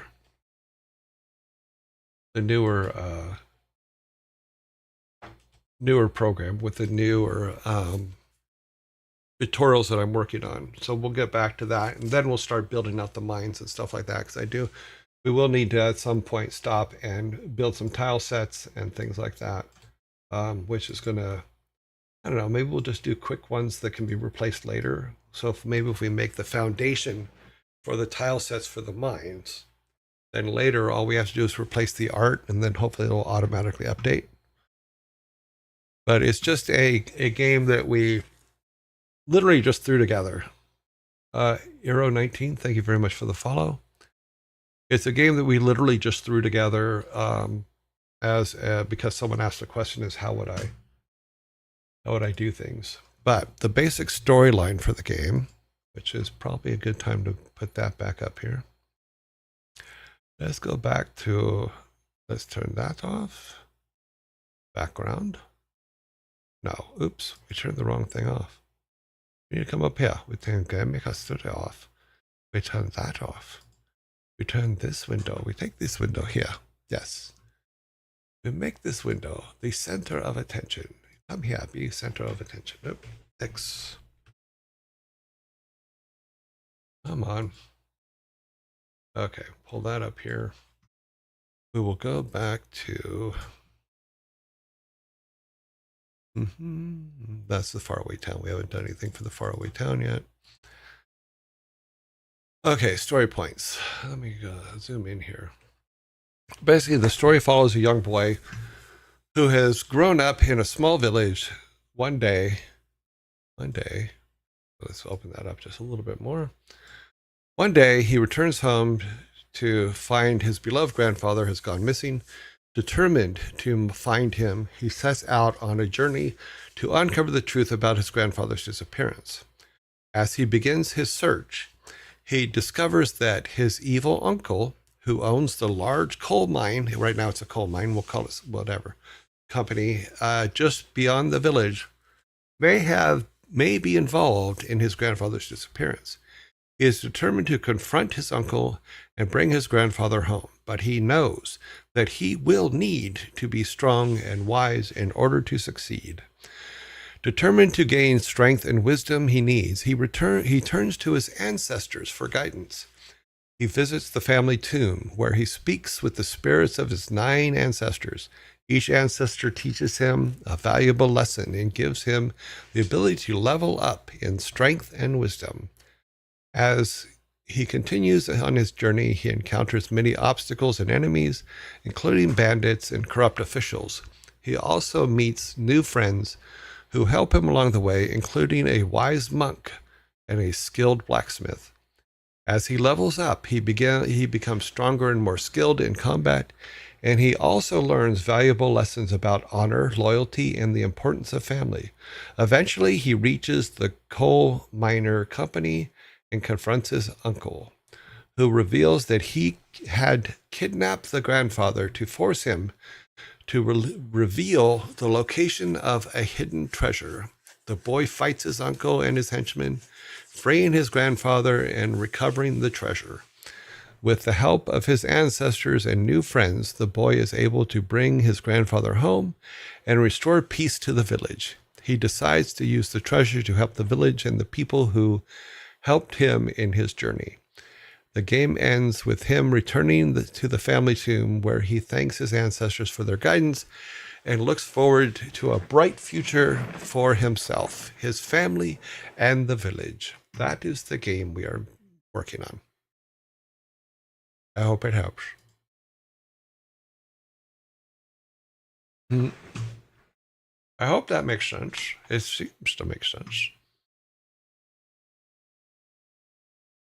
Well, I'm not sure that this game will ever actually be released, so it's not about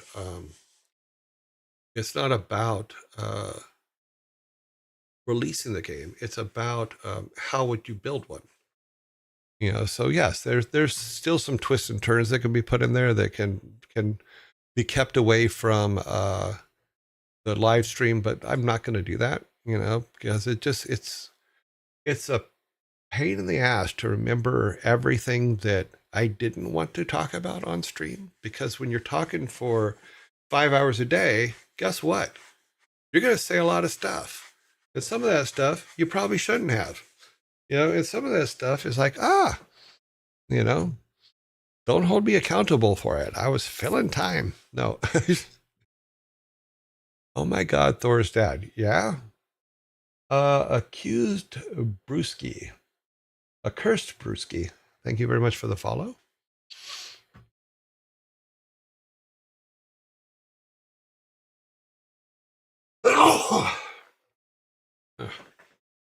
Yeah.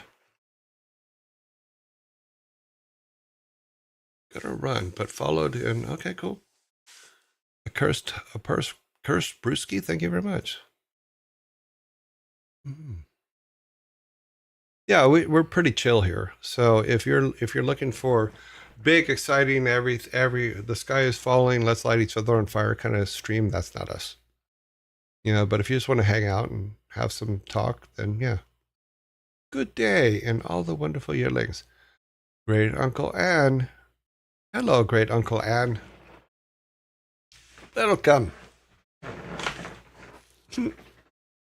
I'm sorry I changed your name.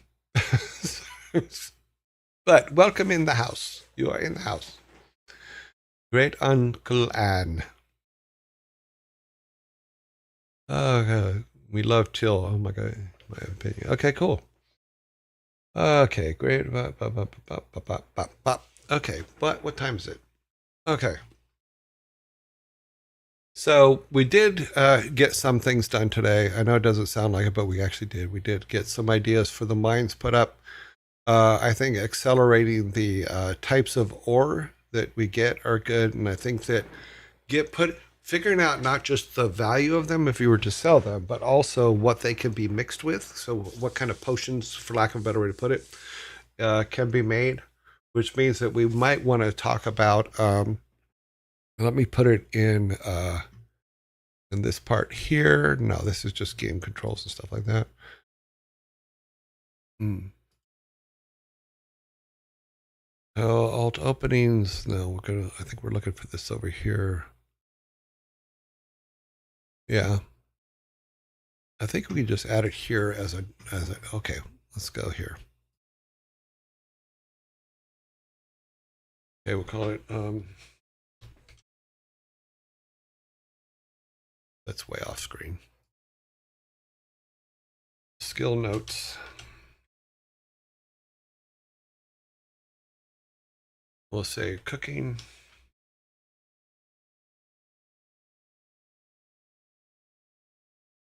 Potions. Um,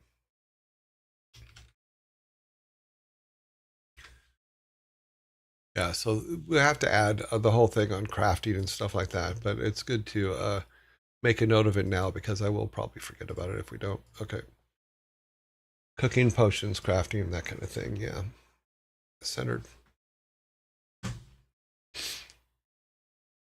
So, and we'll put crafting, and then just to remind me for later, we'll put ore.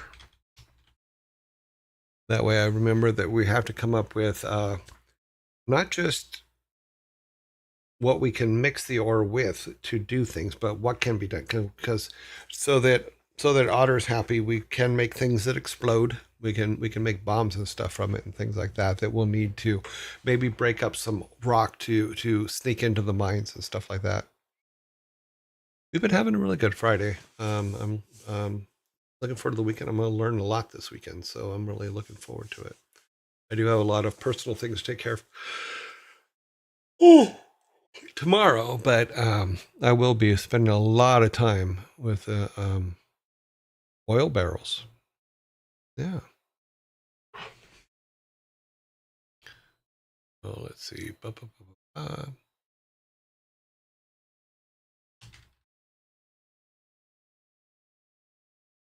We can also think about the fact that one of the reasons why you have canaries for a coal mine is to dic- uh, uh, um, discover if there's gas in the coal mine. So we could say gas bombs too. That's just things that we can make. So something like that we can add.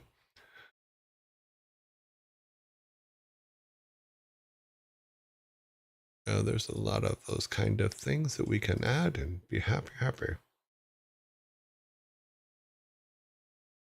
Yes.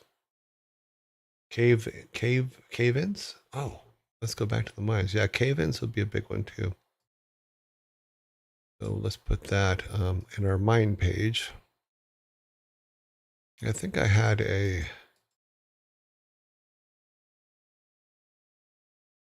bad thing say, yeah.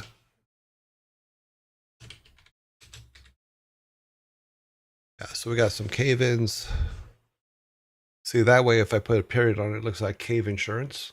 So, ha. Since the game revolves around talking to your ancestors, which is a minor, I would propose either past the initial frontier or even better, gold rush ages.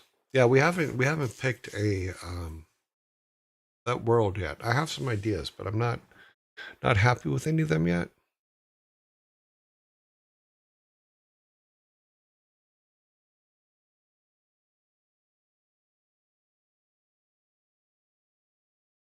Yeah, you can evolve the caves by doing cave-ins or things like that. It also can give you some. quests of delivering message of people trapped in a cave-in to people at home and things like that, or people in the village. Just make a wall cave-in. Yeah, we can do that.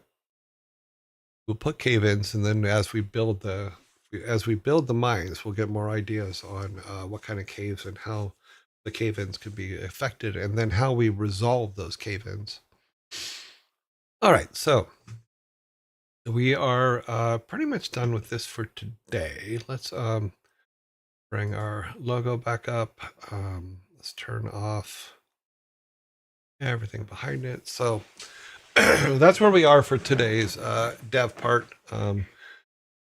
We've been going for a couple hours now, at least. Yeah, because we're already behind schedule. So we're going to go ahead and jump to our end of day event, which is basically our raid event. You know, we do have a couple more people to add to this. And did I close that? I think I closed it. No, it is closed. Just raids. That's what we wanted. Yeah, so I've added people to, this is the raid form, raids from.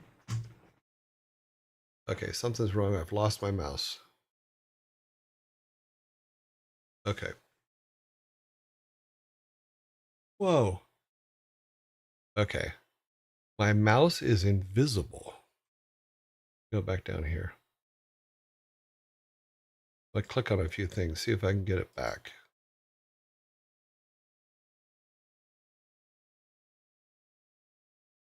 That's not what we want. We want this one. Nope. That did not. My mouse is invisible. That is weird. What did we hit?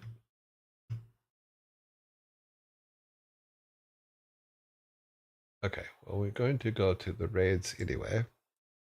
I'm going to try to figure out where it is. Okay. We got it there. We're going to bring it right. Okay. I'm doing this without being able to see the mouse. So tricky, huh? Ah, got it. Oh, that's funny. All right, let's see who is online. Oh, jeez. Even when I leave, the mouse doesn't come back. This is weird. Where is it now? It's over here somewhere.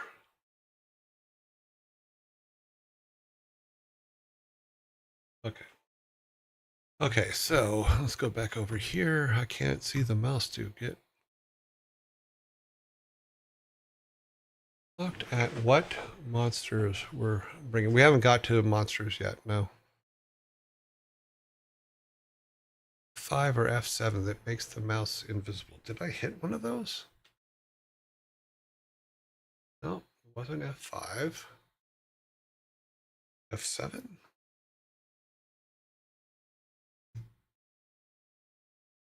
Nope, turns browser on and off, no. Let me do this. I know what I can do. I'm going to switch to my other computer just for a second and then back again. And hopefully that'll fix it.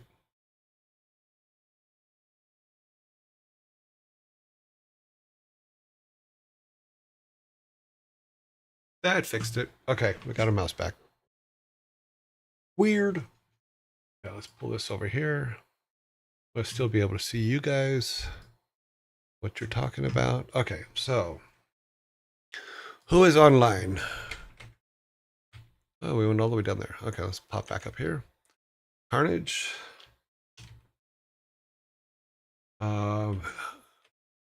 Admiral.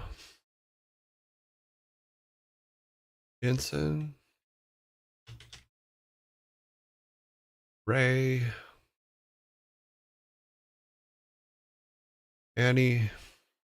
Oh, Annie's locked out still. We've rated her the other day. Ferret Software.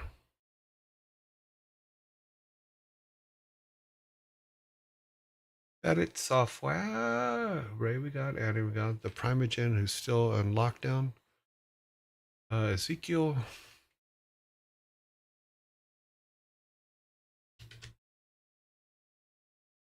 Ezekiel, Chris Lee. I think Chris Lee's still in lockdown as well. He is.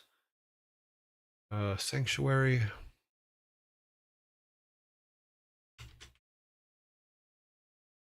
Bob Ross. Pizza Girl G. Pizza Princess G. Sorry. Back over here and show more.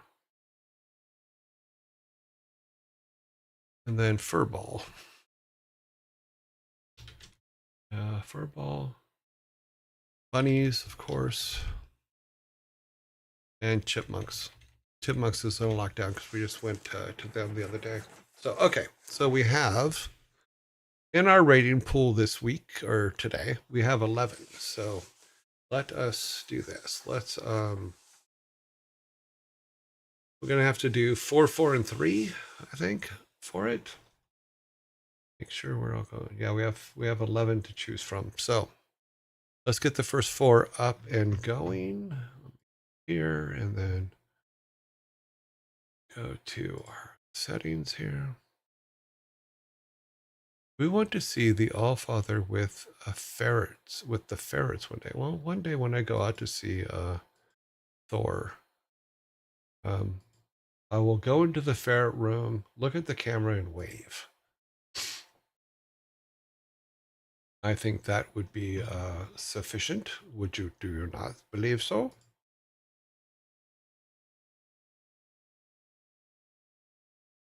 We hold off on any critical information. Yeah, that's me. That's me talking to me. That's funny. I didn't realize we're going into ads. I'm going to get the round 1 vote together here while the ads are going on, because I know that as part of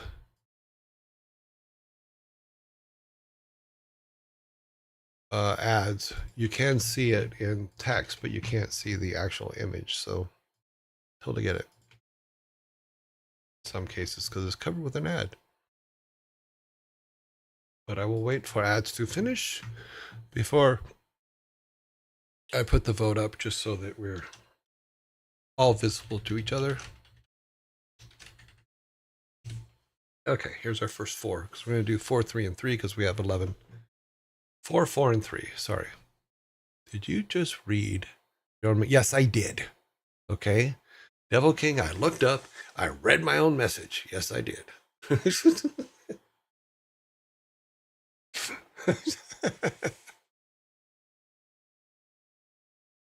Oh. If we hang around long enough, I'll read it again. Well, because those messages were automated, and I saw my name at the front of them, so I'm like, okay. But I've built those to be automated. So yes, I did look up and read my own message. I'm glad you found it humorous. I found this humorous. 18 seconds, then we'll do the first round of votes for our Who Will We Raid Today. That is how we do it here. For those of you that are here, are new here, we do a vote at the end of each day. It takes about 20 minutes. We do a vote to see who we're going to raid to, and welcome back, everybody. So here's our round 1 poll for our first people to vote for.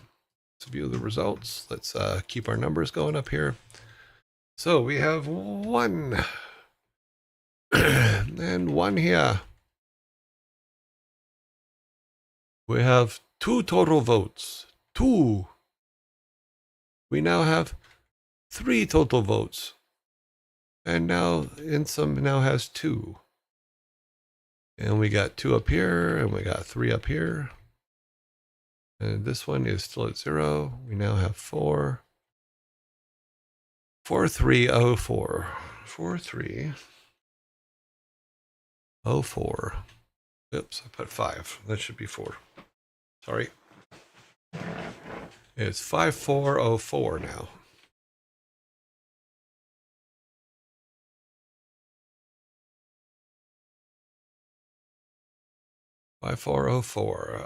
Admiral is in the lead right now with 5. We have about 2 minutes left. We're doing a 3-minute poll.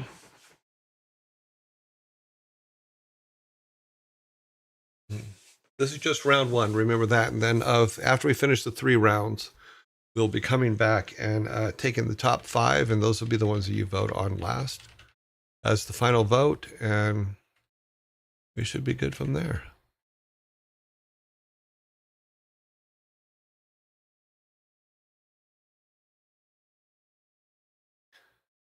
Five, 6, 1, 4, 5, 6, 1, 4. Okay, we're good.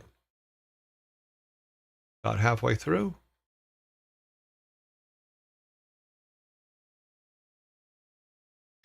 Six, 6, 1, 6. So close. That's okay, because if it stays like this, oh, it's not going to. We can get 6, 6, 6.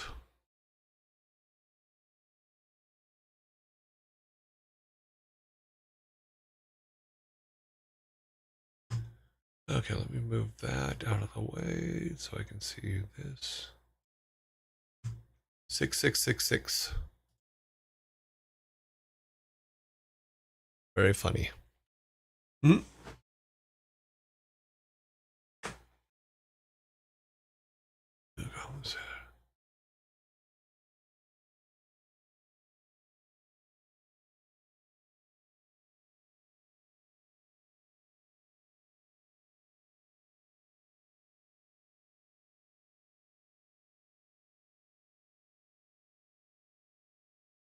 Whoa, was there another raid? There wasn't another raid, was there? Did I miss it? No. Okay, yeah, we're good. So, oh, sorry. Let me put this back in here. Okay, so, okay, 6, 6, and then we got 8, 6, 8, 8, 8, 8. So Ezekiel and Inza. I'm glad they're getting some love. They're in a lot of the votes, and they never seem to make it to the final one. 8, 8, 6, 6. Okay, let's put the next one up. Do poll round 2. And then we're going to go down here and get the names of the new ones. Pizza Girl, Pizza Princess, sorry. Ray. Yeah, we need to keep these guys, and then Sanctuary. Bunnies. Okay, so let's start that poll while I some cleanup over here, and then we only have 3 left to okay, we're good. Someone broke it. Well, at least it's 4 and not 3 6s. I'm fine with 3 6s. I have no problem with that at all. Oh, helps if I actually if I want to view the results, I need to hit the button to say view results.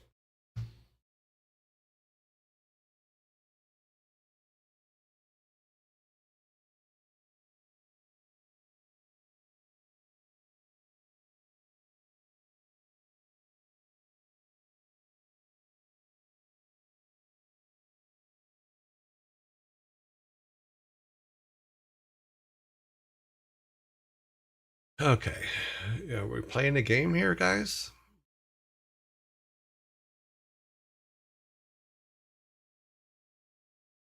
Oscar with the Muppets. Yes, sir, we are. Okay.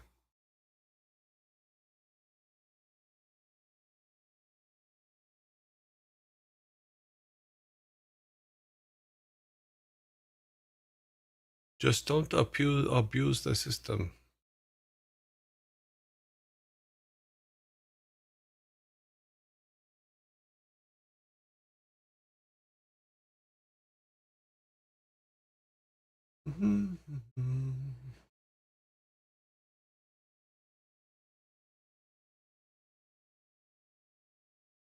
Yeah.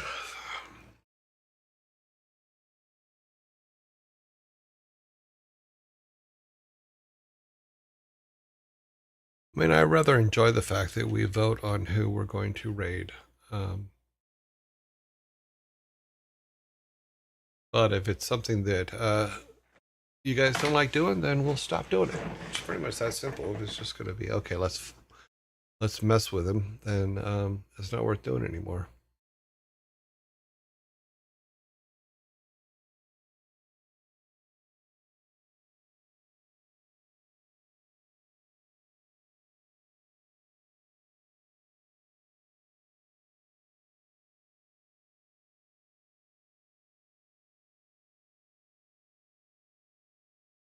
Yeah, I could do that.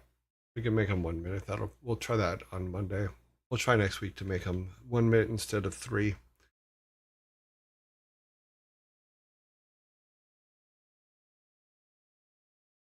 Because unfortunately, I think this leaves too much time to just mess with the boat and all that. Okay, so Bunnies has 7. 7-3-3-2, correct. Okay, so we have last round.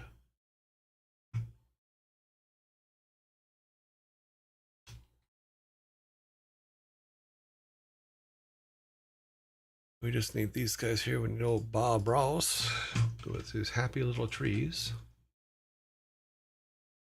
Ferret Software, of course, because Ferret Software is always in the running when they can. And then there's okay. Let's start that. So on Monday we will change it to.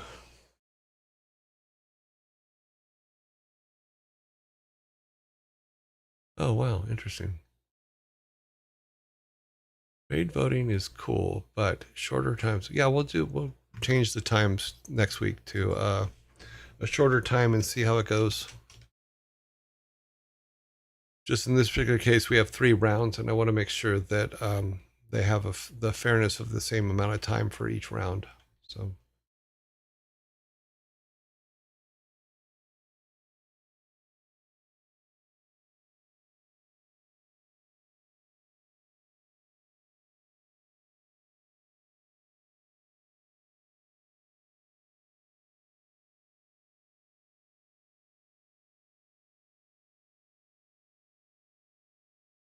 Well, until I get up to speed on, oops, until I get up to speed on the game maker stuff, game dev is a little bit slow because I need the visual aids of the game maker stuff. So.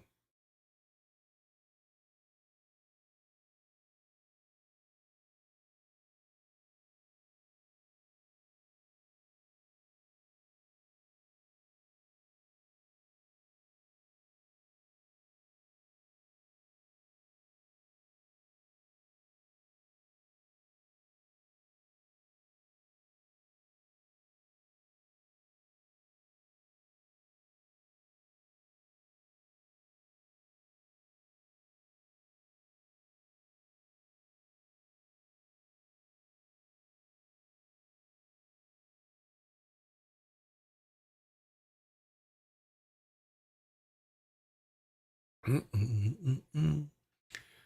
464 is where we're at. Okay. Yeah, I think that making the voting shorter would probably help. I have to look at what the options are for it.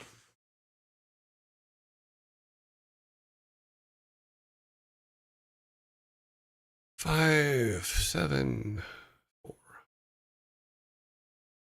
8.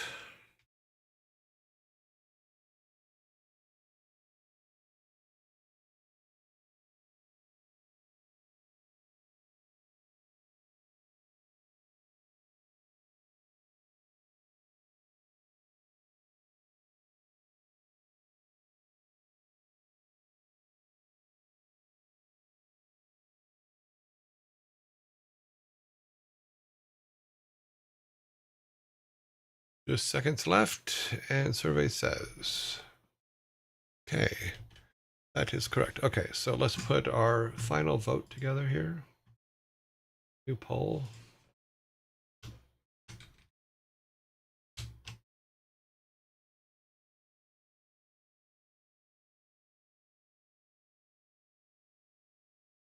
Final, actually, it'd be great if I actually put the D in there. Rating vote.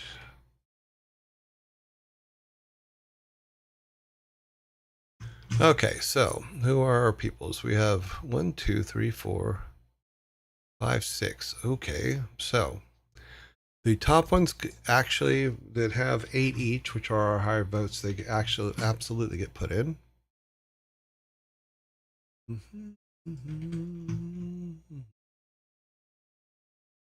So those are our 8. And then next we have 7s. Okay, we have a 7. 7 goes next because the bunnies get in. And then up here we have our 6s. We have to decide between these two 6s which one gets in. And I think what we'll do is who has the most votes over here? Admiral has the most votes, so we're going to go with him. So that's how we're going to solve that. Okay, here's the final poll for who we're going to raid, and go for it. Let me do some cleanup over here. Put them over here. Friday.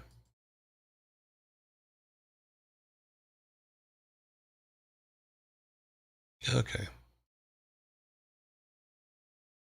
Cool. Do this.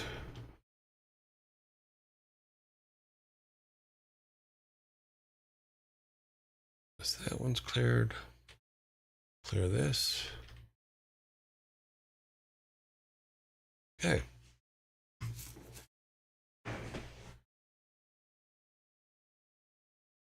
Okay, who's in the lead right now? Ferris Software is in the lead with 5 votes.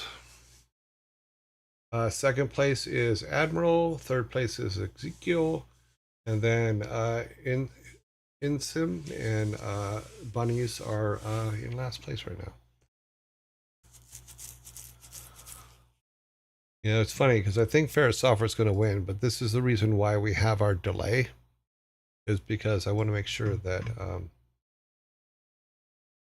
that other people get a chance as well. So this will put Ferret Software out of the running for a little while if they end up winning. I'll give other people a chance. Ferret Software right now is ahead with 9. Second place is Admiral with 4. Oh, Insim has jumped to 10. That's actually pretty cool. Yeah, Insim gets put in the vote a lot and never actually wins. So I always feel bad. Look, they're like one of our top contenders when it comes to overall votes for this week. Even I'd like to see them win sometimes, but I think that as we look at our more popular things, the vote gets kind of skewed. Okay, so InSim now is at 13. And Fair Software is at 11. Got about 45 seconds left or something like that, somewhere around there. Yeah.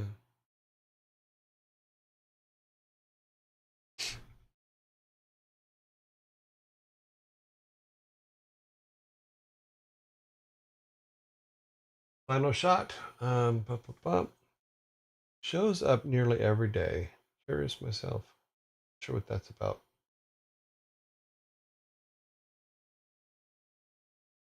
Okay, so right now, Insim and Ezekiel are tied. So Insim wins.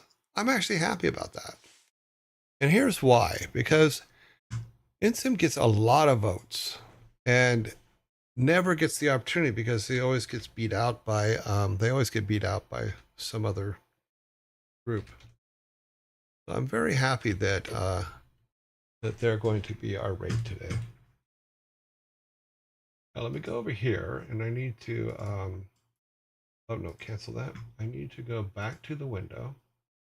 I need to go to InSim and make sure that they're still online. Okay, yes, they are still online, so that's good. They're playing, I don't know. What are they playing? Medieval Life Simulator. Kingdom Come Deliverance 2. that's what they're playing. Let me fix my audio, and then we will. Is there any? Do you guys want to vote on or make some suggestions for what message we would give them? So I keep forgetting about the message.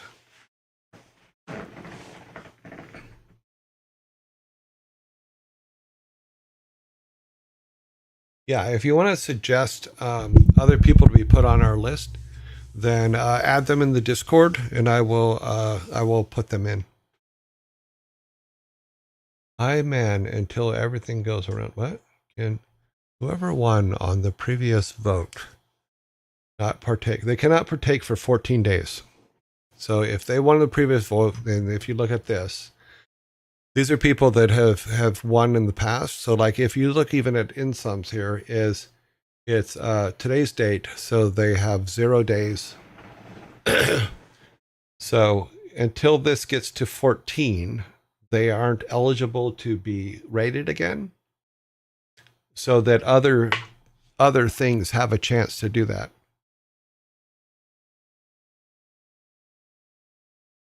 What is this about, Shay?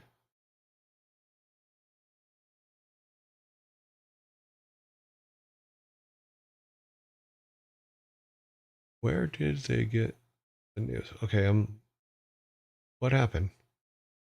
I just learned that one of the ferrets has passed away. Oh, well, that sucks. It does happen because a lot of the ferrets that they take in are quite sick. Keep supporting the indie devs. Yes, that's part of the point of having the cool off period. It's so that other devs that people suggest actually have a chance, because there's a lot of them that, like, down here, if we look at these, like Mr. Tweety and all them, they have very, very small followings. Not very many people know about them, and voting on them, they very rarely get votes. But if we put the timeout on here, then it gives us a chance to vote on those that are less known. I have someone whom I would like to recommend, but she is taking a break this week, so I will put her channel info on put it on the Discord. There's a I forget what the directory is called, but there's actually a directory for it called where is it at? Raids to come. If you look under raids to come, that's usually where we have people put things, and then I'll check them out. That's sad that the sky passed on the ferrets. Yeah, they're doing really good. I think that the stuff that Shay and Thor and all them are doing for them is actually really, really, really, really well done. Really, really done well. Okay. Let me set this real quick. Today is the 7th. We got to go to the 10th, I think, is when we will be back. Yes, the 10th is when we will be back. So let me put that in there. Okay, so let us go to our closing screen. Also, did we have a thing we wanted to say to Insum when we rate him? We'll try to do it before the 2 minutes are up. Okay, so I would head over to check out what's going on with the ferrets if I were you. In the meantime, we're going to raid Insum. We don't really have a message, just although the passing of one rescue ferret is sad, be happy and proud that they were well taken care of beforehand. Have a good weekend, everybody. I will see you in 2 days, 18 hours, 53 minutes, and 35 seconds. Let's build this raid. Building.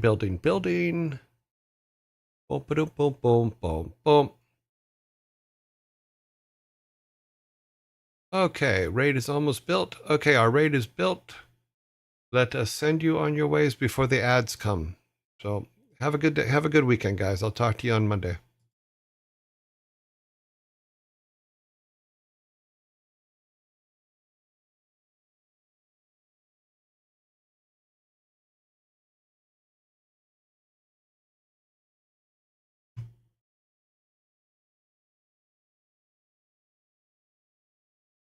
Yeah, that's weird. Did it not go?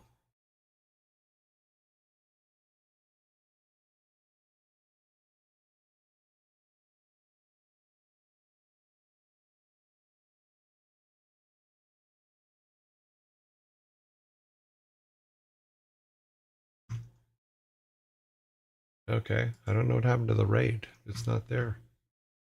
Okay. It is there. For some reason I'm not seeing it, but that's okay. All right. I will see you guys on Monday. Have a great weekend. Sorry about the ferret. That sucks.